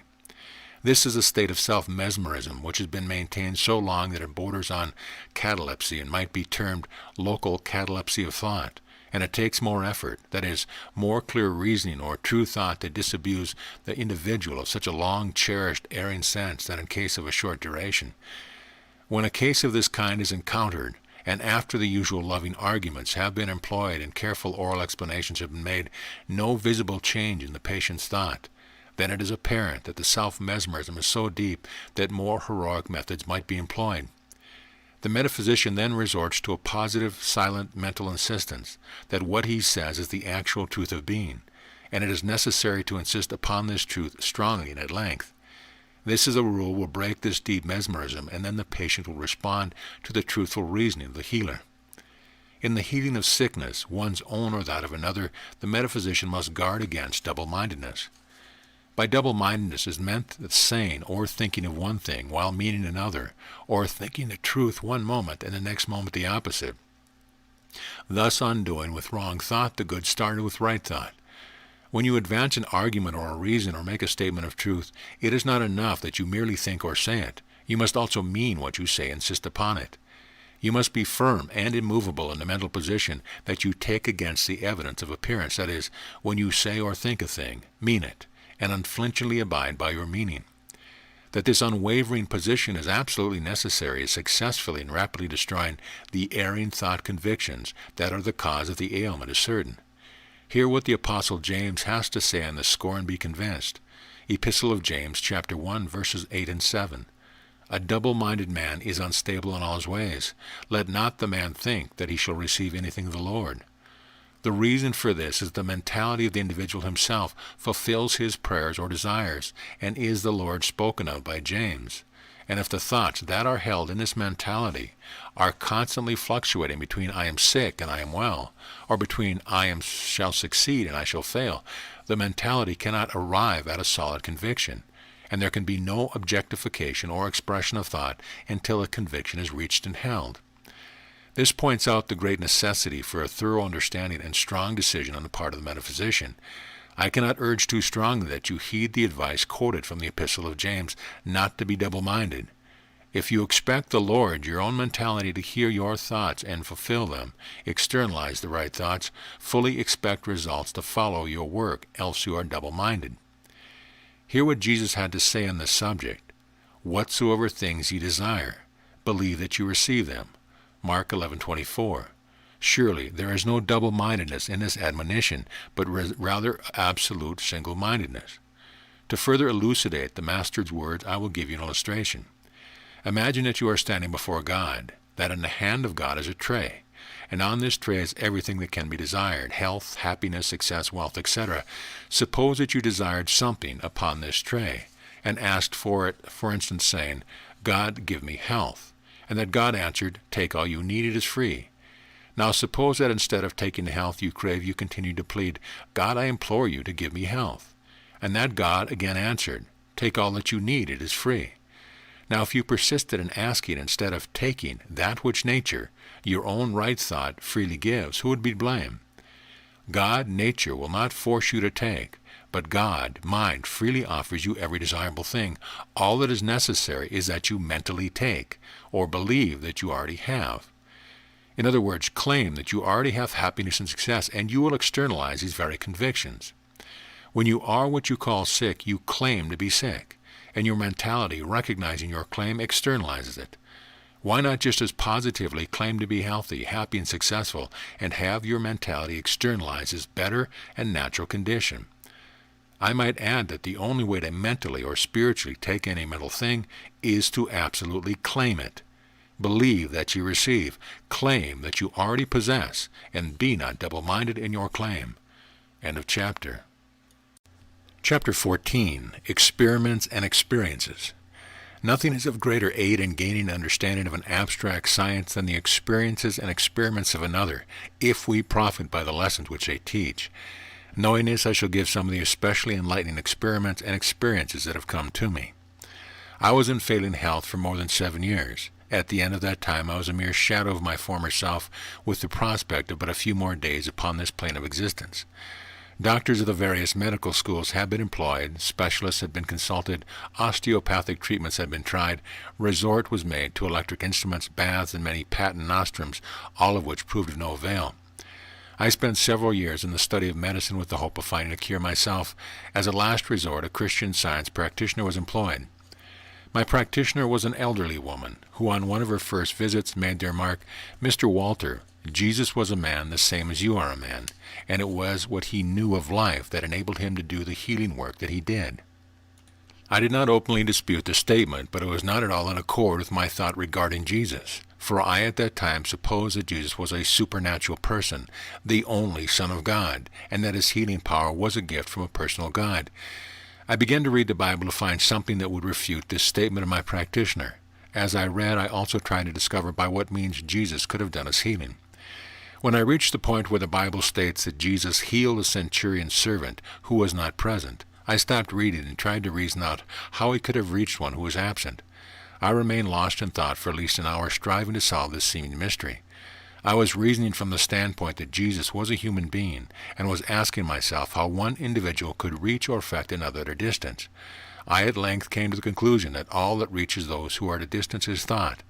I then received the first ray of true metaphysical light, and that I had ever known. For the next instant this crude, though correct, thought came to me. Disease must be mental, and Jesus unthought the ills of the people, and this healed them. The physical feeling which accompanied this discovery was as though the brain had opened in the very center and had taken in this new enlightenment. Having read that day a little of the method of mental healing as given in Science and Health, though I had read many other so-called metaphysical works previously, I determined at the first opportunity to try out the new idea, and that evening it came. After supper, my son complained of the toothache, and it being too late to consult a dentist, I determined to try the new method. I told him to lie down and that I would pray God to help him. I treated him in a very simple way, mainly sending him the thought that God never made a toothache, and therefore he could not have one. At the expiration of 15 minutes, and while I was yet treating him, he got up from his couch and said, "Papa, the pain is all gone." I was very much surprised, and at once began to ask myself these questions. Did my treatments do it, or did the lying down quietly on the couch do it? Did God hear my prayers and do the healing, or did the boy's faith that God would help do it? At length I came to the conclusion that the most logical explanation was that his lying quietly in a warm room did the work. A few days later I again had an opportunity to try to heal another, and in 20 minutes a case of nausea was healed. I then began to think that it was the treatment that did the work, but the how and why was not clear to me. I began to treat myself as best I knew with every good thought that I read, and began to improve a little. I was also under treatment by the practitioner. At the end of 4 weeks' treatment and self-help, I was able to walk the streets unaided, though far from being well, but for financial reasons I stopped taking treatments from the practitioner, though I had full conviction that I would be able to finish my own healing successfully. I now decided that if I healed by metaphysical self-treatment, I would devote my life to metaphysical research and healing. This I have faithfully done to this day. 6 weeks after I had received my first treatment, I accepted a so-called incurable case for treatment. This patient had tried many remedies and physicians, and the case was considered incurable. At the end of 4 weeks, she was made new and entirely restored to health. I can see since I have acquired actual understanding that a few of my early healings were accomplished more through faith in the method than through actual understanding of the power of right thought. By what I have done, others can also do. I studied every spare moment of day and night, striving to reach a certain goal that I had in mind, namely, to be able to heal publicly all cases brought to me, and thereby convince a waiting world that none need be sick, and that metaphysical science was the true science of life. I was doomed to meet with disappointment, for slowly, though surely, as I gained greater understanding, I discovered that I was trying to accomplish the impossible. I found that while it is certain that the divine mind can remove any obstacle, still you need the ear of your auditor, as Mrs. Eddy teaches in Science and Health, page 424, line 21.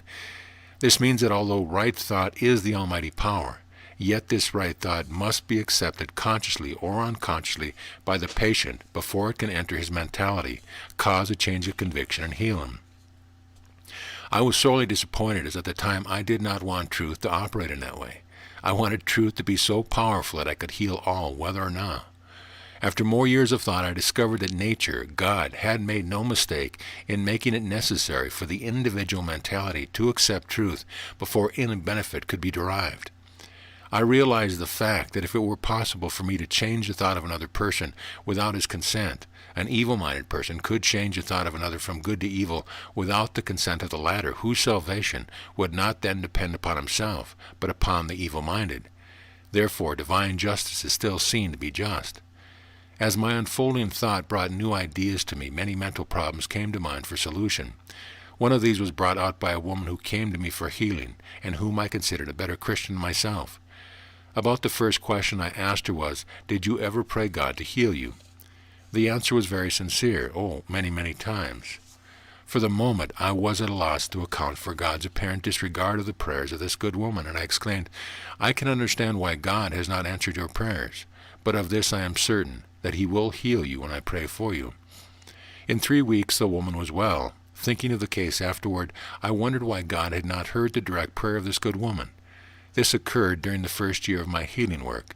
Later I, of course, understood why she had not been healed by her own prayers.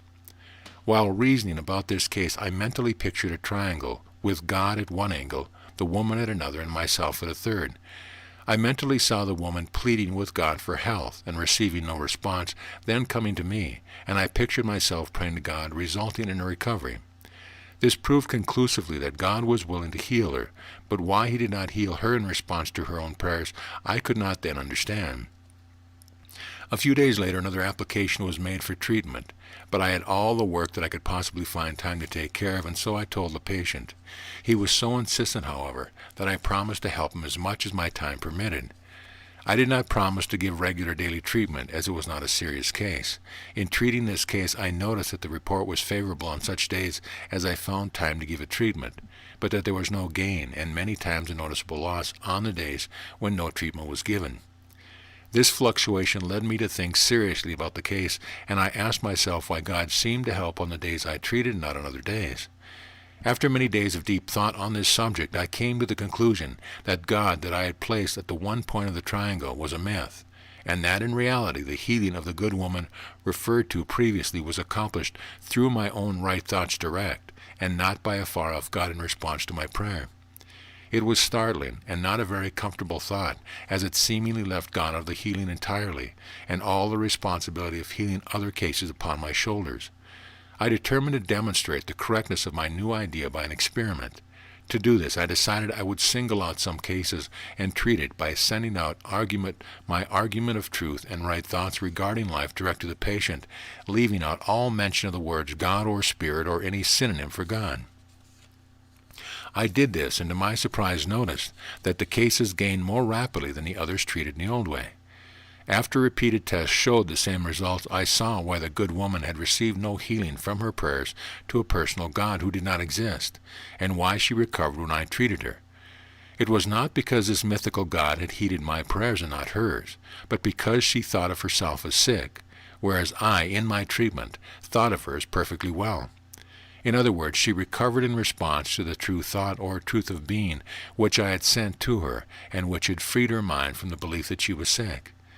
That this is in accord with Mrs. Eddy's finding on the subject can be seen from the following statement taken from the present edition of Science and Health, page 374, line 3. The truth of being whispered into the ear of mortal mind will bring relief. Also the following from page 370, line 19. The moral and spiritual facts of health whispered into thought produces very direct and marked effects in the body. It is remarkable how tenaciously the religious beliefs of other days will cling to the mentality, for even though I was certain of the healing which I was accomplishing was because of the true thoughts or truth that I was employing, it was some time before I could relinquish the accusing sense that I had left God out of my healing work. My thought, however, continued to unfold regarding the so-called mysteries of life, and I began to see things in their proper light. It was about this time that a friend, a clergyman, came to call upon me. This ministerial friend came to inquire of me the nature of the prayer that I used in healing the sick, as I had healed several of his congregation, and asked me if I would kindly outline it. He requested that I pray aloud in as simple a manner as possible, so that he might understand and be able to heal the sick of his congregation. I agreed to give him an oral treatment and decided to use the common terms of mind and thought and understanding instead of the biblical terms God, Spirit, or Christ. As I finished, my ministerial friend earnestly remarked, "But Mr. Walter, you left God entirely out of the treatment, so this is not to be the healing method employed by Jesus." Perhaps for one instant I was conscious of a little mental confusion, and then came the solution of the question over which I had puzzled many days, and I answered calmly. I asked, "Were the words of my treatment true?" My friend replied, "No doubt all that you said was true, but you left God entirely out of it." I replied, "Jesus said that God is truth. Therefore, truth is God. You admit that what I said was true. Hence it was truth. And so truth being throughout my treatment, God was throughout my treatment." This was the solution of the question that had arisen in my own mind, to my great discomfort, as to whether or not I was leaving God out of my treatment. True, I was leaving a mythical, personal God out of the treatment, but I was employing the true God, or truth, in every word that I was thinking. Thereafter there was no more uncomfortable feeling of having left God out, as I realized that the true God, or truth, was more in evidence in my treatment than ever before. As this question was settled satisfactorily to my conscience and understanding, it was long before another and a greater mental problem presented itself for solution. The problem was as follows. The Bible teaches that God is the only healer, and if this is correct, either I am wrong in supposing that I can heal another through my right thought, or on the other hand, I must be God. The complete understanding of the Master's statement, "I am the way, the truth, and the life," had not yet come to me. The mere thought that I had assumed the probability of being God gave me a mental shock. I had an uncomfortable feeling that I was trying to crowd God from his throne and attempting to usurp his position. A sense akin to fear came to me, for might not God resent such blasphemous assumption and strike me dead? I have, to this day, a distinct recollection of fervently telling God that I was not trying to usurp his throne, but that I was only seeking truth. Thus the wrong religious convictions of childhood clung to me, even after I knew better, and after I had healed many, many cases through my right thought. As a palliative to my conscience, I mentally stated, "No, I am not God. I am merely the Son of God. I am Christ." But argued the teaching of childhood, Christ was the only Son of God, so you cannot be the Christ either. So there again I was reduced to being a mere man. My 100 times I mentally got a foothold upon the higher platform, only to slide back to the mere man position again, but at length I won out. When I took the position that I was a mere man, my reason would say, "But if you are a mere man, then you cannot heal sickness. So why do you give treatment, for God is the only healer?" Still, I knew that I was healing sickness every day with my right thinking, as was evidenced in the recovery of my patients. My mental wrestling at this point almost drove me insane. I could not rest neither day nor night, for this problem was ever before my thought. Mrs. Eddy wrote truly when she said, "The warfare with oneself is grand." It is more than that. It is terrific, especially when the actual truth is veiled, and you find that those to whom you go for light do not know. I studied early and late. I visited Christian Scientists who had been in the healing field for years, but wherever I asked for meat, I received a bone. At that time, I suppose that these friends knew but would not tell me. Later, I discovered that they had never penetrated to this depth of mind, so the problem had never come to them for solution. They really did not know, and do not know now. Later, whenever I would advance to these friends the idea that because God was all, we were God or nothing, I would meet with such denunciation as to cast me into utter confusion. But try as I would, the right idea in my own mentality refused to be driven out. The mental struggle that I underwent at this period was surely terrific, and I wish to spare other writers and seekers such mental crucifixion by writing plainly. One day I would think of myself as man, the next I would be Christ, and then perhaps on another day I would think of myself as God for a few moments. My reason told me that I must be God or nothing. If God was all, and still the childhood sense that God was a person would return without my realizing it, giving me the feeling that I was trying to usurp the throne of this personal God. I studied and reasoned as never before, seeking light on the subject. I would have solved the problem long before, in fact. I had solved it as far as I was concerned, but whenever I talked with those whom I considered leaders in Christian Science and stated my ideas, I was told positively that I was wrong, and that Mrs. Eddy never taught any such doctrine. It was at this point that I decided to follow in the unfolding footsteps of Mrs. Eddy, and thus arrive at the same conclusions she had reached. With this in mind, I began to search for some of the early writings of Mrs. Eddy, and in short time I was told of a third edition of Science and Health that I could buy. The price was 30 times the original cost of the book, but I never hesitated for a moment. I felt that I must solve this troublesome problem of who and what God was, and who and what I was, or lose my reason. I took this third edition home and began to read it once. When I reached page 23 of this book, I read this statement: "Soul and body are God and man, principle and its idea." That was enough. There was a complete verification of my own thought in Mrs. Eddy's own words. I had been right all the time. The terrible load of uncertainty and confusion that had weighed down my mentality like lead melted under this enlightened statement of Mrs. Eddy's, as snow melts in a July sun, and there came a sense of such calm and peace to my consciousness as I had never before experienced. There was now no need to hurry or worry. I had the foundation. I would get the superstructure. Reading further in my precious third edition, I found statement after statement to corroborate the first one I had read. I pondered long over this statement in the third edition, volume 2, page 37. To admit oneself soul instead of body sets us free to master the infinite idea, shuts the door on death, and opens it wide on immortality. I took special note that the word soul was capitalized, and went on my way rejoicing. Eventually I secured a copy of the first edition of Science and Health, and here I read, page 14, "We are spirit." One could not write it plainer without positively stating we are God. I next began to buy and read later volumes of Science and Health. I examined many editions, and wherever I noticed a revision that was worthwhile, I bought it, and in this way I traced Mrs. Eddy's thought through all her various writings and noted the method used to veil the plainer statements. After the 14th edition, I realized that there was a decided effort to veil or cover the plain statement of truth. Eventually, this veil became so heavy that actual truth has not merely been hidden from evil eyes, but even the honest searchers cannot see it, and are floundering around in the midst of the veil. That I am not mistaken in the thought that Mrs. Eddy, for some reason, veiled the plain word, I will cite her words taken from Miscellaneous Writing, page 294, line 17. O friendly hand, keep back thy offering from asps and apes, from wolves in sheep clothing, and all ravening beasts. Love such specimens of mortality just enough to reform and transform them, if it be possible, and then look out for their stings and jaws and claws, but thank God and take courage, that you desire to help even such as these. This shows conclusively that Mrs. Eddy thought best to hide the plain truth from the untransformed masses. In many of the larger cities of the United States, there can be found in the public libraries one or more copies of these older editions. Look them up and read them carefully and awake to the true sense of Mrs. Eddy's teaching. Not that the truth is stated plainer in these older editions than in this book, for it is not, but to satisfy yourself that this book is absolutely in accord with Mrs. Eddy's teaching when the heavy veil is removed. I have for years known this truth, that God is all, and that soul and body are God and man. That is, that the soul or mentality of the individual is the individual and the cause, and that the body we see is the effect of this cause. I have put this idea to exhaustive tests. I have carefully studied the Bible and the writing and heeding of the apostles and the other early healers, called the Ante-Nicene Fathers, and now I have proved by hundreds of demonstrations that this idea is absolutely correct.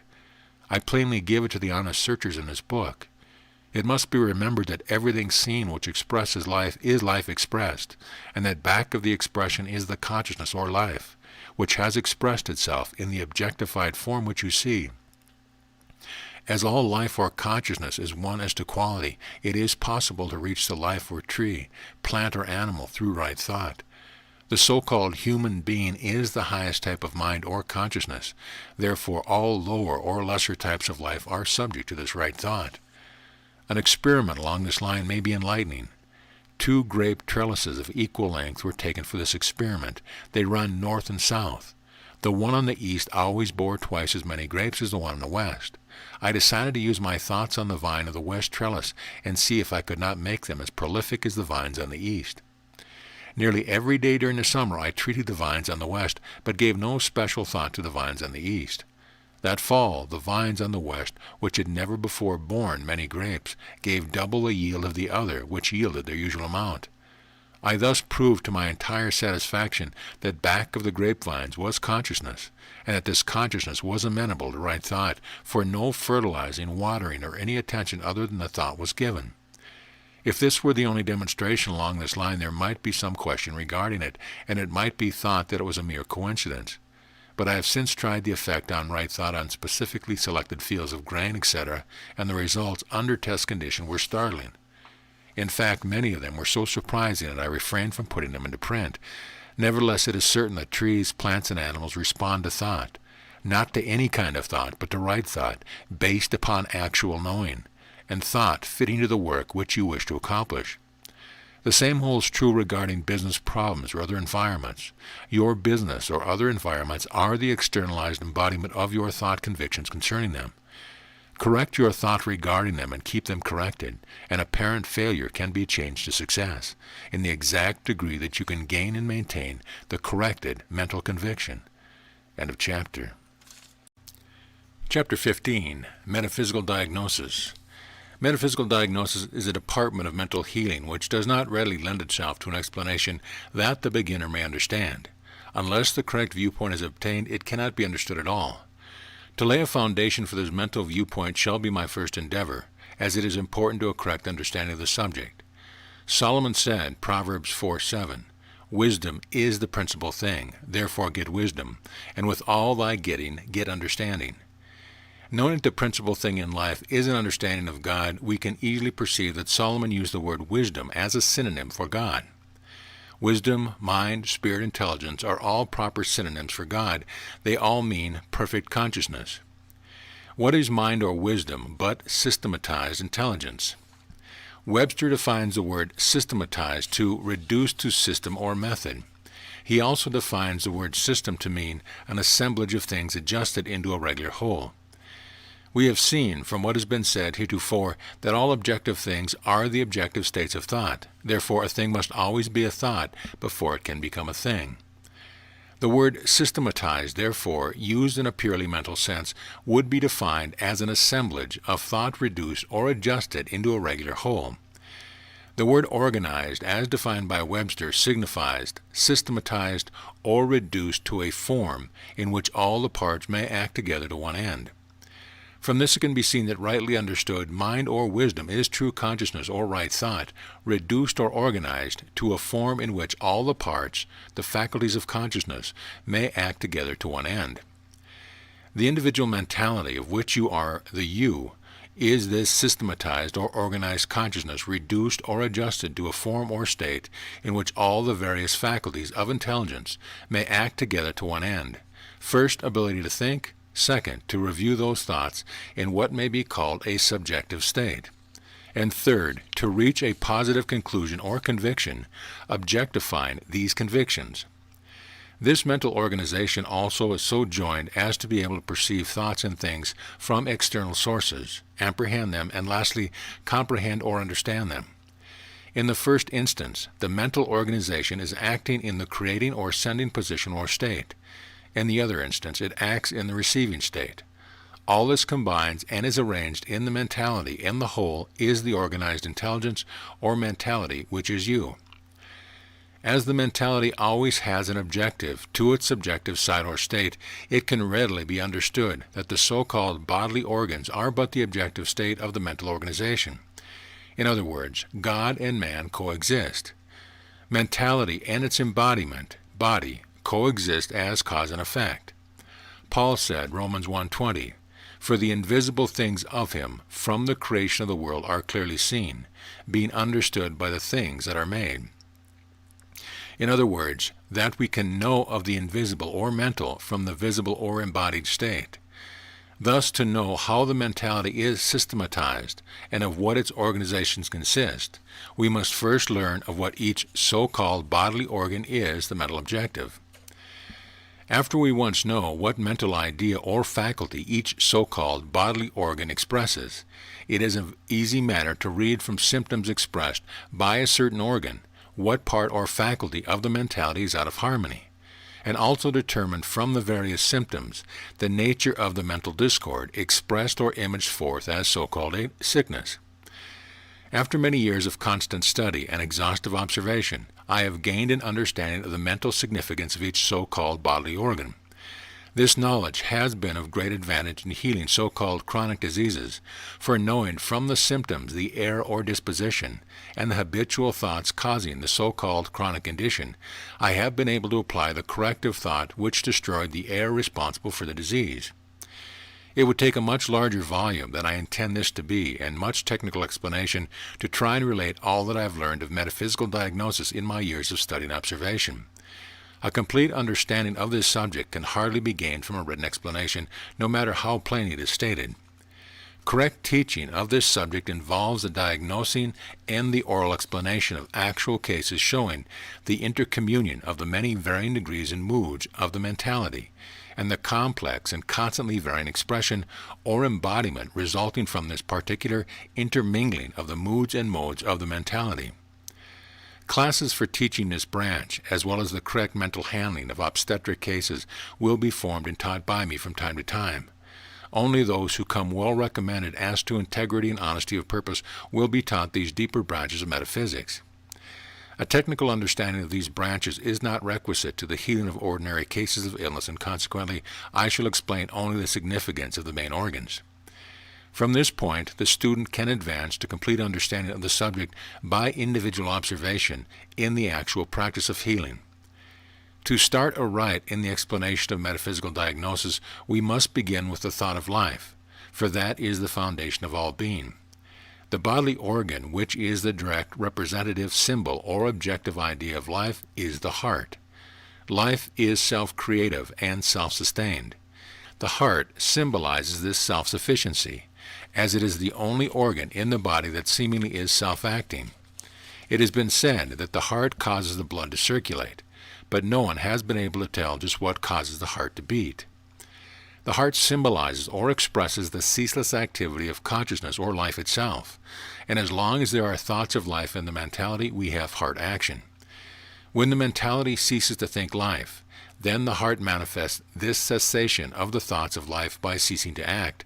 Thus the heart is seen to be the bodily organ that symbolizes the self-sufficiency of life. When life or consciousness is absolutely right or normal, there will be a ceaseless stream of loving thoughts flowing from life or consciousness. This stream of love thought should permeate every fiber of our being, every moment of our thinking, and the bodily symbol is a flow of pure blood from the heart, which blood permeates every part of the objective being. 15 minutes of hatred thought will be disclosed by the pollution of the blood. Hate turns the blood into bile, and the system shows contamination. Thus we may discern the effects which our varied thoughts exert upon our body. The bodily effect of the entertainment of thoughts of hate, until they have become habitual, is the constant formation of excessive bile. In what way has intelligence or mind provided for the removal of this disturbing element from the mentality, and what organ embodies this action? Love might be thought the only factor in the overcoming of hate, but love alone is not the remedy. Were you to hate another, and were he to do you a favor of a kindly act, your thoughts of hate might cease, and you might love him. But with his first act to meet with your disfavor, all your former hate would return, proving that love had not overcome or eradicated your hatred. It is true that if you ceased hating and began to love him, you would cease making bile, but what would remove the bile already created? Only by the exercise of much patience could you overcome your sense of hate completely. There is a bodily organ which corresponds to the idea of patience in the mentality, and that organ is the liver. The blood flows through the liver, and as it flows, the liver separates the bile from the blood, just as your sense of patience tends to separate you from your sense of hatred. If you had not been impatient with your fellow man, you would not have entertained a feeling of hatred for him. And so, when there are chronic liver troubles present, the habitual impatience of the patient must be corrected before he can permanently restore to health. In like manner, when the body shows forth what is called heart trouble, you must treat against the patient's fear of death. For if there is no fear of death, there would be no bodily image of it, namely heart trouble. You will remember that the heart is the organ that symbolizes life. Therefore, fear of death is shown as a disturbance of the heart and its action. If the patient is anemic, it proves that this individual is too cold. He lacks a sufficient sense of love. Life has become commonplace to him, and the lack of blood or the impoverished state embodied plainly shows that he lacks a sufficient sense of love for all things. Such a patient must be treated with floods of love thought and taught to love the beauties of life, and the anemic condition with the loss of interest expressed as listlessness will disappear. Anemic individuals seem to have no object in life. The trouble is that they have forgotten to love the things that go to make up life. And this being unnatural, they reap their reward in feeling the very listlessness and lack of purpose which they have allowed themselves to think. The reason that individuals who are normally happy become anemic after a lingering or irritating illness is that their interest in life decreases with the length of the illness, and they seemingly see nothing worth living for. Having no more interest in the things of life, they cease to love life. And the impoverished condition of their blood is the bodily picture or embodiment of this cold, listless mental state. Then there is the organ called the stomach. Of what faculty in the mentality is it the image or objective? The stomach is the organ which symbolizes reason. If you had given the subject any thought, you would no doubt assert that the brain was the organ symbolizing reason. But it will be shown that the brain is the symbol of something else. If a name, a statement, or a problem is presented to the mentality, it is the reason which digests it. It is the reason which prepares it for the mental assimilation. From this it can be seen that reasoning is the mentality's method of digesting thought. Given a certain statement, it is reason which digests and disintegrates the statement, thereby making it ready for the understanding to incorporate as part of itself. Food is the objective state of thought of food, and the stomach is the objective organ of digestion or objective of reason. When we place food in the body, we place a corresponding thought of food in the mentality. The thought of food goes to the reason to be digested, and the embodiment or expression or externalization of this mental action of reason is seen in the organ called the stomach. For as the thought of food which was placed in the mentality is directed by intelligence to reason, in like manner the objective food that corresponded to this thought of food is seen to go to the so-called bodily organ called the stomach. As reason digests the mental food or thought, the stomach expresses or exhibits this mental action in digesting the objective state of thought called food. There is much stomach trouble in the world and a very good metaphysical reason for it. If the stomach and its act of digestion are the objectification of reason and its normal action, then indigestion, one of the most common of stomach complaints, is surely the imaging or picturing forth of unreason or unreasonableness, and nearly all human beings are more or less afflicted with unreasonableness at all times. If an individual allows himself to become angry, this anger makes him unreasonable, and this unreasonableness is shown forth as indigestion. For the mentality which is under the influence of anger loses its ability to reason, and in the exact degree that the mentality allows anger to control it, does it lose the power to reason. It is often said that you cannot reason with an angry individual, and this is true. His sense of anger has temporarily destroyed the normal ability to reason, and he becomes unreasonable. This condition makes it impossible for the mentality to digest the thoughts presented to it in the stomach, which is the externalization of reason and its action. Images forth this inability to digest in what we call indigestion. The medical profession doctors the effect or stomach, but the trouble is not there. This trouble, like all other ills, is mental, and the trouble is in the mentality. If the patient with habitual indigestion will curb his habitual anger and unreasonableness, his stomach will not continue to show forth indigestion.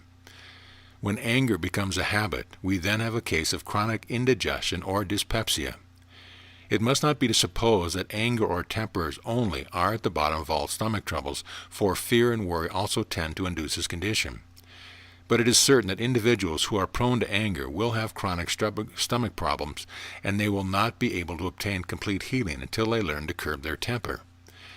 It often happens that a change of employment or environment will remove the cause of the mental irritation or anger, and then the patient regains his health, and attributes his recovery to a change of climate, water, or occupation. But the cause of the healing was the absence or removal of that which caused the irritation or anger.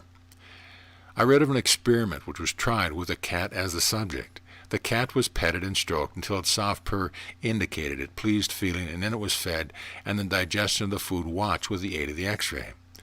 Soon after the food entered the stomach, digestion started.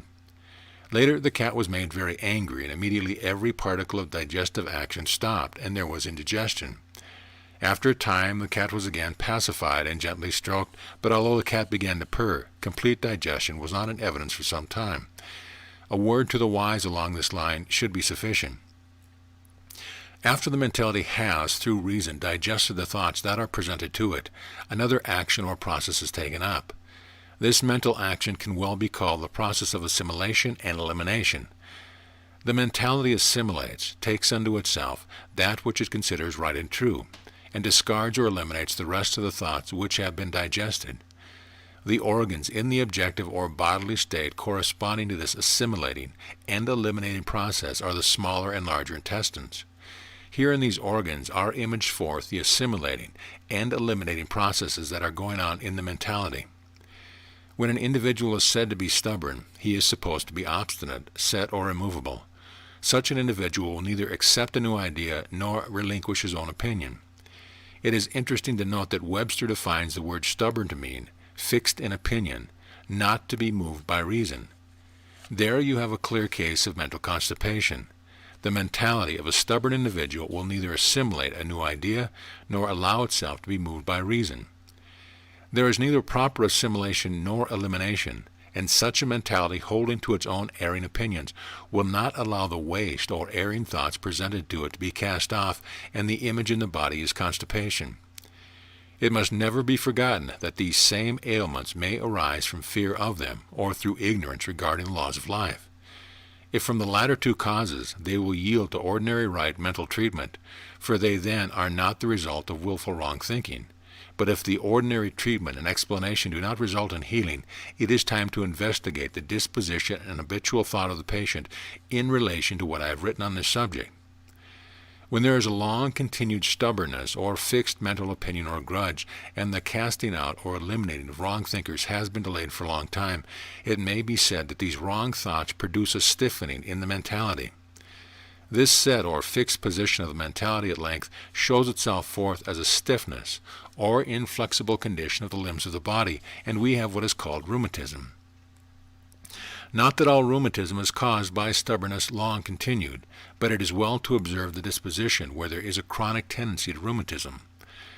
Another organ to be considered is the brain, for the brain, when rightly understood, is just as much an organ of the body as the heart. The brain is a part of the organized whole, and therefore it is an organ, though not generally so considered. The brain is generally supposed to be the seat of the intellect and emotions, and also is supposed to be the organ which creates or functions thought. Mankind presumes that thought generates in the brain, though students of mind have learned better. If the brain really is the seat of the intellect and emotions, and the organ which creates thought, its destruction would be the destruction of all ability to think and of all consciousness.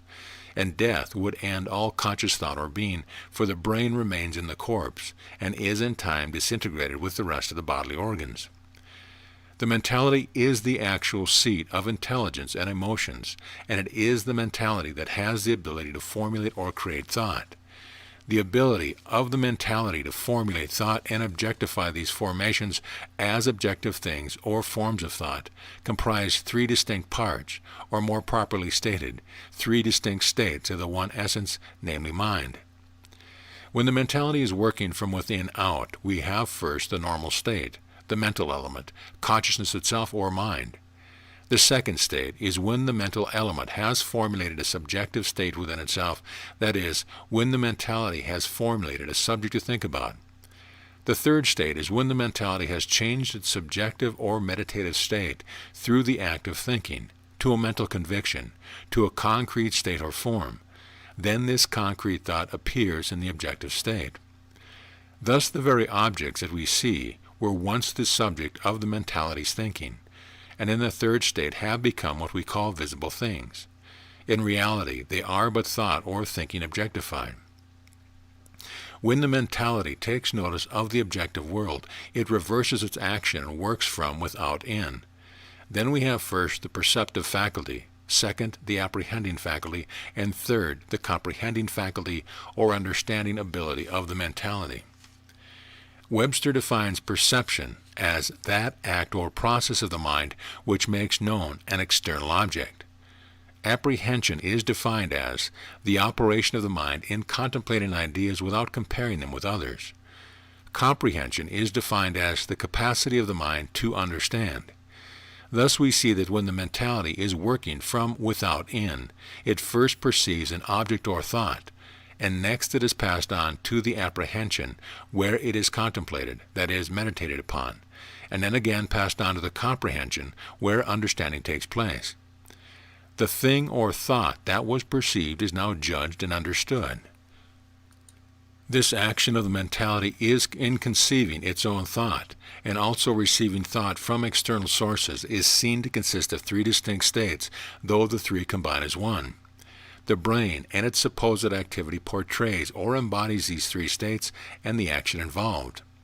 When the brain is examined, it is found to be in three distinct divisions, although one as a whole. They comprise what is known as the frontal, central, and basal portions of the brain. When the mentality is working from within out, that is, formulating thought, then the three divisions of the brain are the symbol of, first, the primal element, second, the subjective, and third, the objective state. When the mentality is taking notice of the objective world, the three departments of the brain represent or symbolize the perception, the apprehension, and the comprehension or understanding. The so-called diseases of the brain are varied and numerous, from a simple frontal headache to violent insanity. While it is certain that actual mind, the perfected consciousness which knows its own all-power, cannot be overworked, the infantile or unfolding mentality, not knowing this, has made many belief laws which it calls excesses or overwork. When the individual mentality, by reading or close observation, has used the perceptive faculty of the mentality to a point that it calls excess, then the frontal brain, which is the image or visible expression of the perceptive faculty, seems to show the result of this excess in what we call a frontal headache. It will be observed that the law of excess is not an actual law of nature or consciousness, but that it is an individual belief, for the point of so-called excess is not a fixed point, but varies according to the belief of each individual mentality. What is excess or overwork to one is but play to another. Thus it is seen that the so-called law or belief of overwork is but an individual belief and not a fixed law or fact. Locomotive engineers and drivers of automobiles who take long trips, and nearly all who can use the perceptive faculty through the eyes and who suffer from frontal headaches, have made a belief law of excess, and after having made this erring law, suffer from this headache every time they violate this law which they have laid down for themselves. If they will gain a greater knowledge of the subject and break this erring belief law, by knowing that it is only their own belief from which they are suffering, they will not again experience frontal headaches. Sometimes we hear it said that noise is making my headache. Here again it is the perceptive faculty which seems to have been used to excess, but instead of the eyes, through the ears or hearing. The action is the same, and a frontal headache becomes the bodily image of this belief of overwork of the perceptive faculty of hearing. The same belief law needs to be broken to bring healing. Many students of metaphysics have written asking me to explain the phenomena or bodily effect which they describe as a pain at the top of the head, stating that this pain is more in evidence after hours spent in mental treatment of themselves or others. I have had cases of this nature so severe that the individual was entirely incapacitated for self-help because the longer the treatment, the more pronounced would become this pain. It will be remembered that when the mentality is working from without in, it is the apprehension or apprehending faculty which is the second state. It is in this state or position of the mentality that contemplation or meditation takes place. And when the mental healer is giving treatment, he is doing much meditating between what is and what is not fact. If the mental healer has erringly made a belief law or subscribed to a general human belief law that his mind can be overworked, he will sense a pain at the top of the head. The pain appears when the point is reached where the healer or thinker has set his belief law of excess. This pain is unnecessary and is only the working out of a belief law. Break the law by understanding and treating that mind cannot be overworked, and realize that the mental work that you do is but an atom in the work that mind does each minute of the day, and you will see how absurd is your belief of overwork. It is not only metaphysical students who suffer from the so-called pain in the top of the head. Anyone who indulges in much meditation and who has made a law of excess for himself will suffer from this erring belief each time he exceeds what is erringly prescribed as his limit of endurance. Next, let us discuss the individual who has the hurry disease, and who tries to cram into, and through his comprehension, oceans of thought without taking due time for their contemplation. He is violating the laws of nature, of consciousness, and suffers for these violations. The nature of nature is such that it never hurries. Nature does all things systematically and in order. It does not run, then halt and run again, but keeps a steady, normal gait, doing everything worth doing correctly. In the end, it accomplishes more than hurry can ever achieve. The individual who has the hurry disease and who thereby violates the normal process of life or nature will suffer at the hurry times with pain in the basal brain, which is the bodily image of the comprehending faculty. The pain is not, like the other head pains, merely the result of a belief law. On the contrary, it is the direct result of a violation of nature, and consequently this pain cannot be healed merely by breaking a belief law of excess. The hurrying and cramming is willfully and intentionally done and is direct sin, and the only way to permanently heal the pain resulting from sin or intentional violation of nature is to cease the violation. Then, through the effect of right thought, the erring effect previously produced through the hurry disease and externalized on the body as pain can be destroyed and healing made permanent. At present, the great national disease of the United States is the hurry-worry disease. The medical name for this disease is neuritis, or inflammation of the nerves. Webster defines the nerves as prolongations of the medullary substance of the basal brain, spinal cord, and semilunar ganglion, which ramify to every part of the body. The spinal cord, upon examination, is found to be formed of the same substance as the brain, and is really a prolongation of the basal brain. The spinal cord is also an organ of the body. It is the organ which is the image or bodily expression of the mentality's faculty to will. It is mental volition that is represented by the spinal cord, and it is a distinct department of the comprehension or understanding. The comprehension has attached to it the ability to choose or will, and this is shown in the bodily form as the spinal cord, which may be said to be attached to the basal brain. The nerves are properly continuations of the spinal cord and ramify to all parts of the body. An individual hurries or worries from choice. He is not compelled to do this, for life is eternal. He really has all the time there is to do all the things he desires to do. The sense that a certain amount must be done in a certain time is erring human belief. The sense of hurry brings on a sense of worry that the thing we wish to do will not be accomplished in time. This is a sin against the all-power of the mentality, and sin brings its own punishment. Hurry and worry are a firm which manufactures fear, and fear in the mentality is always shown in the body as inflammation. The word inflammation, metaphysically defined, is violent excitement. This definition is not arbitrary with me, for Webster so defines the word. Hurry and worry in the mentality causes much to be done which is not in harmony with nature. They are violations of the law of moderation and normality. Hurry affects our thoughts, causing us to speak sharply to others. Hurry makes us irritable and uncharitable. Hurry results in violent mental excitement. Can you not see why the people of the United States suffer from inflammation of the nerves or neuritis? That this trouble is accompanied with sharp pains merely points out that many sharp thoughts were used by the individual, and the inflamed nerves and sharp pains are but the result or bodily picture of violent excitement long sustained, and the sharp thoughts and uncharitable feelings indulged. The cure is plain, namely moderation. Use your will or volition to stop this senseless hurry and worry. Use charity in your dealing with others and self. Be less critical, less irritable. Be more charitable with your neighbor, who really is a part of yourself, for he is a part of the complete whole. Practice kindly thought toward all, and keep the mentality filled with the calm trust that nature, perfect intelligence, governs all wisely and well, and that the world will not cease revolving if you do not do all the work which is to be done. Remember that when you pass to the next state of consciousness, it will not even cause a ripple on the great ocean of life.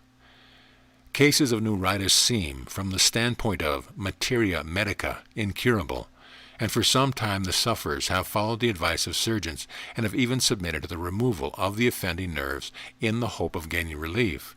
But close observation has shown me that even the knife affords no relief from these conditions, and the reason is obvious. While you may cut away the bodily effects of hurry, worry, and uncharitable thinking, you cannot with a knife cut it out of the mentality, and if this procuring cause is continued, it will result in the same condition, although it may appear in a different part of the so-called nervous system. To use a slang phrase, these sufferers must perform a surgical operation upon their mentalities by cutting out their hurry, worry, and irritable and uncharitable thought, and return to a more normal or natural way of thinking. Then healing is sure. Sufferers from neuritis are, as a rule, insistent workers. Their desire to accomplish 2 days' work in one is the besetting sin or mistake, which leads to their habitual hurry and worry. When once this mental habit is established, it is but a step to irritability and uncharitable thinking. Perhaps there is nothing more aggravating to one of these temperament than to be compelled to work side by side with a person who seems slow to move or to act.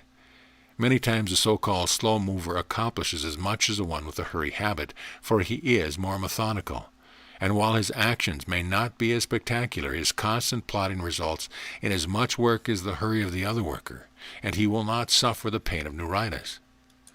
The lack of due consideration for others, the need of the harmony-producing current of love, is shown in those who suffer from inflamed nerves.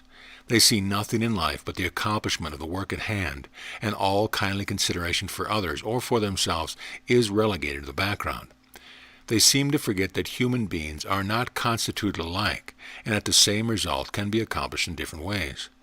They hurry and worry and work themselves into violent internal excitement, the external result being sharp words, unkind criticism, jibes, sarcasm, and all that would be better left unsaid and unthought. For their own harmony and health, for those with these sharp and cutting thoughts, they are making a bed of thorns and thistles, and the one to whom they are directed is not as seriously affected by them as they are for themselves. Loving, kindly thoughts for others and the self is the remedy. In fact, humanity in general tries to live without a proper sense of love, when love is the lubricating oil of life. Love is a substance which takes the friction, wear, and tear out of daily life, experiences, and makes all run smoothly and harmoniously. A valuable lesson can be gained from the observance of an automobile engine and its working. The gasoline is the power that moves the engine and can be likened to the thought of the individual, and the electric spark to the will to do. The lubricating oil is what removes the friction and enables the engine to run smoothly and for a long time without wearing out, and can be likened to a mental sense of love. The engine itself can be likened to the human body. The engine has no power of its own to accomplish anything. It is merely an organized machine made to express the power that is in the gasoline.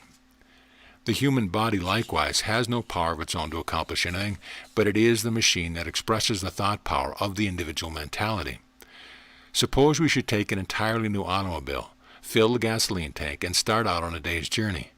Everything might seem to be moving smoothly for the first mile or two, but having used no lubricating oil, the engine, in its working, generates friction, and this in time creates excessive heat, which expands the mental parts of the engine, and perhaps before we have been a half hour on our journey, the engine pistons would seize, and that would be the end of the journey for the day. Had we used the proper amount of lubricating oil, we would no doubt have finished the day's journey with joy. The friction can be likened to irritability, which leads to violent mental excitement, and which expands into actual discord, worry, anger, and then the whole day is one of hatefulness instead of love. The friction and consequently the irritability would not have appeared had the proper amount of love thought or life's lubricant been used. If the human machine, the body, is ruined through running it day after day without love thoughts or life's lubricant, who is to blame? Silly gush and sensuality are not love, but kindly thoughts, acts, and a helping hand are manifestations of love. There are other diseases or disturbances of the volition. I will illustrate a few more. There are times in life when an individual enters upon a large project.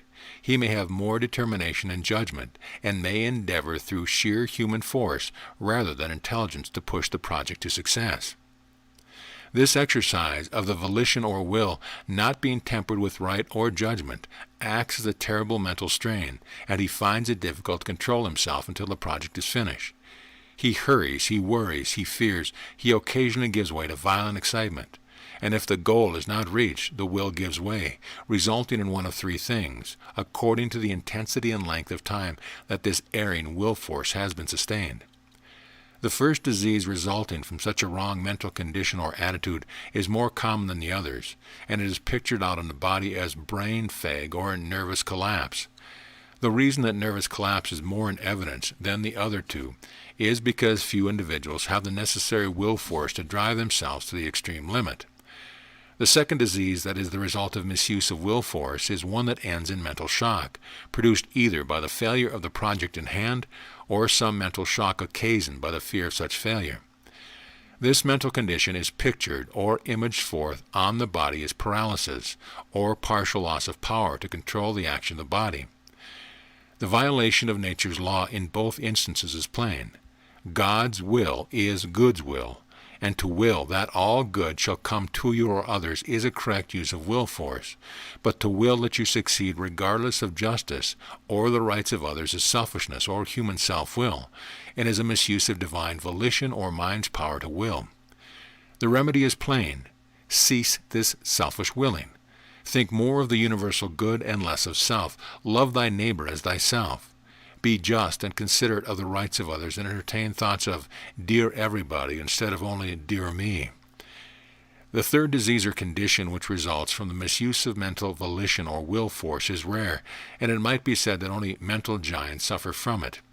It is the direct result of using the determination or will force up to the breaking point, and using it constantly to and beyond the point of endurance. This seeming breaking down of the mentality's faculty of volition is imaged forth in the body as the breaking down or disintegration of the spinal cord itself. This disease is called Parkinson's disease. What has happened to a mentality to cause this bodily result? Simply that the volition or will force was employed to the breaking point and gave way completely under the mental strain.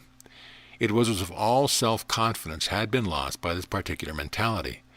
The final condition of a mentality which allows itself to lose all self-confidence is utter lack of self-help, the body failing to respond to the thought of action. To heal this trouble, the patient needs to regain his self-confidence. If this be accomplished, he will get well. The method of gaining self-confidence is to continually reason as follows. The only power in the universe is right thought. I did not lose my power to think, therefore I did not lose my power to will. Not having lost my power to will, I can at will move any part of my body, as well as formerly. I realize the truth that I am God, and my body is man, the servant of God, or my servant, and must therefore do my bidding. I have perfect confidence in God, mind, right thought, my right thought as being able to make my servant, my body, act as I will it to act. I absolutely insist that my body has no choice in the matter, but must obey my will. I know that will or volition is the power of determination, and is a power resident in the mentality and not in the body. but is shown in the body as action. Therefore I, my mentality, not having lost its power of determination, the body cannot show forth loss of action. I insist that I am God and completely self-sufficient. I, my mentality, has lost none of its power to will or act, and the body never had any action of its own to lose. So there has been no loss of action at all, and this erring belief is herewith destroyed by this truth. I am fearless, I am courageous, I have perfect self-confidence, because I know that I am God and possess the all-power of God, mind, which is right thought. This line of reasoning should be continued until self-confidence has been established in the mentality. In the foregoing, we have observed what occurs to the mentality when in the three positions of working from without in, the so-called physical diseases which may result from a misuse of these faculties.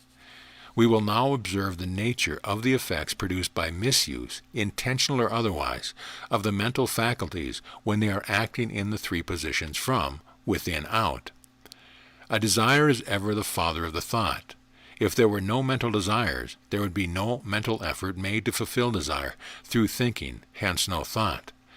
The mentality by nature has desires. To accomplish the fulfillment of a desire, thought is roused into action in order to fulfill or objectify the thing or state to correspond with the mental desire. In working from within out, from the invisible to the visible, the mentality, it will be remembered, has three distinct states. The biblical terms for these three states or positions of the mentality are first, the Father, second, the Son, and third, the Holy Ghost. In metaphysics, the proper terms for the divine Trinity are as follows. First, consciousness, the primal element itself. Second, thought, the primal element in activity, which is the second position, wherein the mental element creates out of its own substance a subject or form of thought. This is the mental element in the subjective state. Third, conclusion or understanding, the objective state, which is the state wherein, after due deliberation, the mentality arrives at a conclusion, conviction, or understanding as to the nature, quality, and form of the thought that is holding in the subjective state.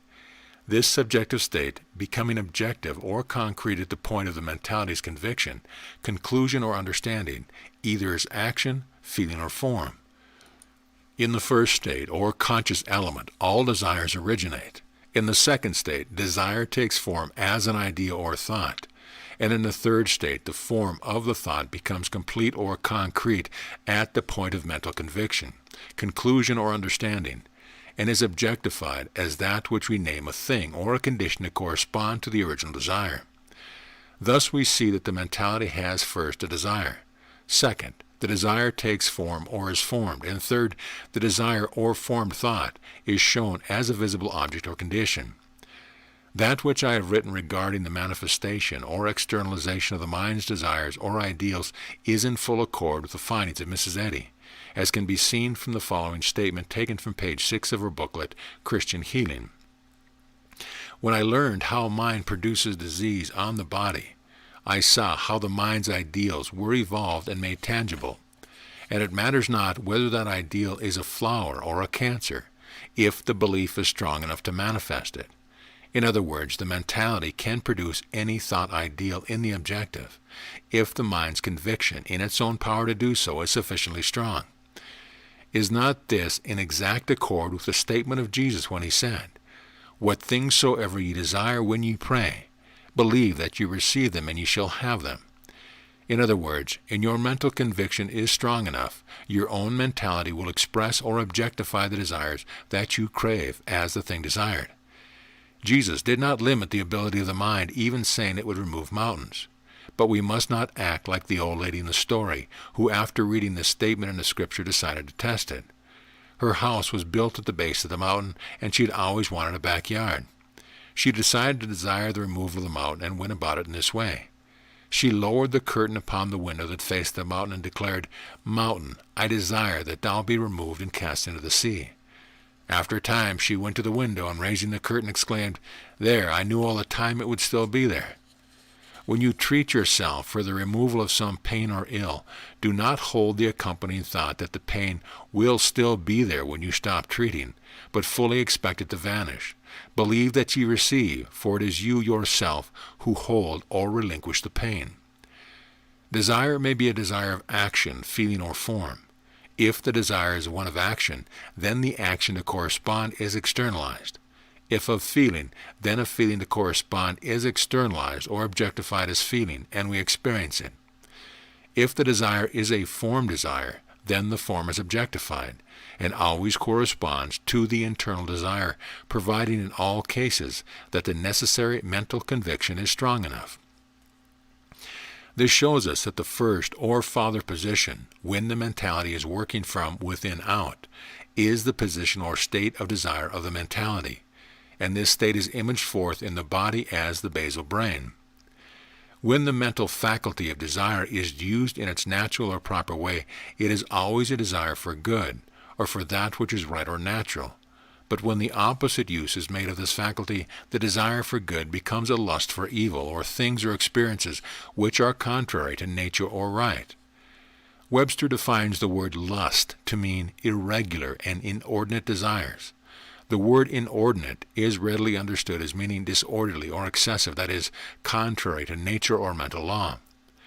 When the individual mentality indulges in inordinate desires, it violates the law of being. For these desires are solely for self-gratification, and as they have no other objective than self, they have the same effect upon the individual mentality that the short-circuiting of a power battery would have on the battery itself. When short-circuited, the action of the battery is to destroy or burn itself up. The word lust is taken from the root word which means burning. Excessive or lustful evil desire is a self-consuming fire. The end is a loss of ability to desire. The physical image of this loss of desire is called harmless insanity or childlike imbecility. Because desire arises from the primal element itself, of which the basal brain is the bodily image, any wrong action or desire habitually indulged will be shown forth sooner or later as a disease of the basal brain. This self-consumption through inordinate desire is often revealed in other so-called diseases as well. The second position or state of the mentality, when working from within out, is a subjective state, and it is here that ideas are formed or given shape. This is a state in which the mentality makes an image of its desire or shapes the subject of its desire into mental form. This is the imaginative faculty. The individual mentality which permits its imagination to run ungoverned by judgment, at length brings on a habitual imaginative state, constantly indulging all manner of thoughts without reason or system. This excessive, unjudicial, or ungoverned usage of the imaging faculty at length ends in what we call insanity. Fear, as a rule, is at the bottom of all insanity, other than that which comes from intentional wrongdoing or from accident. Even the inflamed condition that is seen in the brain cells following an accident arises from fear caused by the accident. When the imaginative faculty is permitted to run riot owing to fear, this fear is shown in the brain as inflammation. It is not the inflammation which is the cause of insanity, but the fear and excessive imaginations are manifested in the brain as inflammation. The physical picture is violent insanity. The third state of the mentality when working from within out is the objective state. If the individual mentality is given to exaggeration or to magnifying, it distorts or malforms its own actions, feelings, and formations. The distortions or malformations are seen in the body as superfluous tissue and are known under the medical term as tumors or growths, etc. Not alone is this distorting or malforming responsible for tumors, but it is responsible for the malformations seen in various organs of the body. The particular organ or part of the body in which the superfluous growth is found merely points the general trend which the mental exaggeration or distortion has taken, and when viewed in connection with the metaphysical meaning of the organ or part of the body where this malformation is found, one can readily tell what particular lines of thought are most indulged. while many more mental moods or habits of thoughts can be read from the symptology of the bodily organs, they would not be observed by the ordinary student unless what has already been explained is thoroughly assimilated and fully understood. The finer definitions in which there is a blending of two or more faults in the mentality can also be traced from the image or body, but as a rule all that is necessary to produce healing is to remove the greater of the two errors. There is also in the mentality that which might be called the discriminating faculty, used when the mentality desires to distinguish between right and wrong, good and evil, the real and the unreal, truth and error. When the individual mentality is careless in its discriminations, thereby practically making either little or no distinction between right and wrong or truth and error, it violates a law of nature, the law of individual unfoldment toward the perfect understanding of all things. This violation is shadowed forth in the body by what is known as kidney trouble. That is why I have made the statement that all habitual liars will have kidney trouble. They do not take sufficient care to discriminate between truth and error. This discriminating sense or faculty has the action of a mental strainer, separating truth from error, good from bad, and this straining or separating action of the mentality is imaged forth in the action of the kidney.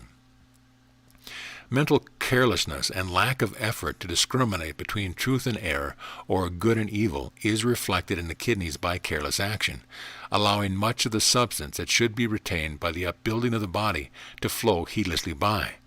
The same as an indiscriminating mentality will not try to discriminate or separate truth from error, and thereby build up a perfected understanding, which understanding is the real or mental body of the mentality, the visible expression of which is a so-called material body.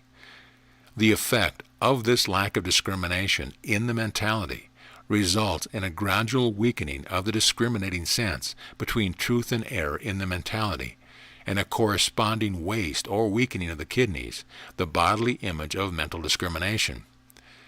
A determined effort to discriminate between thinking right or true thoughts and wrong or erring ones, to think good thoughts and exclude bad ones, will heal chronic cases of kidney trouble. This trouble, like all others, may also come through fear of it. If so, the fear must be destroyed to effect healing.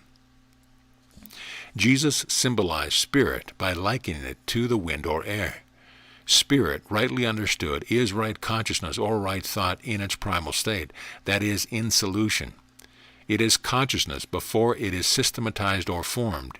It is the essence of life or nature, from which all conscious life is organized, individualized, and externalized.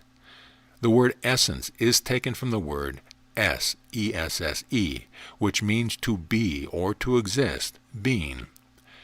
In John 4:24, we may read these words accredited to Jesus. God is a spirit. I wish to call the reader's attention to the A in the statement, for without carefully noting this, the true sense of the statement is lost.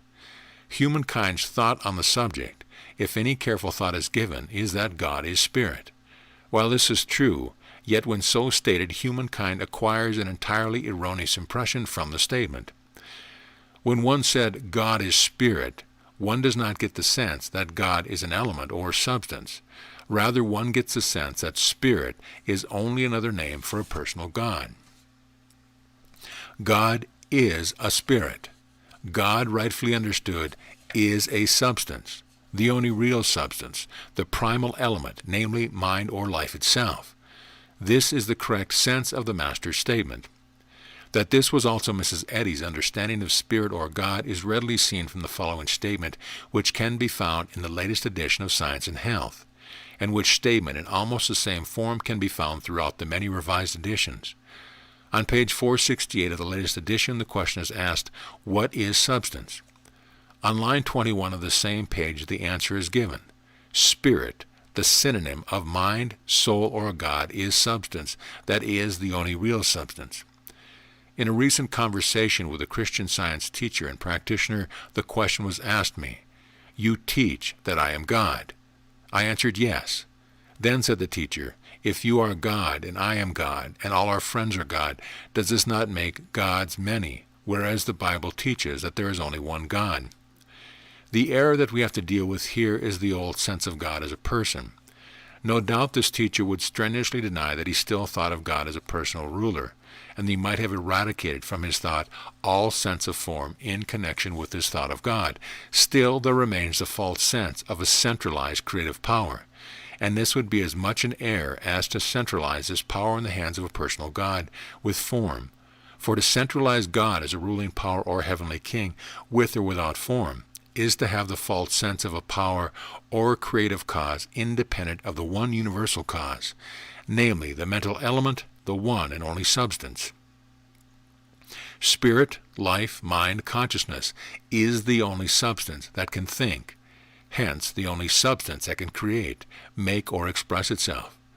Therefore, I claim to be God because I find that I can think, proving that I am of this life or living substance. In the existing or existing or objective state of life, we note that all conscious life, expressed either by humankind, tree, animal, ceases when deprived of air. In such a case, there is a gradual suffocation until all external evidence of life ceases. The lungs are objectified organs which take in and exhale the air. The taking in of air by the lungs is called inspiration.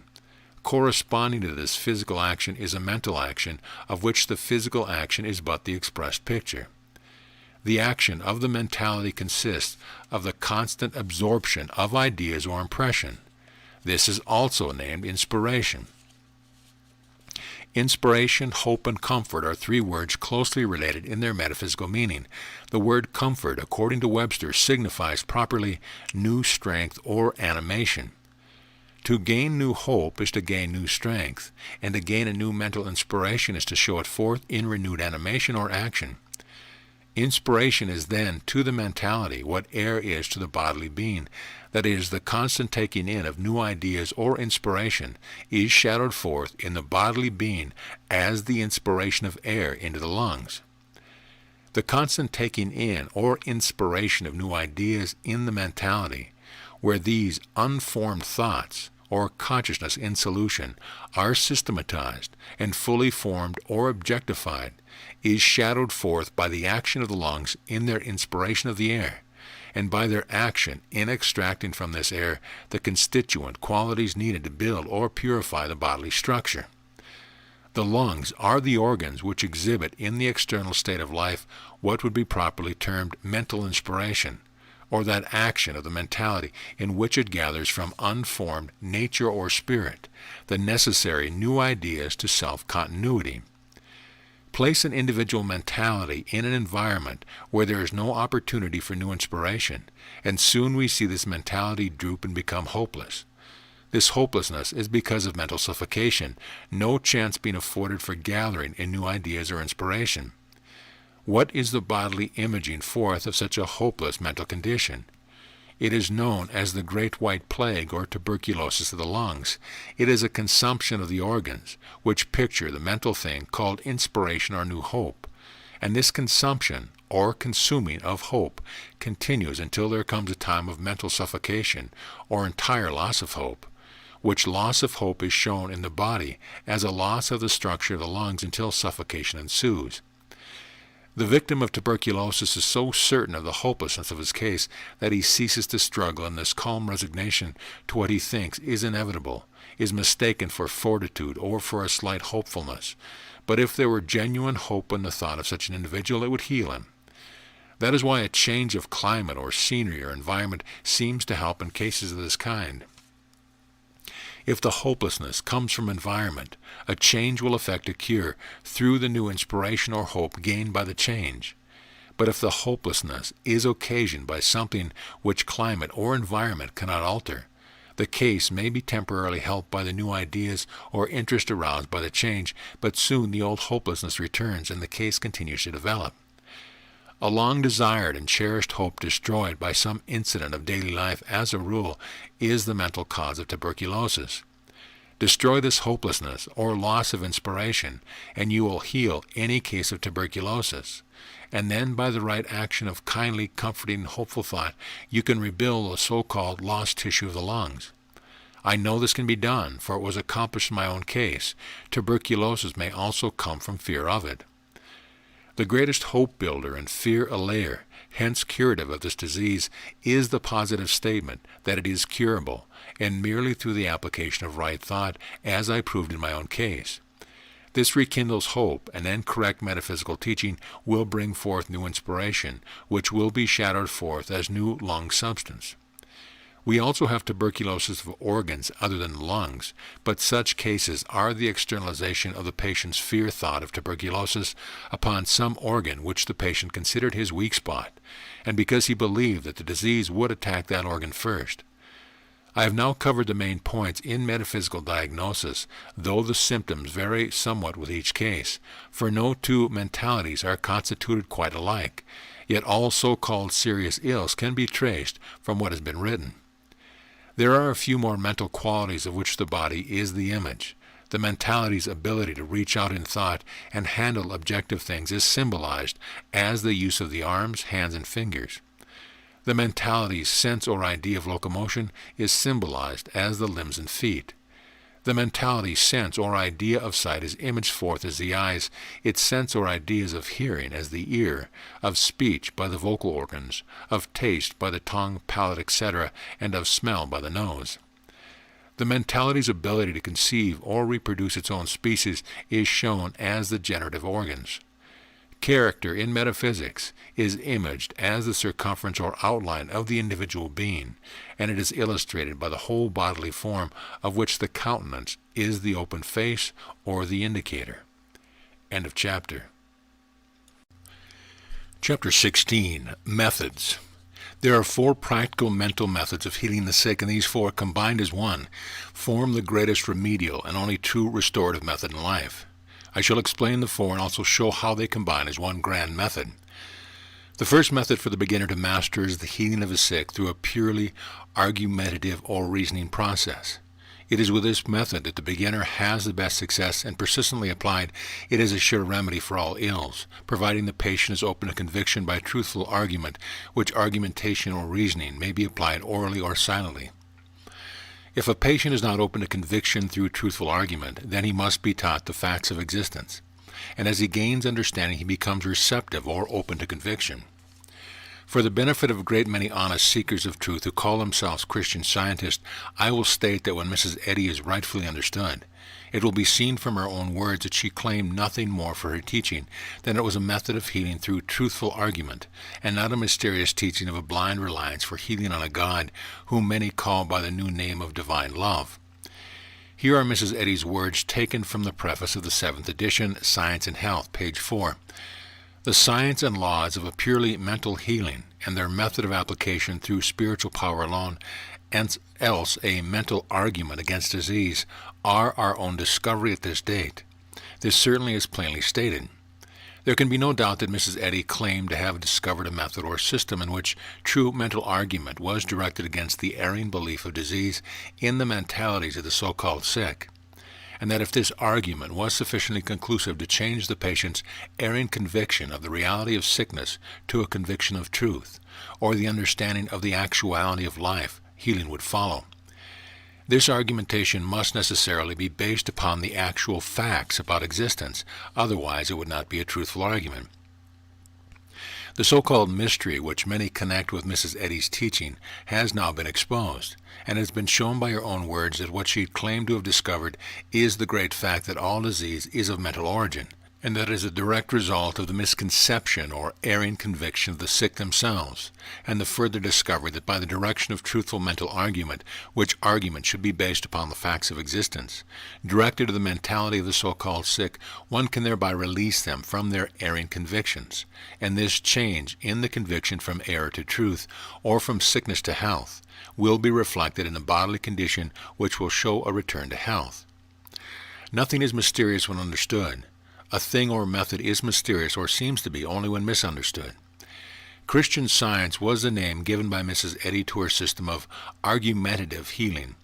Mrs. Eddy says she named it Christian because it was a compassionate, helpful, and spiritual. Retrospection and Introspection, page 38. The word spiritual means truly mental. That the word science is correctly applied to this argumentative method of healing is seen in that the word science means to know. And to heal by truthful argument, it is necessary that one first know the truth, the actual fact of life. Music is properly a science and also an art. What one knows of music is science, and the performance or practice of it is an art. In like manner, argumentative healing, Christian Science, is a science and also an art. What one knows of the truth of life or thought is science, and the correct application of this truth necessary to bring out the harmony in life is an art. The individual who is sick is in the same class with the child who thinks that all there is to music of a piano is to strike the keys. The ensuing discordant sounds are considered music by the child. The individual who is sick has just as carelessly and ignorantly been playing upon the harp strings of life or mind. The discordant conditions of the body which he experiences are externalized effects or noises attendant upon striking the wrong strings of the harp of life. The harp strings of your life are your thoughts, and the music you produce with your thoughts are the discordant or harmonious conditions of life which you experience. The discordant notes which the child produces cannot be called music, and the inharmonious conditions which you produce through erring thought cannot be called actual life. You erringly think it matters not what harp strings you touch, what thoughts you think, and therefore that the inharmony you produce is real life. But the inharmony following your wrong thoughts is no more the real or true expression of life than the noise produced by the child is real music. The child, not having formed any settled convictions of its own, is teachable, is open to reason, is receptive, and soon, under a competent teacher, knows the difference between discord and harmony. Later the child is able to bring harmony from the same instrument from which is formerly produced only discord. To teach the child mind, it is only necessary to show clearly what is right and what is wrong. The more mature individual has been wrongly taught regarding life from birth. He has been taught that the discord or sickness and the harmonious health of our present life are in the hands of a faraway God or a very near devil. He has been taught that he cannot change the discordant life experiences with which he has been surrounded. In fact, instead of having learned that he has absolute dominion over his own life's experience, he has been taught that he is the most abject slave of the universe, for apparently all has depended upon the same power other than himself, namely a seemingly inactive, though all-powerful God, and a very active and powerful devil. Where this devil obtained his power, when God is supposed to be the all, hence only power, it never enters his thought to ask. The inharmonious conditions of life, he has been taught, are as real to life as are those who are harmonious. Thus he has practically considered discord as necessary to music as harmony. The mental or only real power he has never learned to use in self-defense, but has been taught when needing help, that he must receive it from a dead drug or from a God who he did not know and who rarely answered his most heart-rending pleadings for help. Life, he has been taught, is in and of the body, but that the body can and does die. Then, to keep him from thinking that death ends all, he has been taught that a something, the soul, leaves the body at the death of the body and lives on. He has been taught that his life depends upon the condition of the organs of his body, and that if certain of these organs become diseased, there are certain roots, herbs, gums, and barks which have the power and the intelligence to search out the diseased organs and heal them.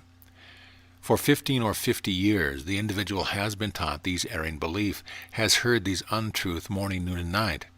Is it any wonder that he has at last acquired a conviction that these beliefs are actual truth, and doubts all teaching to the contrary? With these erring convictions in his mind, can he readily relinquish them and accept the actual truth when it is presented? No, for the deep convictions of a lifetime cannot be overcome by the mere presentation of the truth. What, then, must be the method to employ if we wish to persuade this individual to change his erring convictions to convictions of truth? We must appeal to his reason. We must use truthful arguments, and gradually, as he sees the light, he will surrender his long-cherished erring beliefs and replace them with the conviction of truth, which we present to him in our arguments. As his conviction regarding life changes, his thought changes also, and thereafter he plays more harmoniously upon the heart of life with his more correct thought and experiences the effect or greater harmony as a life worth living. The argumentative method of healing is to use arguments whose basis is actual truth, to convince the erring mentality of the actual facts of life, and release it from its erring, sick conviction. The work can be done through oral or through silent thought argument, when the patient is convinced of his fallacy regarding sickness, that it is of the body and of real, he will recover. Every discordant condition that the patient mentions or manifests is a lie, for life, like music, is entirely harmonious, and the inharmonies that the patient expresses must be shown to be illusions or false representations, the result of erring thought, and corrected by the necessary truthful argument directed to the mentality of the patient, the same as a teacher would explain and correct the mistakes made by the student of music. The mental power, the only real saving power, the real Messiah, must be intellectually employed to the destruction of the erring thoughts or beliefs of the patient, which are the erring cause of his illness. That Mrs. Eddy also taught that the mental power is the real saving power or healer can be seen from the statement, page 303, 37th edition, Science and Health. In speaking of other metaphysical works, she said, "They never crown the mental power as the Messiah." This statement, just as it appears in the 37th edition, appears also in the various editions up to the 264th edition. In the edition of 1910, however, this very enlightening statement carries a heavy veil.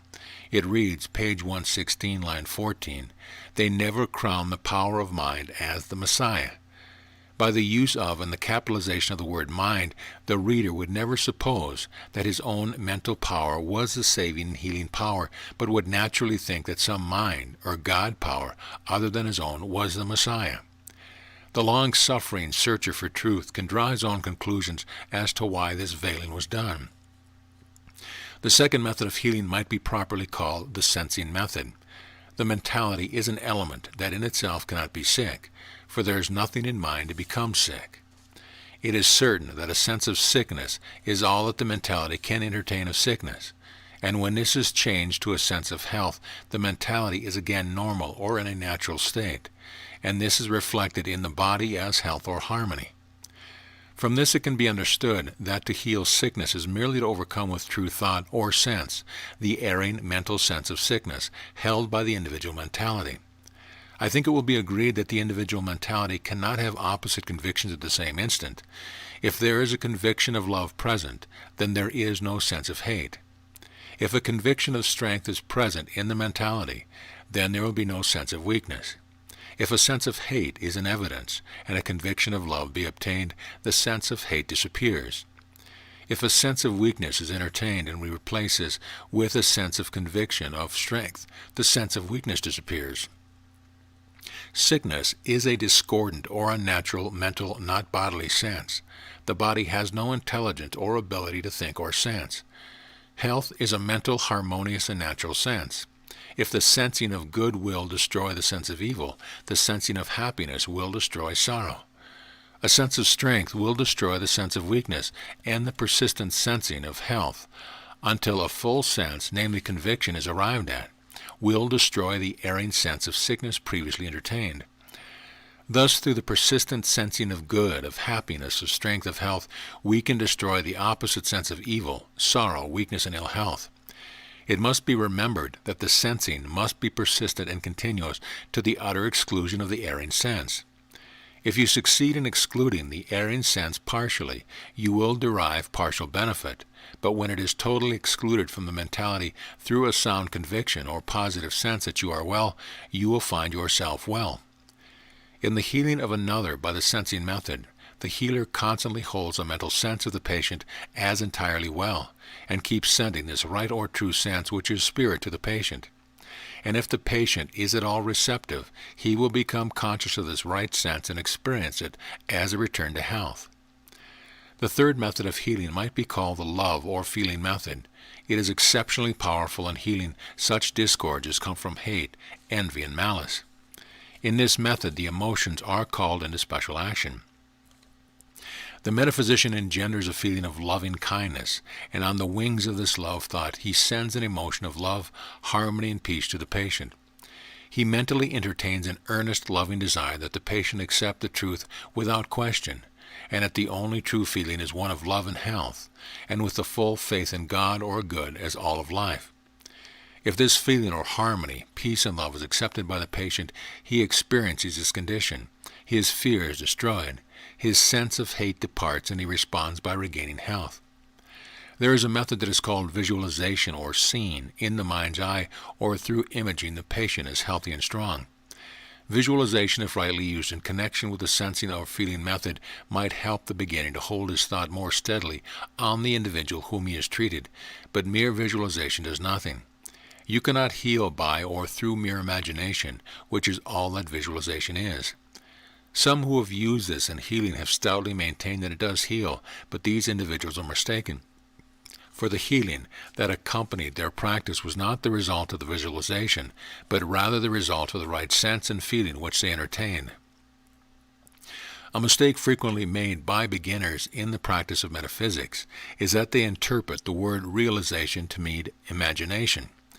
A practitioner once told me that he had 3 perfect realizations in a certain case, and yet the case was not healed, and he asked me if I could tell him why. The case was one of lameness, and in sifting the error, I asked the practitioner what his method of realization was, and I heard what I expected to hear, that he had worked mentally until he had a perfect mental picture of the patient walking up the street without any sign of lameness whatever, and this he called realization. This was not realization but visualization or imagination. He merely imagined that he saw the patient walking perfectly, and if this is all that realization meant, it would be easily obtained. The word realization is defined by Webster as to bring into being or actual existence.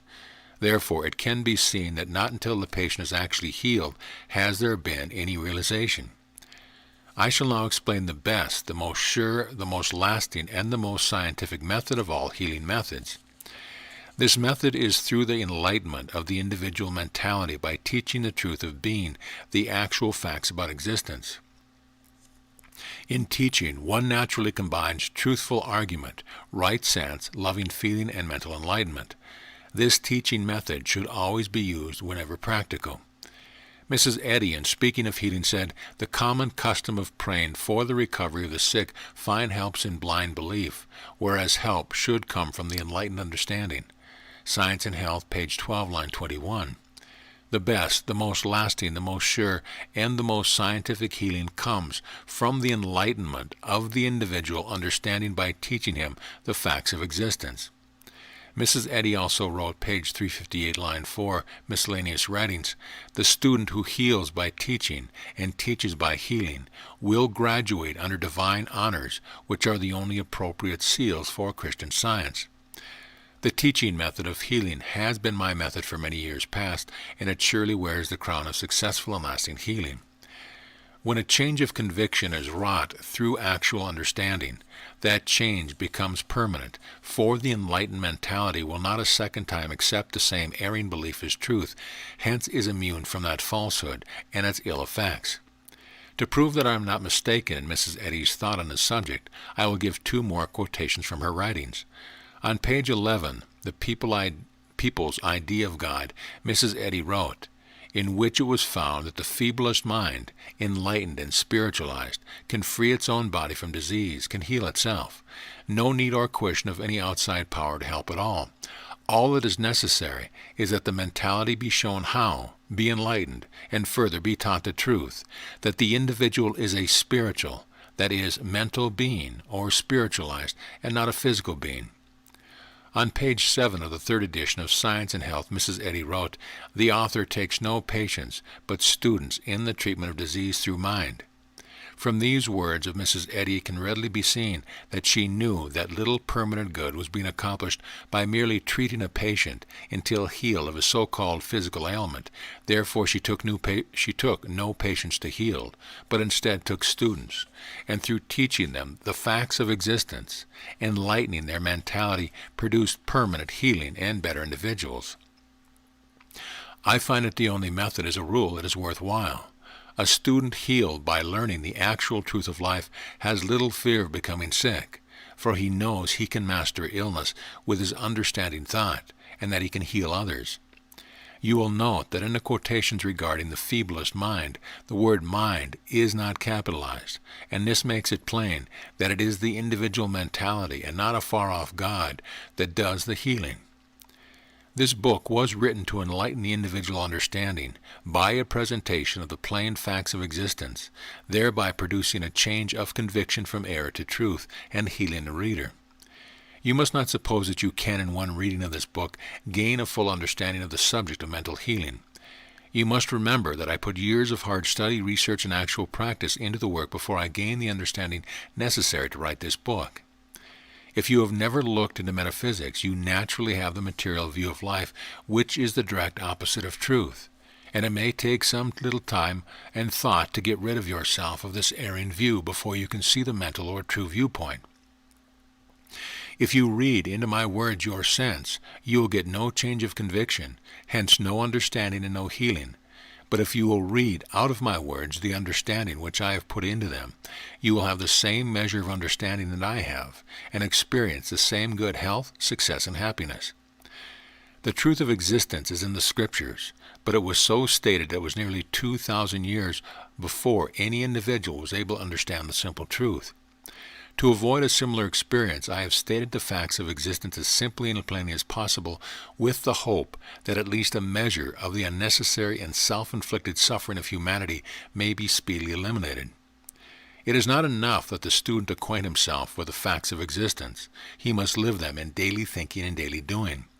In this way he will prove to himself that he is joint heir with Jesus to all the heavenly blessings of health, happiness, and prosperity. If through reading this book you have been awakened from the Adam dream to a greater extent than ever before, and are reaping the benefits that come from an enlightened understanding, then love your neighbor as yourself, and acquaint him with the source from which you received your enlightenment.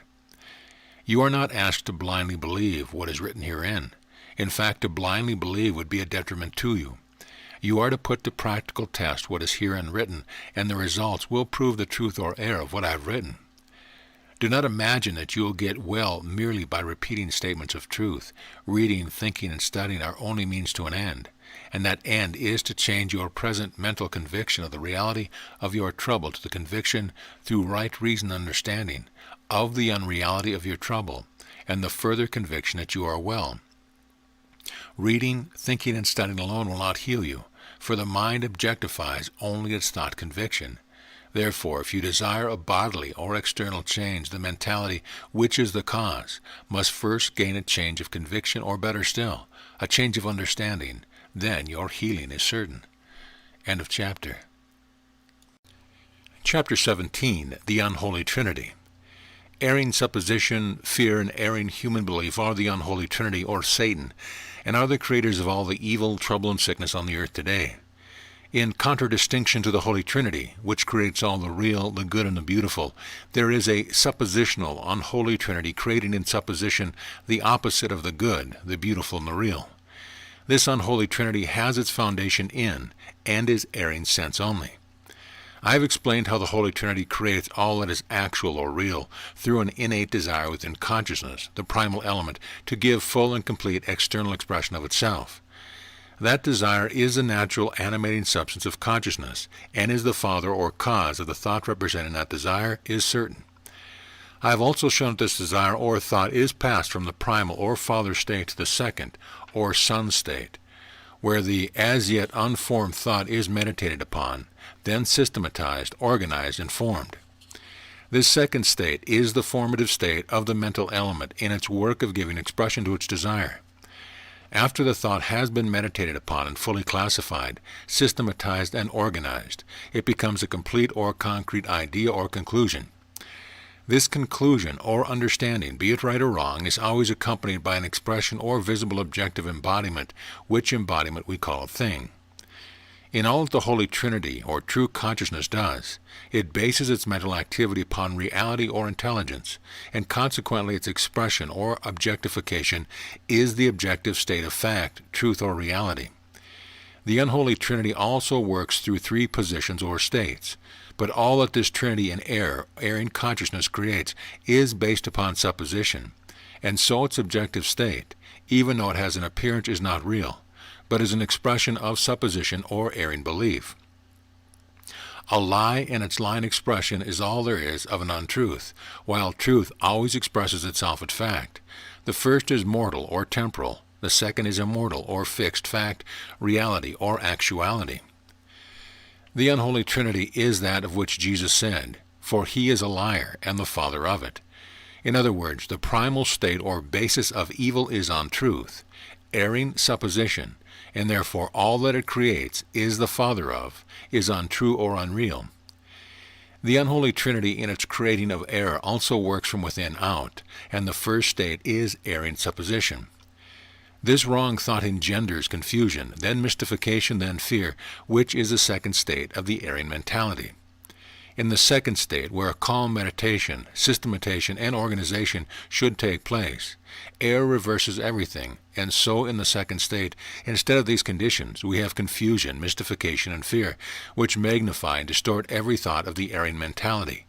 And instead of arriving at understanding the true third state, the mentality reaches a concrete state of erring belief and expresses or externalizes, gives visibility but not reality to these beliefs.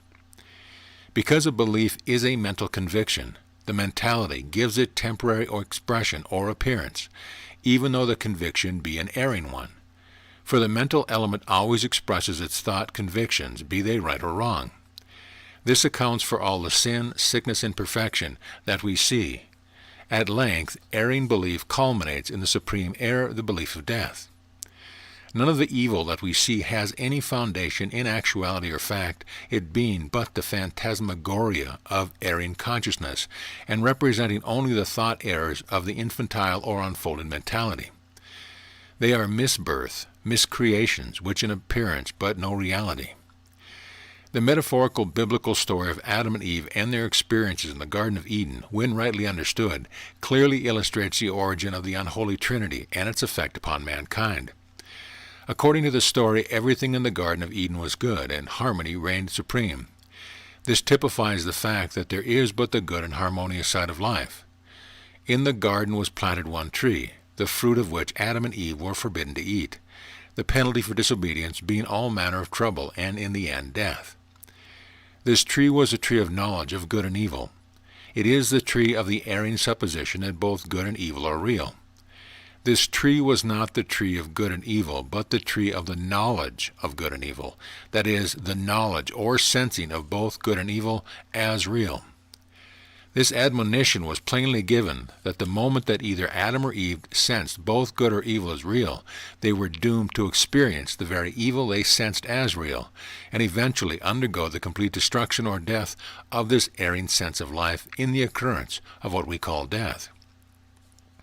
This shows that when the sense that evil is as real as good is mentally entertained or sensed, the evil sense is progressive or accumulative, and the penalty is also progressive, ending with the annihilation or self-destruction of this false sense of life, in the death of this false sense, and not the death of the individual mentality, for that cannot die, it being life itself.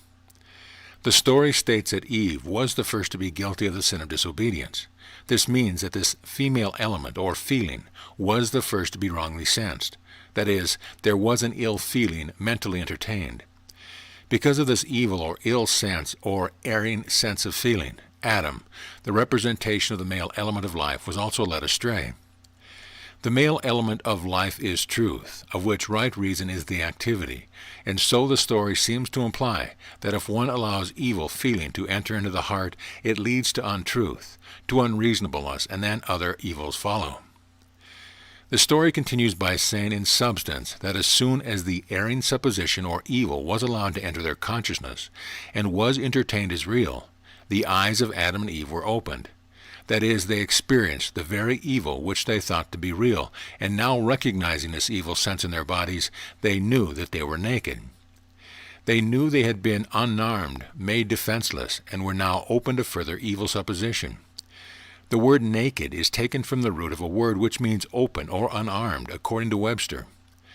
From what has been said, it can be seen that the first of the unholy trinity is erring supposition, the supposition that both evil and good are real. The second of this trinity of errors is fear, as can be seen from Adam's reply to the Lord God. I heard thy voice in the garden, and I was afraid, because I was naked. Here it is clearly shown how fear distorts and magnifies erring supposition, for in reality there was nothing eternal about the mistake that Adam and Eve made. Remember, Adam and Eve stand for all mankind. All that was necessary was to desist from thinking evil real, and no further evil experiences would have resulted. But fear magnified and distorted the offense until Adam and Eve thought that they had forever lost their natural purity and all power, and that henceforth they must be accursed, degraded, and defenseless, with no opportunity to regain their original purity of mind. Erring supposition has no reality at any time, and needs but to be cast out of the mind, and all that it is goes with it. The mental element, consciousness, is indestructibly pure. It cannot be contaminated. If it could, then life or God could be contaminated, and this would entail the destruction of all life, but this is not possible. The mental element is not contaminated or made impure by false or evil thinking. It is but the sense of the mentality that becomes contaminated and not the mentality itself. And a change in sense from wrong to right is all that is needed to make the mentality ever whit perfect. The story now states that the Lord God answered Adam by asking him a question. Who told thee that thou wast naked? The question means, where did you acquire the further erring supposition that you are now forever degraded, disarmed, and incapable of self-help? Frequently we hear references made to this allegorical story in which it is asserted that the female was responsible for the fall of Adam or the male, and on several occasions I have heard it stated that at least the woman was honorable enough to take the blame upon her own shoulders, and made no attempt to place it upon man. These are mere surface reflections of the deep meaning of the Bible. The woman, according to Scripture, did not assume the blame, but instead accused the serpent, for she said, "The serpent beguiled me, and I did eat." The third state of the unholy Trinity is erring belief, and this is the talking serpent of the Garden of Eden. The Lord is supposed to have said to this talking serpent, "Thou art cursed above all cattle and above every beast of the field." In other words, blind or erring belief is the greatest of all mental mistakes. One should endeavor to know the truth and not blindly accept erring belief. Do not conclude because Jesus said, "Believe only," that you do right when you blindly accept a belief in regard to anything, be it church, creed, or bylaw.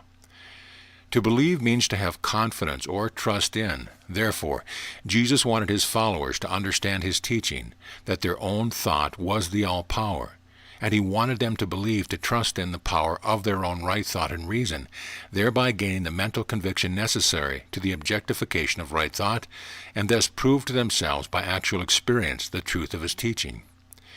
Belief, according to Webster, is opposed to knowledge or science, and as wisdom is true mental science or understanding, it can be seen that belief is opposed to God. That is, belief is the opposite of intelligence, and if intelligence is God, belief then must be devil.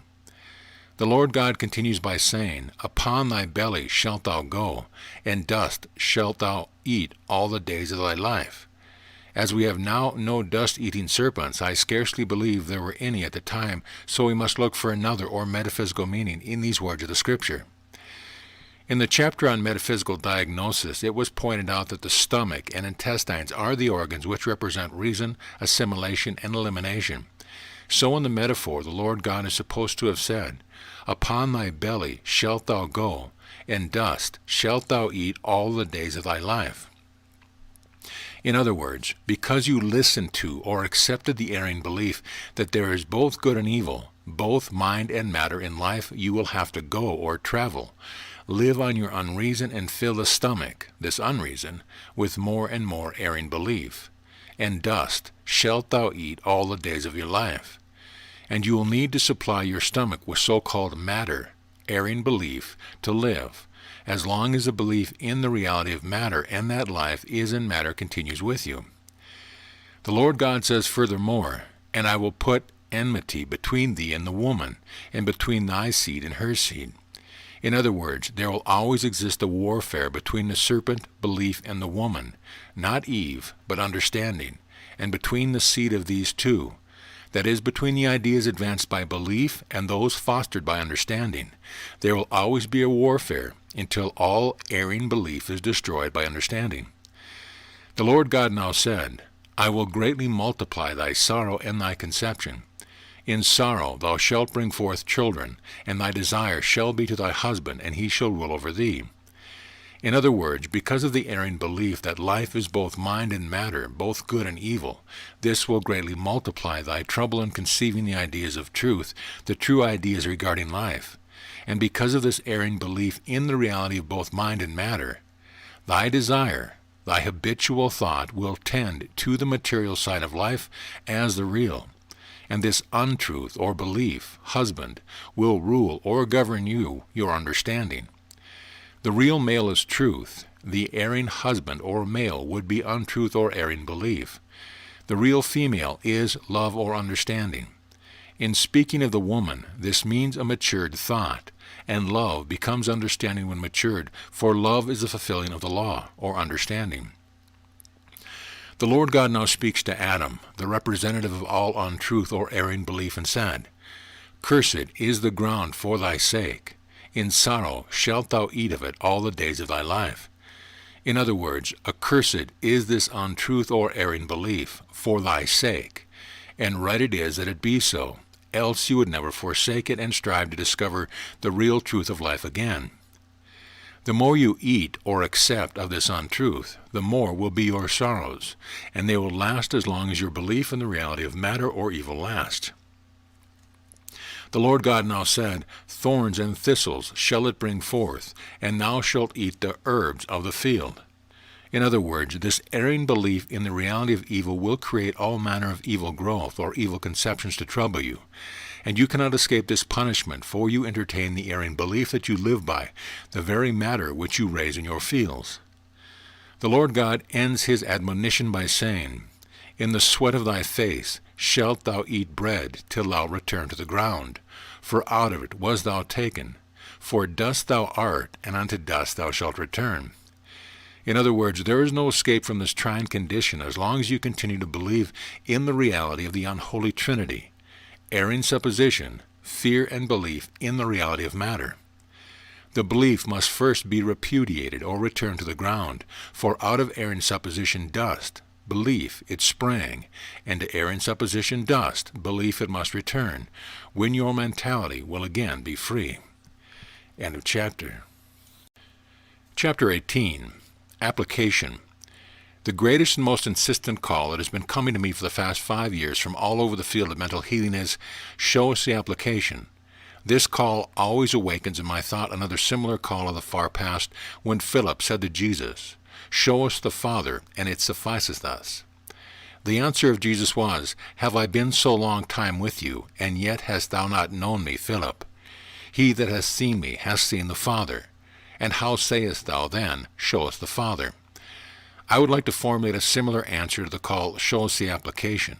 For I have in my various writings for years shown the applications, but my friends seem not to have seen, fully understood what is requisite.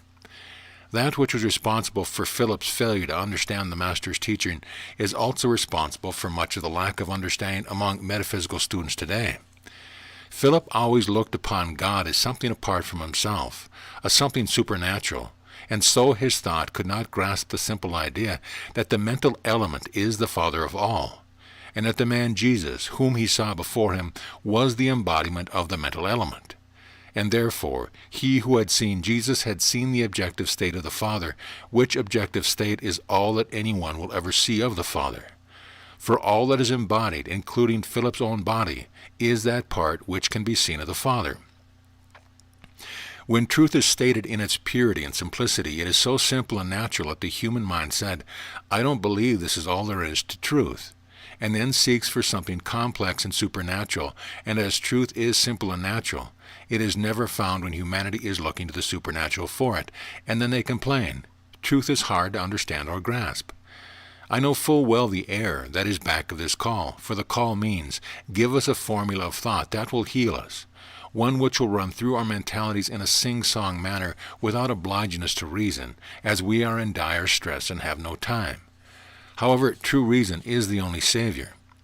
It is to be hoped that those who have read thus far in this book have had some measure of awakening from their previous self-mesmerized states, and that they can at least see the utter folly of supposing that the mere repetition of a formula or set prayer could solve their erring mental problems. How long would you need to repeat the formula or rule of long division before it would solve a problem for you? You must learn the rule and apply it to your problem yourself through right reason. In this light, you can see the folly of repeating a rule or formula to work a problem, but you try to do just this when you think to solve your life problems through the repetition of a formula, a printed prayer, or mere statement of truth, without striving at the same time to gain a conviction that the true thoughts you are repeating are actual truth. In both instances, the rule or formula is to be learned, understood, and then applied through right reason directly to the problem that you wish to solve. It was Mrs. Eddy's knowledge that her followers were inclined to repeat the rules and formulas she gave, with the idea that this alone would produce healing, that induced her to refrain from giving many formulas. An earnest, honest student of metaphysics writes me, "I have been in Christian Science 25 years, and for the past 25 years I have daily repeated Mrs. Eddy's scientific statement of being, and I cannot understand why God has not healed me." The scientific statement of being is one of the few formulas or rules, if it can be called such, given by Mrs. Eddy. It is absolutely correct and states the mental status of all things, and is to be understood and made a basis from which to reason for the establishment in the mentality of the actual facts of existence. But it is not to be repeated merely with the sense that if you do so, you please or do God a favor, and in return he will heal your ills. It is your own right reasoning, or that of the practitioner employed by you, which sets your mind free from the erring sense that is causing your illness. Another sufferer writes, "I am sure I have done all things that Christian Science requires. I have become a loyal member of the Mother Church. I am a member in good standing in the local Christian Science church and attend the Sunday and Wednesday meetings regularly. I subscribe for and religiously read all the periodicals. I study the lesson sermon daily, and have done all this for the past 6 years, and still I have not been healed. Can you tell me what more is required of me by God so that I will be healed?" Hundreds of letters of this kind come to me, and they are enough to melt a heart of stone, but the two I have cited will show you how the religious sense of students has led them to a supernatural view of metaphysics, and thus they omit the one and only thing that could and would heal them, namely an understanding of the facts of life. An application of these right thoughts direct to their problems, casting out of their mentalities the erring beliefs of life, constantly thinking and reasoning upon the actualities of life, would prove to be the solution and produce healing. Going to church, reading the daily lesson sermons is a duty, subscribing to certain periodicals, etc., are not required of us by God. The only thing required of us by God, or mind, intelligence, is that we refrain from evil, erring thought, and refrain from believing evil, matter, to be as real as good, for good spirit is the only reality. Having been misdrawn from birth in regard to the real and the unreal, God or intelligence requires that we employ our reason to this error of thought. And through the correct application of reason to our problems, we can free our long enslaved mentalities from the baneful effect of past and present errors of thought, which errors of thought or belief are the direct cause of our present so-called physical ills and troubles. I have observed in my many years of practice in the healing work that few indeed are those who have learned to reason deductively and logically. Given a certain premise that is at all abstract, few can reason deductively therefrom to a logical conclusion. I have noticed when reasoning various matters orally for the benefit of a patient that his confusion and fear left him, and that this calm state of mind would result in almost instant improvement. I have shown my patients how to think, how to reason, and how to argue with themselves in the endeavor to disabuse their mentalities of the erring belief that was causing the trouble, and whenever directions were followed, good results were obtained. I have also noticed that the line of true argument or true reason was so foreign to the thought of many students that they could hardly retain the true line of reasoning from one day to the next, for in spite of their best endeavors, their former habits of thought would take possession, and they would again be working for themselves mentally in the same old way which brought no results. On one occasion there came to me a patient who had been in science for many years and who, though not a regular practitioner, claimed to have healed a number of cases. These I do not doubt were accomplished through faith. This patient was such a constant worker for herself that at first she did not respond to my treatment, and I could make no headway on the case until I discovered that the reason for the lack of response was that she was daily making more sickness for herself through her wrong mental work than I could overcome or destroy with my right thought. I could not heal this case, and I positively forbade her to treat herself, and then I made satisfactory progress. This person had never understood Mrs. Eddy's teaching, though a member of the Christian Science Church for many years. All her healing had been wrought through her faith in a certain method, and when this method failed because of loss of blind faith, they all lose this blind faith when they fail a few times, she was entirely without defense against sickness. Having no actual understanding, but knowing of nothing better, she kept up the very mental work that had made and was making her sick. When this lady had fully recovered, she asked me to outline on paper the method of reasoning which I had used in healing her, so that she might apply the same arguments if any future trouble should arise. It is some years since I have healed for the purely mental argument alone, for I use every faculty of the mind when endeavoring to heal. Still, I knew what this lady needed and wanted. She required a tangible method of application, and I gave it to her. From that day, several years ago, until the present, she has been able to take care of her own problems, asking a simple question now and then. I have seen printed in books many methods or formulas for healing, mere soothing or heavenly statements, the repetition of which would have a tendency to give the reader a sense of false trust in something that does not exist, but with absolutely no power to awaken the reader or repeater to the true facts of existence, and thereby disabuse his enslaved thought of the erring belief, which is the root of his trouble. It is because of all this that I have hesitated to put into print anything that might be mistakenly taken by the reader as a magic charm, the repetition of which would drive away his illness. Mrs. Eddy gave a short formula of treatment in Unity of Good, page 24, under the heading of Rectification. True, it is veiled after the manner of the Bible, nevertheless it is a general formula. She wrote, "By a reverse process of argument, evil must be dethroned." This means very plainly that rectification or healing is wrought through a reverse process of reasoning directed to the dethronement or destruction of the evil or erring belief that is the cause of the trouble. The formula or manner of argument, as Mrs. Eddy wrote it, is first, God never made evil. Second, he knows it not. Third, we therefore need not fear it. The substance of these three statements is, first, there is but the good side to life. Second, evil is but erring supposition and belief, not real. Third, therefore it is folly to fear it. These three statements of Mrs. Eddy are but the foundation given to the beginner upon which he should base his further truthful reasoning when he endeavors to rectify or disabuse his own mentality of the belief in the reality of sickness or other evil. They are not merely to be repeated with the idea in mind that the repetition will produce healing. It also as certain, and has been proved in many cases, that those who have faith that the mere repetition of this formula will heal them often derive some benefit. But this is because of their faith in the method employed, and not because of the words. The same measure of blind faith in the repetition of the nursery rhyme of Jack and Jill would produce like effects, but this is blind faith healing and not scientific healing. A slow, careful repetition of statements of truth, with the idea in mind of thereby gaining a conviction of the truth contained in such statements, is correct practice. The other is not.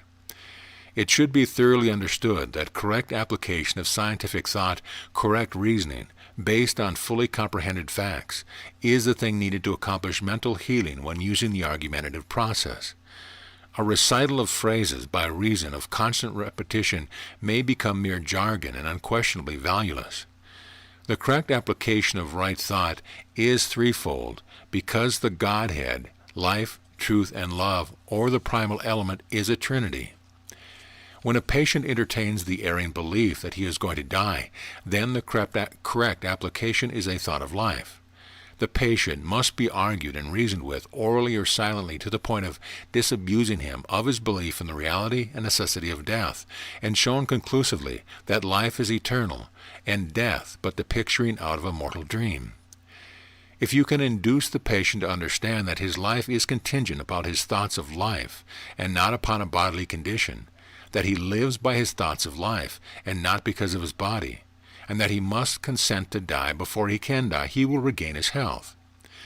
When a patient is laboring under or suffering from erring beliefs regarding God and man, cause and effect, the true thought or actual thought, which will remove the error or self-delusion, must be applied to his consciousness. In this class are nearly all the ills which are supposed to come from wind and weather, the climate and sun, what we eat and what we drink, what we wear or do not wear, and the observance of and fear of so-called health laws, etc. If these many so-called causes were causes indeed, then there would surely be gods, powers, creators many. The agency to be employed in all these cases is the application, through urgent reasoning, of the great truth that there is but one power or cause, and that cause is right thought, true consciousness. For whether you realize it or not, without thought there is not anything made. If the thing made is a certain illness, the right application is the direct opposite thought or reasoning. When a patient suffers from an ill, which is the result of hate, envy, malice, or evil disposition, then the remedy is the application of loving thought, or he must be taught the actual facts of existence to the point of understanding. Hate and all bad temper will dissolve under the influence of silent, loving thought. True love is understanding, and possessed of correct understanding, no one will hate. In this way all ill feelings may be healed. If the ill has already become habitual or chronic, I would advise consultation of the metaphysical diagnosis given in this book, and by locating the organ affected, it will be possible to find the particular point in the disposition that needs correcting. The origin of all evil, past and present, is an erring supposition, acquired from mental inferences based upon false premises. Nevertheless, these erring suppositions would never obtain an appearance or expression in the objective state of life if it were not for fear. Fear is the active demon of the unholy Trinity, and it is fear which magnifies, distorts, and malforms thought, and forces the mentality through more fear to form a sound conviction or belief of the reality of these malformations. As the mentality ever embodies or expresses its convictions in and as the objective state of life, these evil, unreal creations are given an appearance, although without an atom of actuality or truth. From this a great lesson may be learned, namely, that without a sense of fear, there would be no mental conviction in the reality of the erring supposition. Hence no accompanying effect or embodiment would be visible. The further lesson to be learned is that the visible effect occasioned by this fear can be utterly destroyed by the complete removal of the fear which was the inciting cause of the false conviction. Fear is but a sense. It is a disturbing or destroying sense. Everyone is familiar in some manner with the paralyzing effect of fear. It holds all normal or perfect action in abeyance. It is not a physical condition that stops the normal action of digestion in the stomach. It is either the strangling effect of anger or the paralyzing effect of fear which temporarily suspends action. Remove the fear or anger and normal action will be resumed. It is not chills and fever which alternately heat and chill the body. It is fear which first, through an inflaming sense, brings on what is sensed as fever, and later fear, taking the alternative or paralyzing position, seems to freeze the entire system. Sickness is always an erring supposition, a false sense. The type of sickness is in exact accord with the form that the malforming fear gives it. Remove the fear of the disease, and you have stopped the only method by which the erring supposition of disease gains expression or objectification. This is why any case of sickness will recover when once the fear of that sickness is removed. Without fear, you will be utterly immune from any particular disease, no matter how many times you may think of it. The law is not merely, as a man thinketh, so is he, but rather, as a man thinketh in his heart, or actually believes, so is he. It takes both the male and female of the mind to create or reproduce. The male of mind is knowing or thinking. The female is feeling. So you must both know, think, and feel, have some feeling of conviction, before your thought will externalize as a thing. Fear and belief are erring mental feelings or convictions, while understanding love is the right and absolute mental conviction. You may not at once fear a disease of a certain name, but you may fear a cold, and after this is in evidence, your fear increases, and you might further mental pictures of what may be the outcome. At length you may settle your thought on a particular type of illness, or the doctor you employ may express the belief that your simple cold may eventuate into a certain disease which he names. If you accept the statement of the doctor as true or probable, this inclines your mentality toward the disease named, and your fear of it manufactures or expresses its very trouble. Abolish the fear, and nature, spirit, the primal element, through right mental action, will again bring to view the natural and normal condition, which is health and perfection. In many cases, the belief is held that a particular disease leaves certain permanent results. If you accept this belief, you will be subject to it, and thereby hinder the work of nature in its reestablishment of the perfect state that is normal. This results in a so-called after effect, which is only as permanent as your belief may be. The general method of application, then, to produce healing either for oneself or another is to employ the corrective thought through right reasoning, using thoughts of life, thoughts of truth, thoughts of love, as the case may be, through either an argumentative or teaching method, to overcome the fear or hate, or to disabuse the individual mentality of its erring beliefs regarding life. I shall now work out a few mental problems in self-healing to illustrate the correct application of right thought to the casting out of the individual mind its beliefs in the reality of sickness. All evil conditions or diseases are mental errors or problems presented for solution. If you take this right view of your ills, you will not run from them in terror, but will do as Moses did when he cast his rod upon the ground and it became a serpent, in response to a sound belief or conviction that it would do so. When he had accomplished a thing that his understanding said must occur under certain conditions, he became afraid of his own work and started to run away. But the next moment he reasoned that what appeared to him to be a serpent was but the objective state of his own thought or his belief of serpent, and returned and handled the serpent. Through right reason he reversed his belief or thought conviction, and the serpent again became a rod. This demonstration of the power of belief or mental conviction then became a staff of understanding to lean upon in future demonstrations. We will take as our first problem for solution something which has been eaten, and which, according to human belief, has not been fully digested. A piece of mince pie, for example, which is supposed to not have digested for some reason, and that because of this there is fermentation. Gas has been formed and has produced acute pains in the stomach, eventually bringing on temporary constipation. This seems like a very large work for a little piece of dead pie to accomplish, but I have seen much greater works attributed to a tiny piece of dead pickle or a similar trifle. The first thing necessary is to strive to eradicate your fear. Treat the fear of the thing or condition rather than the thing or condition. Next, you must reassure yourself of your ability, through your own right thought, to destroy the belief. To accomplish this, you start an argument with yourself as follows. There is no occasion for me to fear. I am in no danger whatever. I am a spiritual being, and therefore I am not subject to erring human belief. I know that there is but one God, one power or cause, and that the cause is mind or right thought. I know that I possess right thought, and therewith I have dominion over my own body and apparent conditions. It is very evident to me that this piece of mince pie is not a creator, for there is only one creator or God, therefore it cannot cause any evil condition for me. I know that I govern the digestive action of my stomach with my thought, and I insist that everything I place therein be digested at once. I know that my stomach has no choice in the matter, but must express the thoughts and sense of digestion that I mentally entertain. It is absurd for me to believe that a piece of dead pie could distress me or actually form gas in my stomach, for the pie is not causation. I know that my intestines are governed by my thought, and that their action is resident in my thought, and they must and do express my thought concerning them. Therefore I insist that perfect assimilation and elimination take place at once. The action of my stomach and bowels being resident in my mentality, it is evident that what I have eaten could in no way affect or stop this action. Therefore, there is no such condition as indigestion or constipation.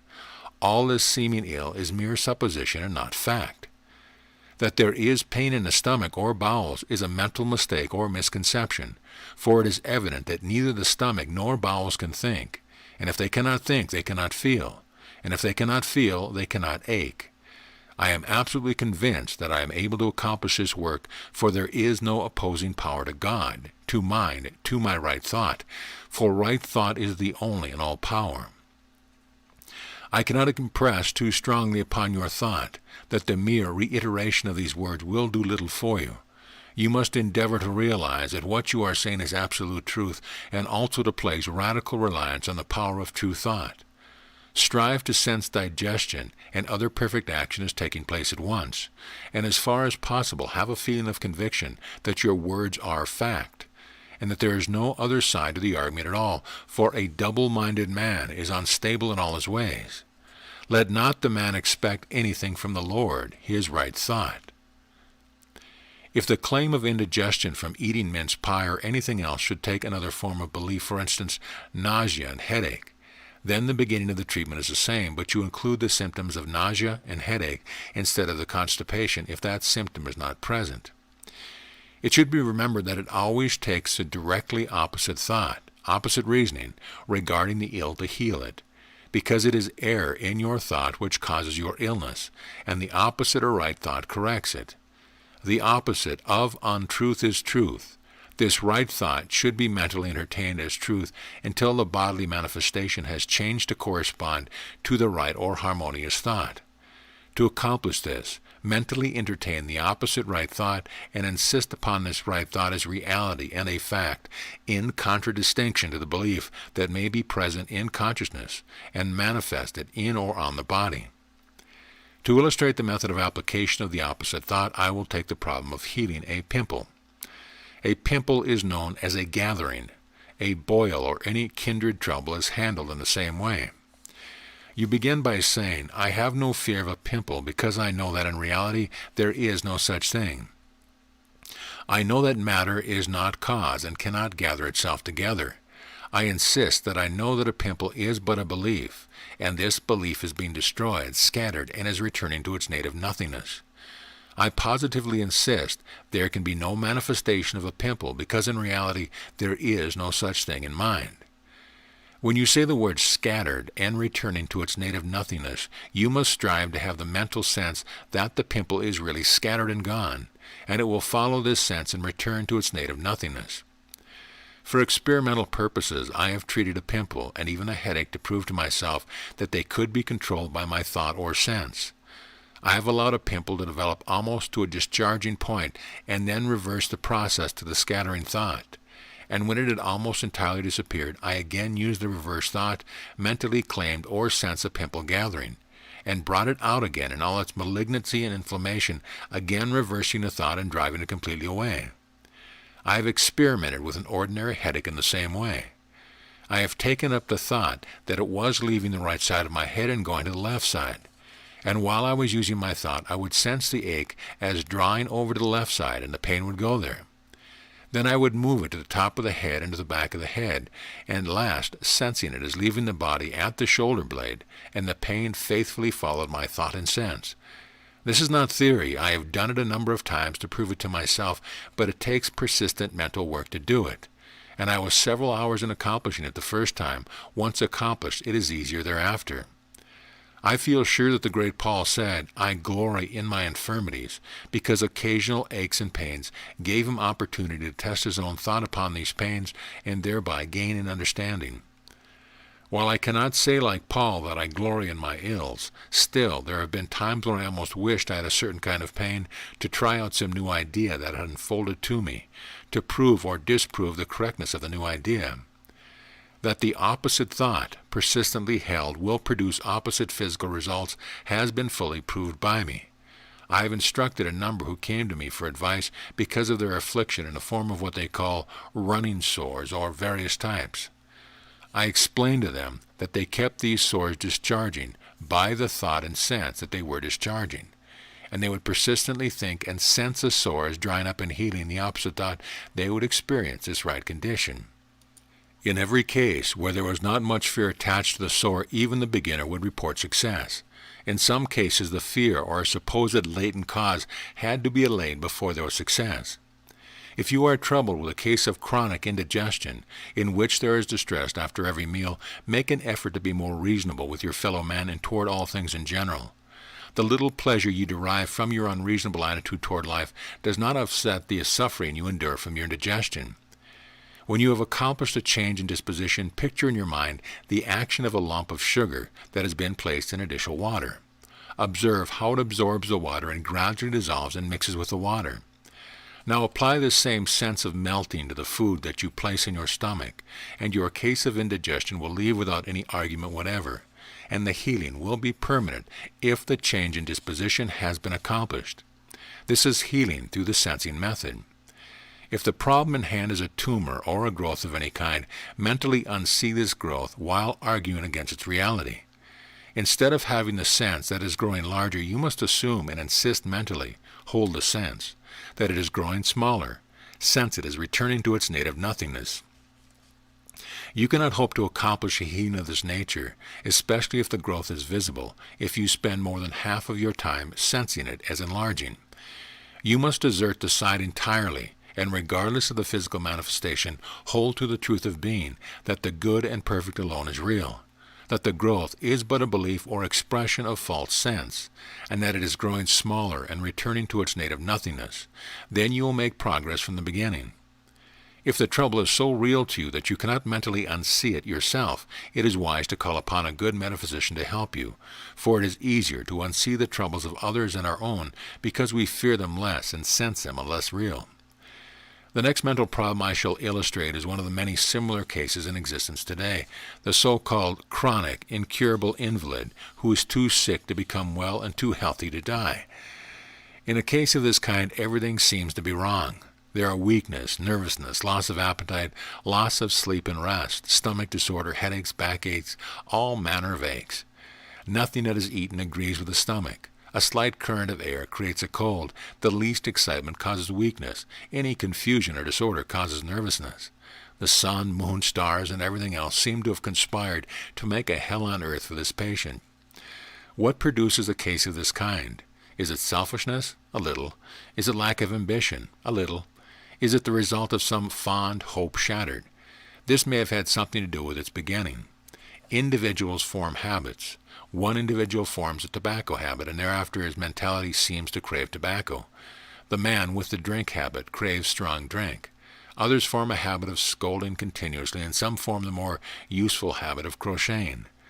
Every moment the mind of the individual who has formed the tobacco habit is not busy with something else, his thought flies to his tobacco.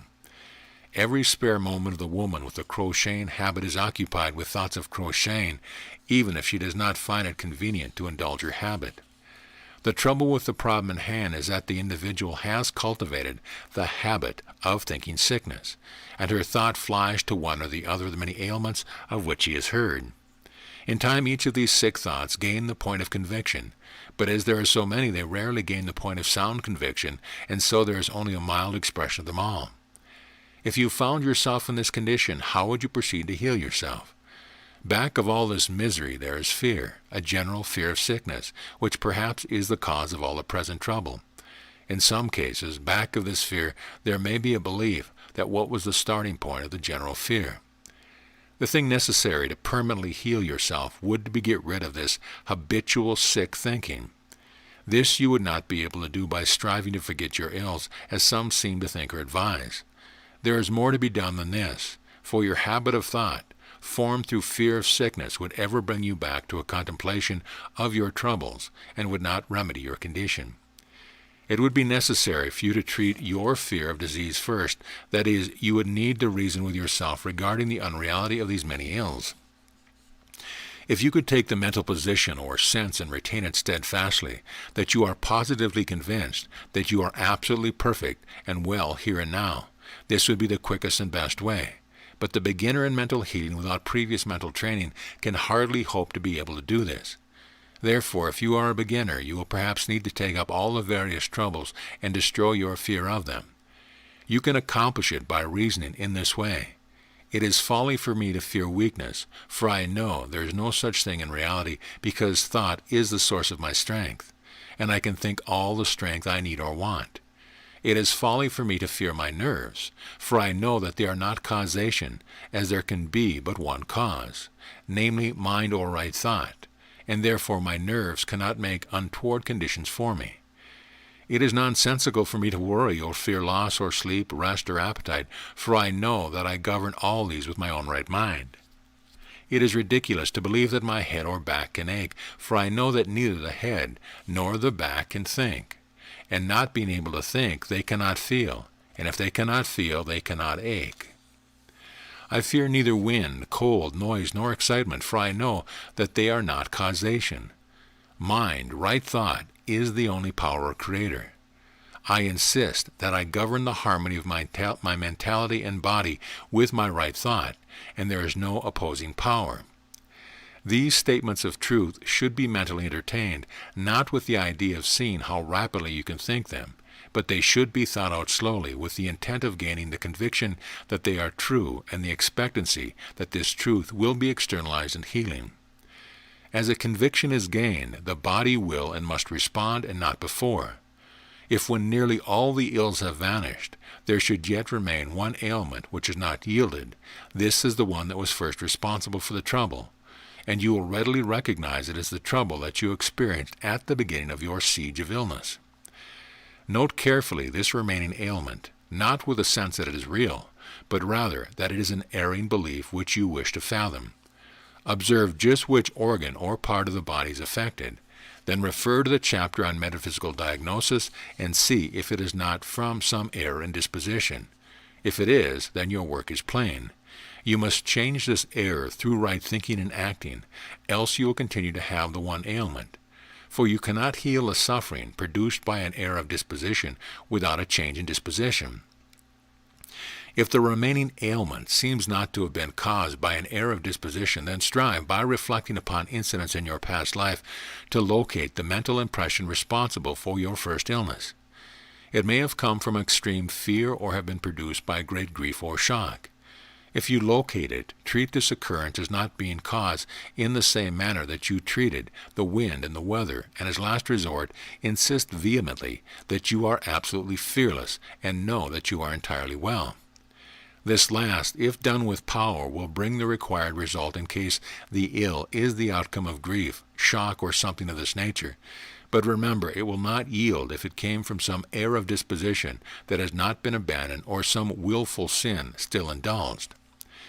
In the healing of others, the work is done in the same manner, only that you address the patient instead of yourself, not his body, for his body has no understanding, but his mind, and strive in all your mental work for him to convince him of the fact that he need have no fear, as he is in no danger, because his illness is but a belief or self-deception and not a reality. Try to convince him, by reasoning and truthful argument, of the truth of life, that he is spirit and not matter, that he is an indivisible and indestructible part of the one primal element, that he is a mental and not a physical being and therefore immune from all illness. Some students of metaphysics may take exception to the thought that they, or the patient, are spirit, but this is because they have not fully overcome their sense that God, spirit, is a person. I have had several interesting experiences along this line of thought. I will relate one. I met a friend who had been a student of Christian Science for many years, and in talking with him, the conversation drifted to a contemplation of the spiritual and material. At one point I remarked to my friend that he was spirit. He was shocked at once and said, "No, I am not spirit, but I am spiritual." I then asked him if a material thing was matter, and he answered that it was. I then said that from the same line of reasoning, a spiritual being, himself, must be spirit. This friend could not at that time accept the truth, for it made him uncomfortable, but later he saw the light. Nothing is more certain than if God, spirit, is all, you are either a part of this all, or spirit, or else you are nothing. At almost any Wednesday evening testimonial meeting in Christian Science churches, you can hear one or more of Mrs. Eddy's professed followers say that God is all. Should you go to one of them after the meeting, as I have done, and say, "In your testimonial tonight you claim to be God," he would blanch with fear and strenuously deny it, showing that he had merely repeated parrot-like the words he had read in his textbook. A little thought will show that if the statement, "God is all," is correct, then you must be God or nothing, for all includes everything. At another time I surprised the teacher at Christian Science by saying, "They tell me that you are trying to be God." Instantly came the denial that I expected. I replied, "You believe Mrs. Eddy's statement that God is good, and that good is God, do you not?" He answered, "Certainly I do." I asked, "Are you trying to be good?" He answered, "I am trying very hard to be good." I then stated, if good is God, and you admit that you are trying to be good, then you are certainly trying to be God. Now let us return to our subject. If in a case where absent treatment is used, the beginner will have better results if he will call the patient by name and carry in the mentality a picture of the patient. The form need not be clearly defined, but just a form of something in the mentality. If this is not done, the beginner will have the sense of talking to empty air and lose the thread of his argument and the direct point where he wishes to send the word. The beginner should also call to mind in absent treatment that the reason he can reach his patient is because mind is one. That is, we are all an indivisible part of one complete mind, and this mind embraces in every living thing. This destroys any doubt about this thought failing to reach his patient. As a rule, patients have too much idle time, and this gives them an opportunity to think constantly of their ills. Thus, in many cases, the patient with his wrong thought makes more sickness than any one metaphysician can destroy each day. If a patient wishes to get well quickly, he will spend much of his idle time in self-treatment under the direction of the metaphysician. And when not actually treating himself with truthful arguments, he should retain, like his veritable shadow, this powerful thought: I am absolutely fearless and have no fear of any sickness, because I know that there is no such thing in reality. This is praying without ceasing, and if he has the least confidence or reliance in the power of right thought, he will gain benefit. If he will occasionally add to his thought, I positively insist that I am well, and I know it, for the good and the perfect alone is all there is to life, nothing will hinder his ultimate recovery. But if most of his time is spent in idleness or in thinking more sickness, his recovery can be but slow. Every time that you become discouraged in your self-healing effort, it has the effect of another dose of illness mentally injected, and your healing will be retarded. Be cheerful, be hopeful, make it a point to love the wind and weather and all things in nature that are good. And as you continue to sense love for all these things, you will be repaid in actually having a sense of love for them, and your former fear of these things will depart, and your mentality become more harmonious. Many have asked me, what is the proper length of time for a treatment? In other words, how long shall the application of right thought be maintained? To answer this question simply and plainly will perhaps bring to me the ill feeling of those who have more blind religious zeal than metaphysical understanding. Others who have fallen into the commercial error unintentionally will be glad to be enlightened. This commercial error is not alone the fault of the metaphysicians, but the public who apply to them for treatments are as much or more to blame than the practitioners themselves, for many try to get something for nothing, or for as little pay as possible. The many metaphysicians with whom I have talked to on the subject tell me that they give from 10 to 20 minutes of mental work as one treatment, for which they charge from $1 to $2. How much actual good can be accomplished in 10 or 20 minutes of right thought daily in a chronic ailment against the all-day wrong or sick thought of the patient can well be imagined. On the other hand, the metaphysician has his office and living expenses to earn, and therefore cannot well give several hours daily to any one case for the small sum of $1 or $2. If he asks more, the patient thinks that the practitioner is merely in the work to make all the money he can. It is not the amount of the charge that constitutes the commercial error, but the false idea that 10 or 20-minute daily treatment is sufficient to heal every case. In long-standing chronic cases, the patient should be willing to pay more daily, and the practitioner should devote more time to each case. If this method is followed, the healing takes place more rapidly, and the percentage of healing is very much higher. Many patients are so self-deceived in regard to what Christian Science really is that they tell a practitioner that it is God who does the healing, and so they ought not to pay the practitioner for the healing that God does. Others point to the Bible and say, Jesus never charged any money for the healing he did, so why should you? There is no record of Jesus doing any work for a livelihood during the 3 years of his public ministry, and further, none of his 12 disciples did any manual work during this time. So it is evident that Jesus must have earned enough from his healing and preaching to support himself and 12 disciples. Certain it is that the Bible states that the laborer is worthy of his hire. The superiority of the method by which fewer cases are handled at one time by any one metaphysician, and more time or treatment given to each case daily, and frequent oral teaching and explanation is seen in the almost universal success that has followed my efforts in the healing field. Let us see what Mrs. Eddy says regarding the proper length of the mental treatment. On page 220, line 5, miscellaneous writing, she wrote, "The healer begins by mental argument. He mentally said, 'You are well and you know it.' He persists in this course until the patient's mind yields. Then the proper length of treatment is until the patient's mind yields. In long-standing so-called chronic ailments, it may be that the practitioner cannot get his patient's mind to yield even though the effort is continued all day. Therefore, it might be policy to stop and take up the work again the next day. But from Mrs. Eddy's direction to persist, it can be seen that a 10-minute treatment in so-called chronic ailments is practically valueless. Cases that are healed under the 10-minute treatment daily method receive their healing mainly through their blind faith, that if the practitioner will treat them a few minutes, thereafter a mysterious outside power will come and finish the healing. This is blind faith healing, and Mrs. Eddy wrote that nothing is so detrimental to Christian Science as blind faith.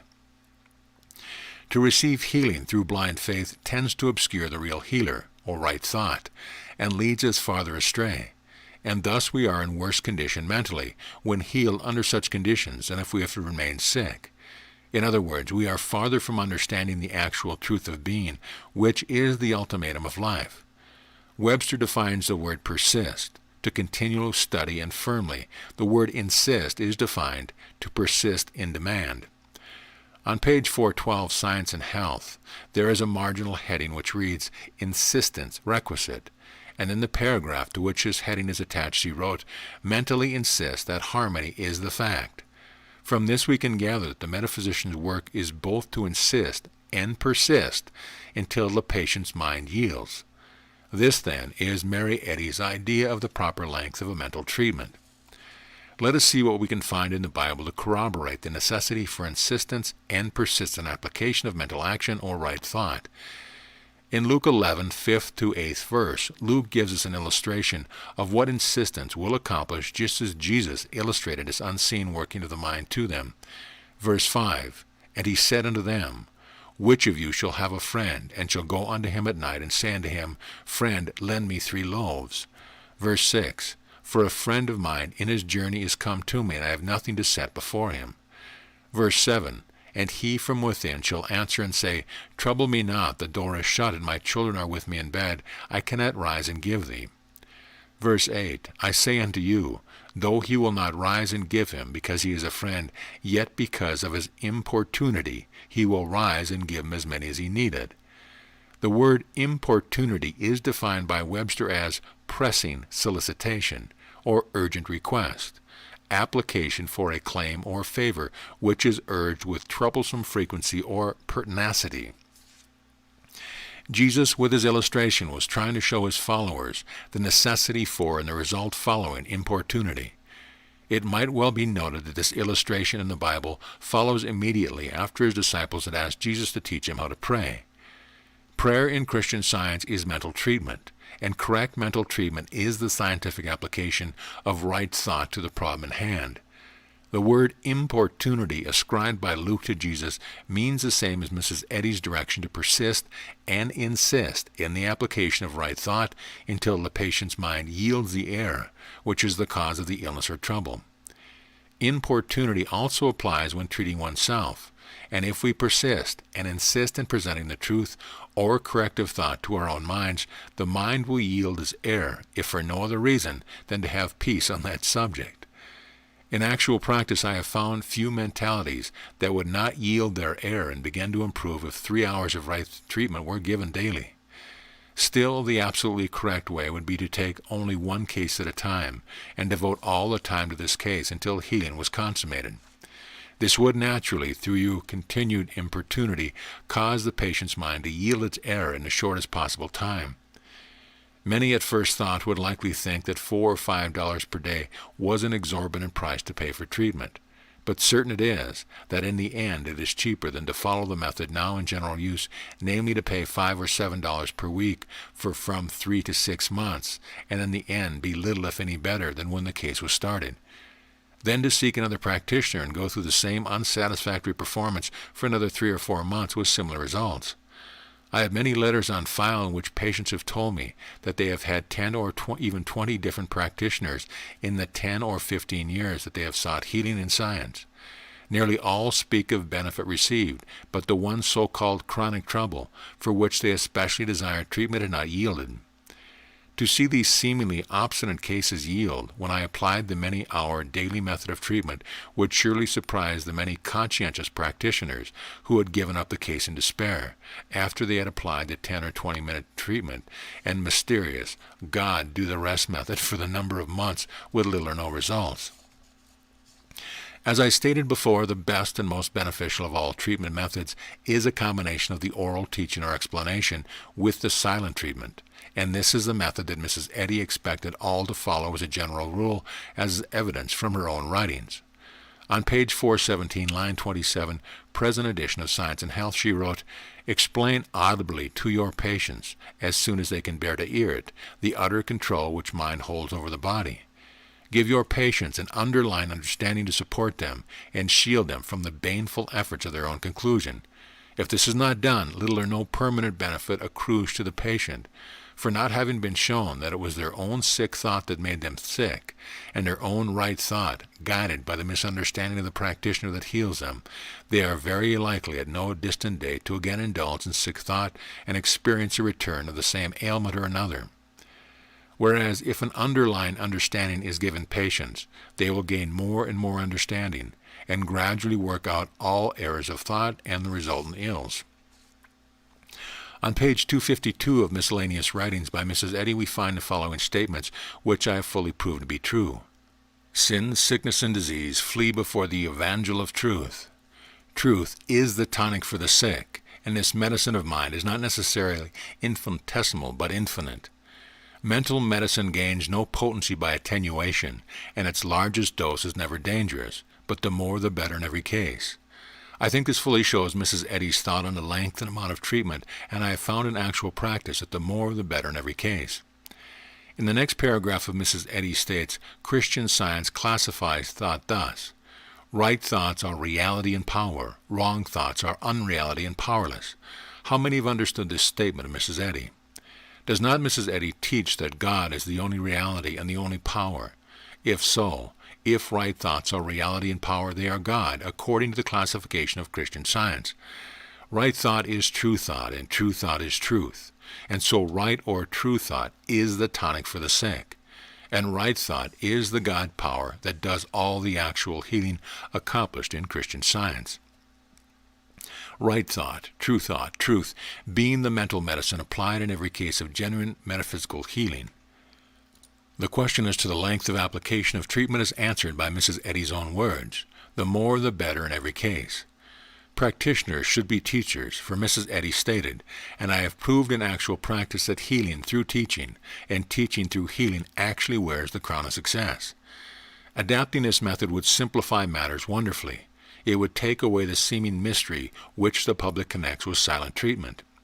Credit for the healing would no longer be placed in the mysterious faraway God, but would be given to the teacher, where it belongs, whose understanding and right thought had made the healing possible. The earnest patient would soon see the necessity for self-correction and active cooperation if he desired speedy recovery. It would put all practitioners in their proper places, for the actual understander would be able to teach correctly. Thus the healing signs would follow, and those with less understanding would be self-exposed. It would simplify the financial and commercial side in that teachers could adopt the same prices that teachers of music or other lines of science have, namely $1 to $10 per hour according to the standing or demand of the teacher. Oral treatment, which is teaching, should be given and demanded whenever practical, because it is more efficacious, as has been proven by my experience and also by Mrs. Eddy, for she wrote in No and Yes, page 2, line 15, "I have healed more disease by the spoken than the unspoken word. A word to the wise is sufficient. Teaching, enlightenment of the understanding, is the proper method of healing." End of chapter. Chapter 19, Instantaneous Healing. The question of instantaneous healing is so little understood, or rather so greatly misunderstood, that some of the statements made about it are ridiculous. I have often heard the theory advanced that metaphysical healing could not be the method employed by Jesus because all the healings accomplished by him were instantaneous. This theory is based upon the fact that the Bible seems to record only those healings which were instantaneous, but a close reader will discover the statement that he did not many mighty works in his hometown because of their unbelief.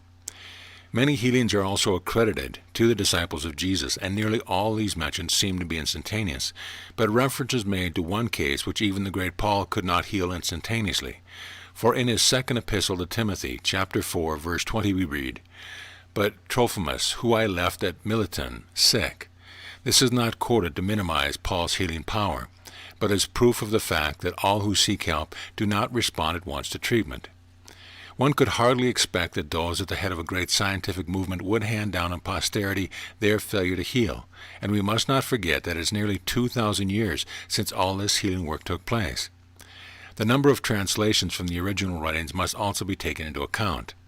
Suppose the inhabitants of the earth 2,000 years ago hence were to discover one of the metaphysical periodicals published at the present time, and were to read the testimonial of healing contained therein. The reader of that journal would acquire an erroneous conception of the healing work of this age, for he would read of nothing but successful cases, and would find no mention of failures. While no doubt all these testimonials in present-day publications are authentic, and some relate instantaneous healings, yet they reveal but a small portion of the story of the healing work being done. Therefore, any conception of the healing work of this age gained by such reading would necessarily be wrong only the half is told, the successful half. Instantaneous healing of every case is possible, but hardly possible. Why? Because to produce instantaneous healing, certain specific conditions must be present, and while it is within the range of possibility to obtain these certain conditions in every case, it is highly improbable because of the mental attitude of the patient and of those who surround the case. Jesus plainly stated the rule and necessary conditions to produce instantaneous healing. He said in substance, "If any two agree upon one thing, so shall it be unto them." It must never be forgotten that those who claim to be sick are not really sick, but instead are merely laboring under self-deception. They are entertaining an erring mental sense of sickness, which is being expressed or exhibited by the body. At most, it is only a sense delusion. Therefore, if the patient can be made to agree with the truth that the metaphysician knows, the patient is rid of the erring mental sense of sickness, and its bodily expression ceases. There are two ways in which one can agree upon anything. The first is as follows.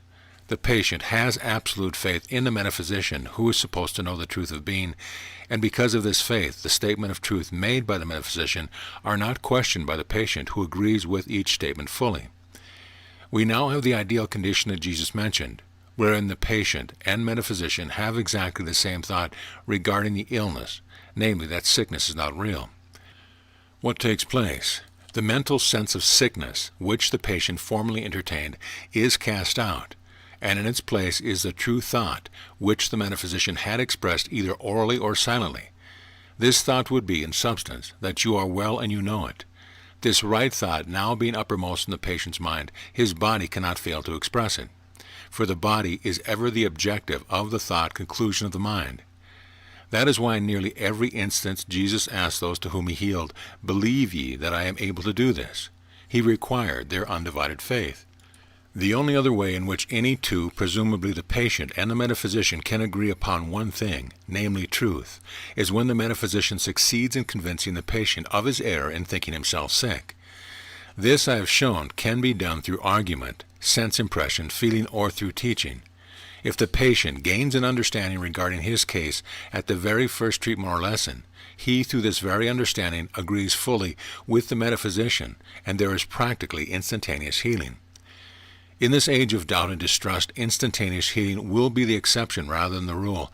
I have had many cases of instantaneous healing, and at times when least expecting it, but often the patient is so mentally constituted that he cannot, because of his reverse views, agree with the metaphysician, even though he desires to do so, and resort must first be made to teaching in order to change his view. In all cases of instantaneous healing, the patient's thought and that of the metaphysician must be in full accord, either through faith or understanding. Mrs. Eddy, the great metaphysician of this age, also knew of this law of agreement, for she wrote, Science and Health, page 424, line 23, "While it is certain that the divine mind can remove any obstacle, still you need the ear of your auditor. That is, you need your patient's acceptance of the truth which you present to his consciousness before truth or divine mind can bring a change of conviction, and thereby change the bodily condition. I have written this book very plainly and purposely have frequently reiterated a few of the most vital points to be grasped, as I feel that the time has come when the veiled word, the milk of the word, should be given place to the meat of the word, that the plain, unveiled facts of existence should now be stated and repeatedly brought to the consciousness of the student so that they cannot be overlooked. There is a mass of thinkers clamoring for something stronger than a mental milk diet, as is clearly shown by the great number of letters I am constantly receiving. I do not deem it right to withhold from the strong thinker the mental meat he craves, just because this meat may give some of the blind believers a little mental indigestion. Those who cannot mentally assimilate the strong meat, the plain facts of existence, may leave it to the actual thinkers and continue their milk diet. Still, I feel that he who has outgrown his mental childhood must also be cared for. Mention has been made of the spirit ultimate, and I spent years in the ceaseless attempt to find what Mrs. Eddy meant by this expression. I felt certain that she had hidden the understanding of the spirit ultimate under these words. If spirit, or the power of divine love, bear witness to the truth, this is the ultimatum, the scientific way, and the healing is instantaneous. Can anyone get a meaning out of these words other than that if the metaphysician has sufficient understanding and purity of love, he can heal all cases instantly? This, I have found, is the meaning that many hundreds to whom I have spoken on this subject have given to these words. For some time, this was also my understanding of them, although I was never satisfied that this was correct. For another statement of Mrs. Eddy's would come to mind. While it is certain that the divine mind can remove any obstacle, still you need the ear of your auditor. I also had before me the experience of Jesus, who surely had complete understanding and perfect love, yet he could not do mighty works in his hometown. Apparently there was a contradiction, for the words of Mrs. Eddy seemed to imply that with sufficient understanding and pure love any case could be healed instantly, and yet the experience of the greatest metaphysician who ever trod the globe contradicted this interpretation. After years of toilsome effort, I unveiled this statement, and this is what it undoubtedly means. If the patient's understanding, or the power of full faith on his part, bears witness, bears affirmative testimony to the truth which the metaphysician presents to his consciousness, this is the ultimate, the final proposition or perfect condition for healing, the scientific end, and the healing or bodily change is instant. This fulfills the law given by Jesus, that if any two agree upon any one thing, so shall it be unto them. I do not wish to assert that this statement regarding the spirit ultimate, because of its veiling, is misleading, but of this I am sure. It misled me, and I have ample proof that it has misled many others. Just one more statement of the hundreds I might make, and I will leave the matter in the reader's hand for final judgment. On page 90, line 24 in the present or latest edition of Science and Health is this statement. The admission to oneself that man is God's own likeness sets man free to master the infinite idea. This conviction shuts the door on death and opens it wide towards immortality. How many caught any meaning from this statement other than, you are man and God's own likeness, and that to admit this to yourself would set you, man, God's likeness, free to master the infinite idea, and that a conviction of this would shut the door on death and open it wide on immortality? Is it not true that all of us, before accepting Christian Science, admitted that we were man, the image and likeness of God? Is not this the human error that Mrs. Eddy said, in substance, is the erring belief which keeps us out of the kingdom? Here are her words, first edition, Science and Health, page 10. Opinions and beliefs regarding God and man, or soul and body, are the foundation of all error. On page 39 of the same edition we find, to know we are soul and not body is starting right. Then to think of ourselves as man, the image of God, is an error.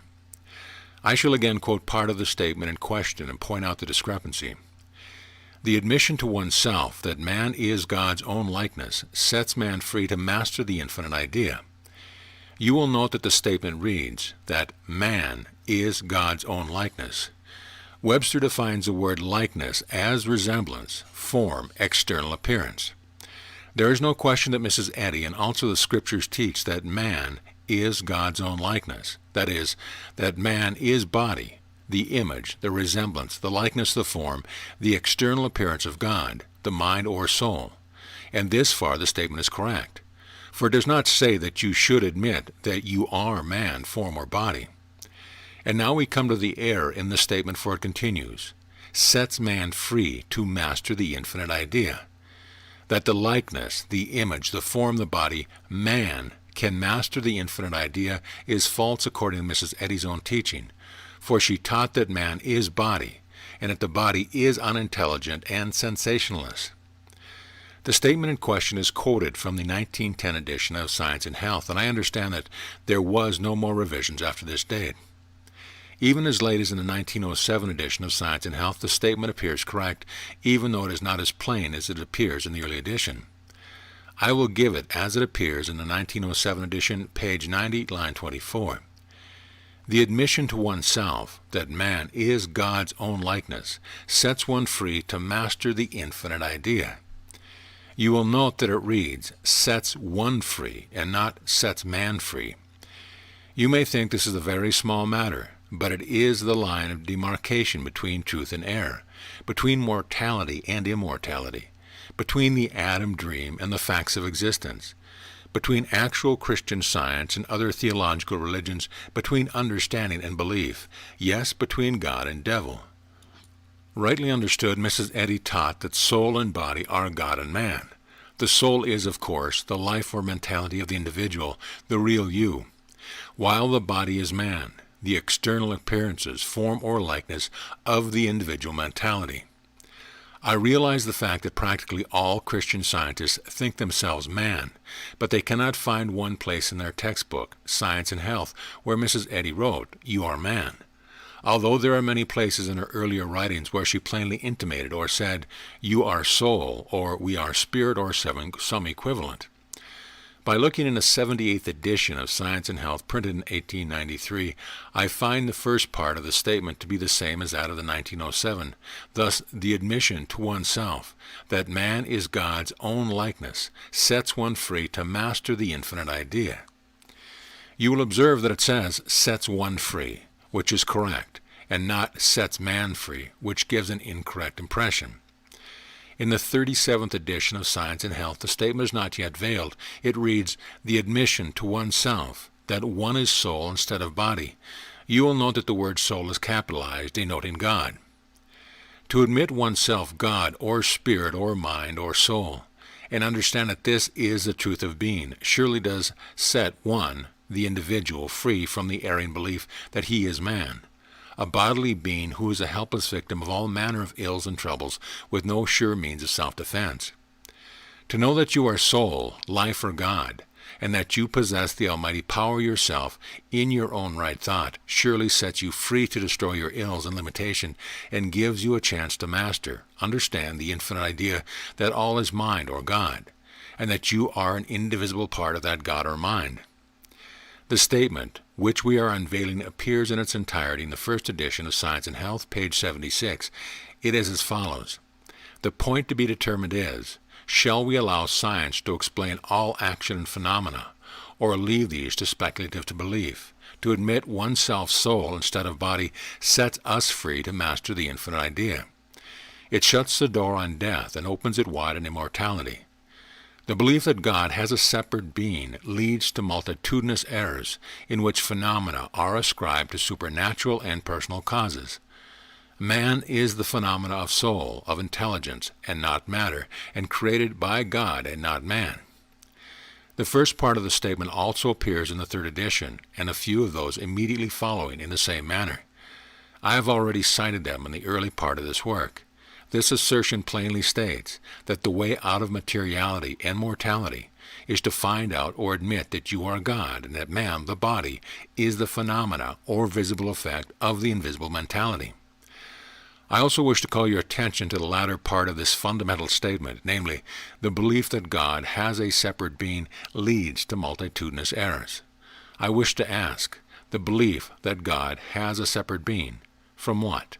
The answer is plain. A separate being from our being. Being is life, for to be and to live are one. To be is to be conscious, and to live is to be consciousness. Your mind and your mentality are one and the same and are the real you. Therefore, Mrs. Eddy's statement means that the mind that is God is not a separate mind from your own mentality, but that you are one and the same, thus making your mentality God, and you are your mentality, thus making you God, and not a separate God or being from all mind. Neither is God a separate being from your mentality or being. Mrs. Eddy implies that it is our belief that the creative element, or God, is something separate from our own mentality, which leads to multitudinous errors in which phenomena, effects, or conditions are ascribed to supernatural, a far-off God, and personal, physical cause instead of to our own mentality and thought.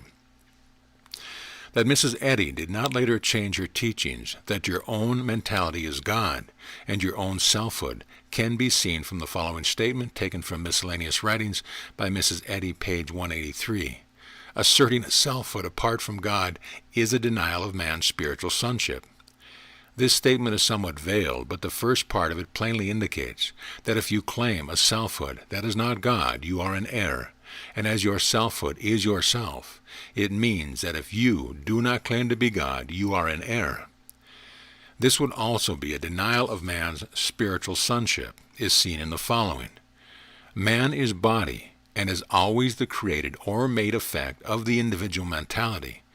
So if you claim that your mentality is not God, and yet your mentality is the creator of your body, then you virtually claim that the body has a creator or father other than mentality or God, thus denying that the body, man, is the phenomena of God.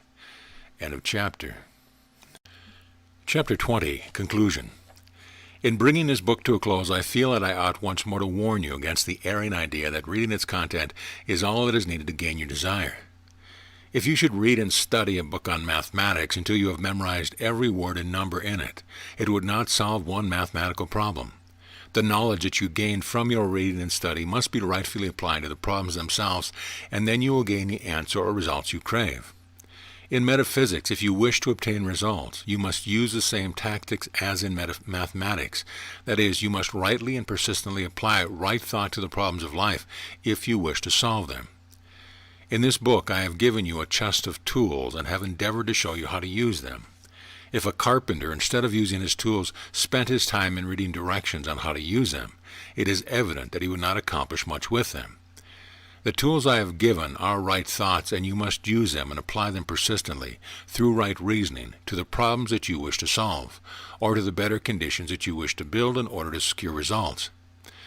As you work, you must not forget just what you are attempting to do. You must remember that all wrong conditions in your life are but the externalized products of erring thought or self-deception or self-mesmerism, and that by persistently using the true thought's truth that I have given you, you can, through an argumentative or reasoning process, liberate your mind from all its self-deception. As the body is but the externalized expression of the mind, it is evident that when the mind is free from erring belief, the effects of which we see in the body will also be free.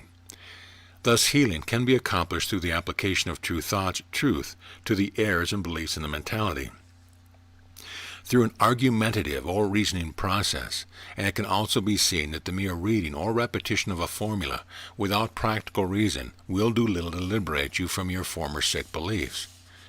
True reason, or right thinking, is the savior or true liberator, and when you have applied reason, based upon the facts of existence, to the erring beliefs that are holding you in bondage to the point where a change of conviction in the reality of the belief is obtained, the body, the faithful external indicator of the mind's conviction, will show this change of conviction by expressing the change which your right reasoning has accomplished in the mind. The elephant, the strongest of all animals, after being chained for a time to a stake, will make no effort to walk away when unchained. All that is necessary is to lead him to his accustomed place, pretend to fasten a chain about his leg, and he will not attempt to move away. This elephant is held more securely by his self-mesmerized belief than he is tied than if he actually had been chained. If the elephant would use his reason, he would soon awaken to the fact that he was not in bondage. Do not act like the unreasoning, self-mesmerized elephant, but awaken to the true facts of existence. that you are the master of every condition and situation, because you possess the almighty power of right thought, which is the all and only power in the universe. To those who may desire direct teaching, I wish to state that from time to time classes will be taught by me.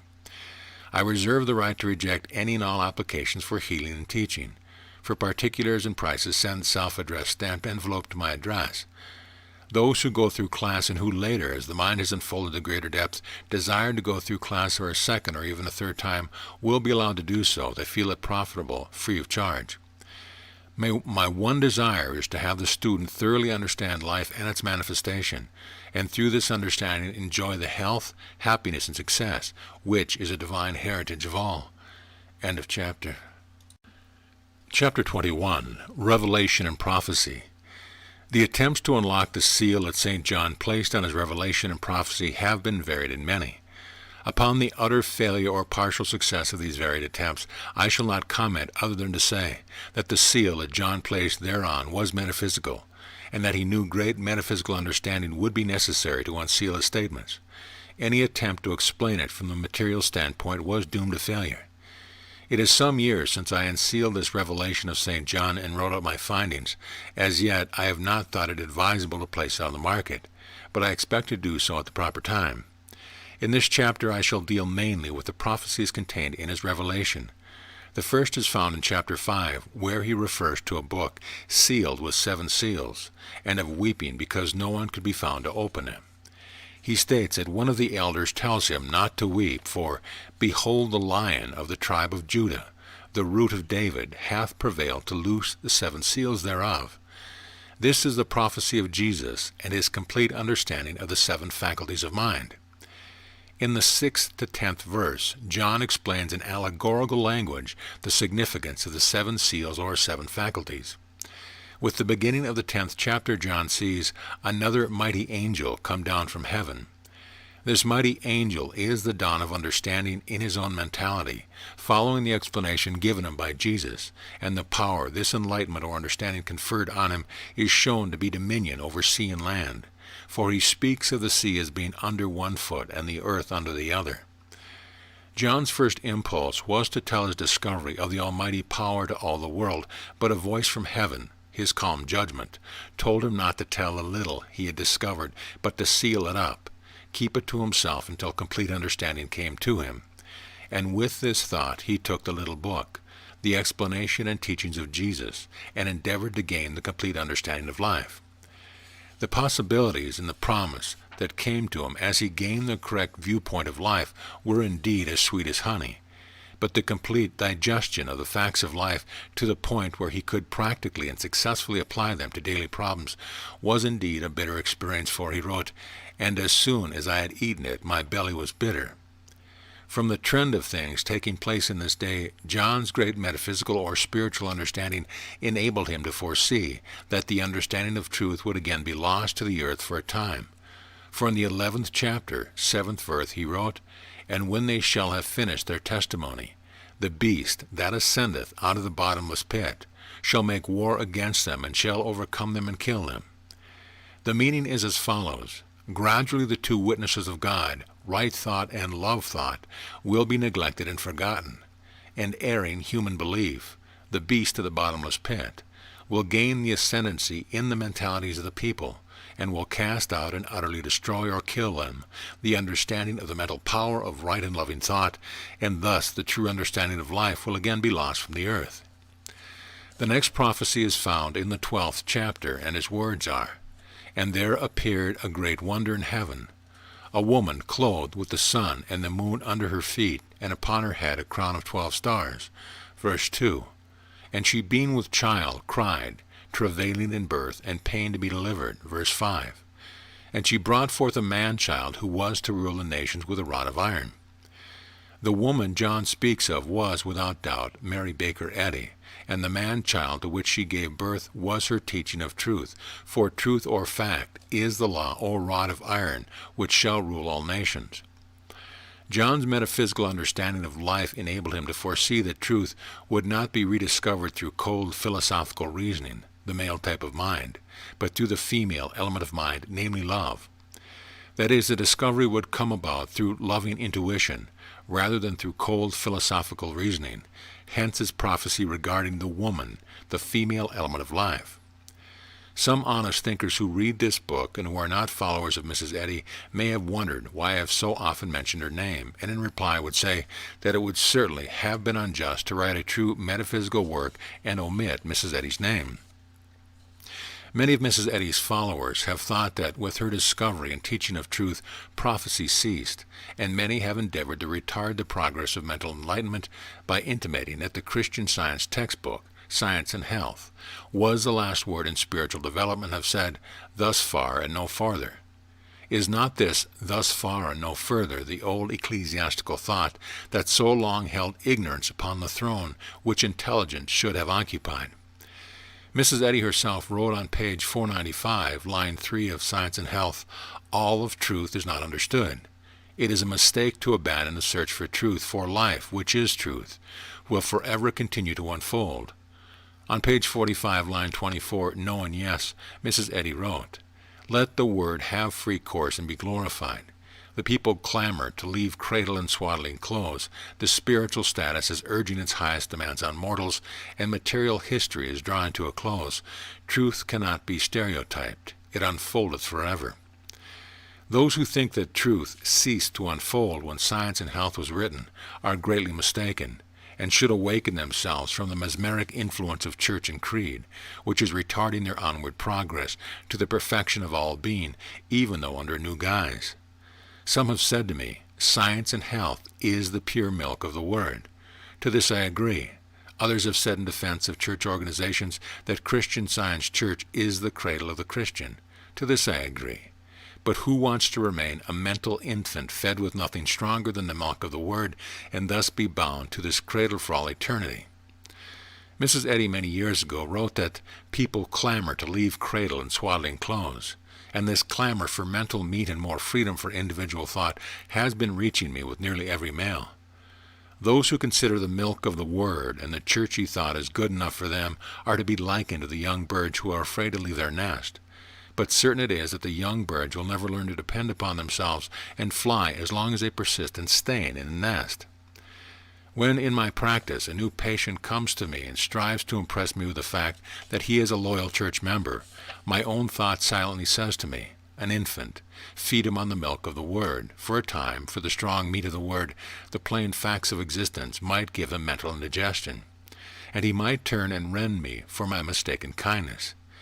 Henceforth the infantile Christian will be easily detected by the actual understander. Returning to the prophecy of John, I find his next utterance to refer to a representative of the male element of life. John's metaphysical understanding enabled him to know that it would take the reasoning ability of the male element of life to analyze and state correctly that which the female or love element of life had rediscovered. So his prophecy reads, Revelation 14:14, And I looked, and behold a white cloud, and upon the cloud sat one like the Son of Man, having on his head a golden crown, and in his hand a sharp sickle. Verse 15. And another angel came out of the temple, crying with a loud voice to him that sat on the cloud, Thrust in thy sickle and reap, for the time is come for thee to reap, for the harvest of the earth is ripe. Verse 16. And he that sat on the cloud thrust in a sickle on the earth, and the earth was reaped. The white cloud of which John speaks is the same mist that arose in Genesis, namely human misunderstanding of God and man, soul and body, and you will note that the man, according to John's prophecy, is sitting on the cloud, having risen above it. He is like unto the Son of Man. That is, this man will not claim to be sent by a personal God on a divine mission, or claim any more divinity for himself than he claims for every other being. But he will be a plain, ordinary individual. The angel that John said would come to this man is the individual's own calm thought that the time has arrived for the plain facts of existence to be clearly stated. The sickle that will reap the earth is this book. This book will gradually, as time goes on, destroy the erring thought of a material universe governed by a personal God, and will bring the understanding that all life is purely mental, and that all are mental beings, and that all that is real is spirit or mind, thus reaping the earth of its material thought. Following the publication of this book will come the understanding of the application of the mental power, and it will be understood that the two-edged sword of thought will cut both ways. With this knowledge, those who are unprincipled will endeavor to gather clusters from the vines of the earth. That is, they will strive for the riches of this earth regardless of right or wrong. Should they seem to succeed in their evil methods, their success will be but defeat, for their misuse of the mental power will bring them sickness, discord, and trouble. The great winepress of the wrath of God, Revelations 14:19, and all joy and harmony will go out of their lives. For John writes that the winepress was trodden outside the city, Revelations 14:20. The heavenly city is mental harmony. In the 17th and 18th verses, John speaks of angels coming. John's angels are thoughts or ideas that come to the mind, and must not be confused with the thought that he was prophesying the appearance of other individuals.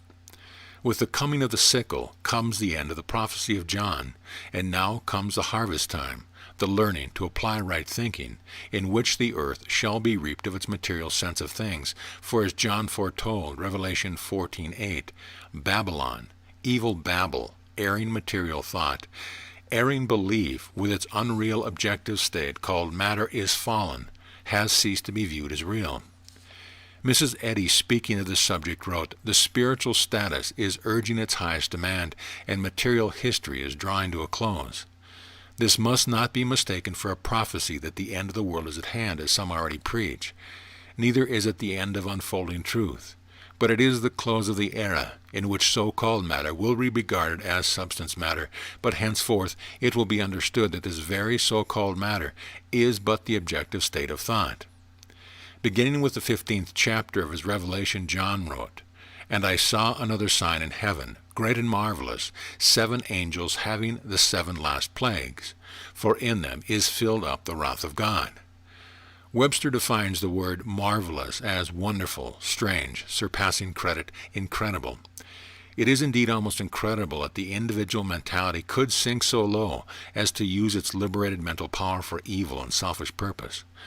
The last 7 plagues are the 7 faculties of the mind used for evil, but the misuse is also bound up in the very wrath of God, and none can long continue the perversion of their mental powers without experiencing the effect of the last 7 plagues in their daily life. In the 2nd verse of the 15th chapter of Revelation, John shows that those who have actual understanding are immune from the influence of evil thought. The sea of glass is understanding. One can distinguish objects to a great depth in a sea of glass, and the deeper one looks into understanding, the clearer becomes the mental sight. The harps of God spoken of, which the understanders have, are true and loving thought. With the understanding of the correct application of these, all discord can be destroyed, and health and harmony made permanent. In the 16th chapter, John depicts in symbolical language the evils that will befall those who use their mental powers for evil. He implies that the suffering following the misuse of the mental power will be so great that the evil-minded will themselves desist from this iniquitous use of the mental powers to obtain relief from their self-inflicted suffering. After the materially minded have discovered that success in matter, or evil, is defeat in spirit, good, then will come the new heaven and the new earth. That is, thereafter the mental or spiritual viewpoint of life, which is the true one, the only one that leads to eternal harmony, will be recognized by all as the real. Then will come the final understanding that the entire objective universe is the mental effect, the objectified thought of a universal mental force. The good and harmonious and beautiful which we see in the objective universe will be understood to be the visible effect or creation of right mentality. Therefore, real or natural, true to nature, God life, this is the force or power which the various writers of the Bible have given the name of God, Spirit, Almighty Truth, etc. The discord, imperfection, and all ills which we see in the objective universe will be understood to be the erring effect of erring supposition, wrong thought, human belief. These evil things and condition, having no basis in fact, cannot be and are not real because not true. The name given to erring supposition, erring human belief, is Satan or devil, and this Satan or devil is the creature of erring supposition or erring imagination. He and all the evil that he is supposed to have made is no more real than erring imagination makes him and them, for both have their basis in sheer supposition. That Mrs. Eddy also understood this is seen in these words taken from page 114, line 23, present edition of Science and Health. Christian Science explains all cause and effect is mental, not physical. The marginal heading attached to this statement reads, Causation Mental. There is the actual cause of all ills and all blessedness. Right mental activity or true thought embodies or expresses itself as true creation, true to nature, hence real, and wrong mental activity, erring supposition or wrong thought, objectifies itself as untrue creation, untrue or contrary to nature, hence unnatural or unreal, having no foundation in fact or life spirit. Those who try to differentiate between the words spirit and true mental have lost the way. This above all to thine own self be true, and it must follow as the night the day, thou canst not then be false to anyone. End of chapter, end of book. This audio presentation of The Sickle by William W. Walter has been brought to you by audioenlightenment.com. Copyright 2014. All rights reserved.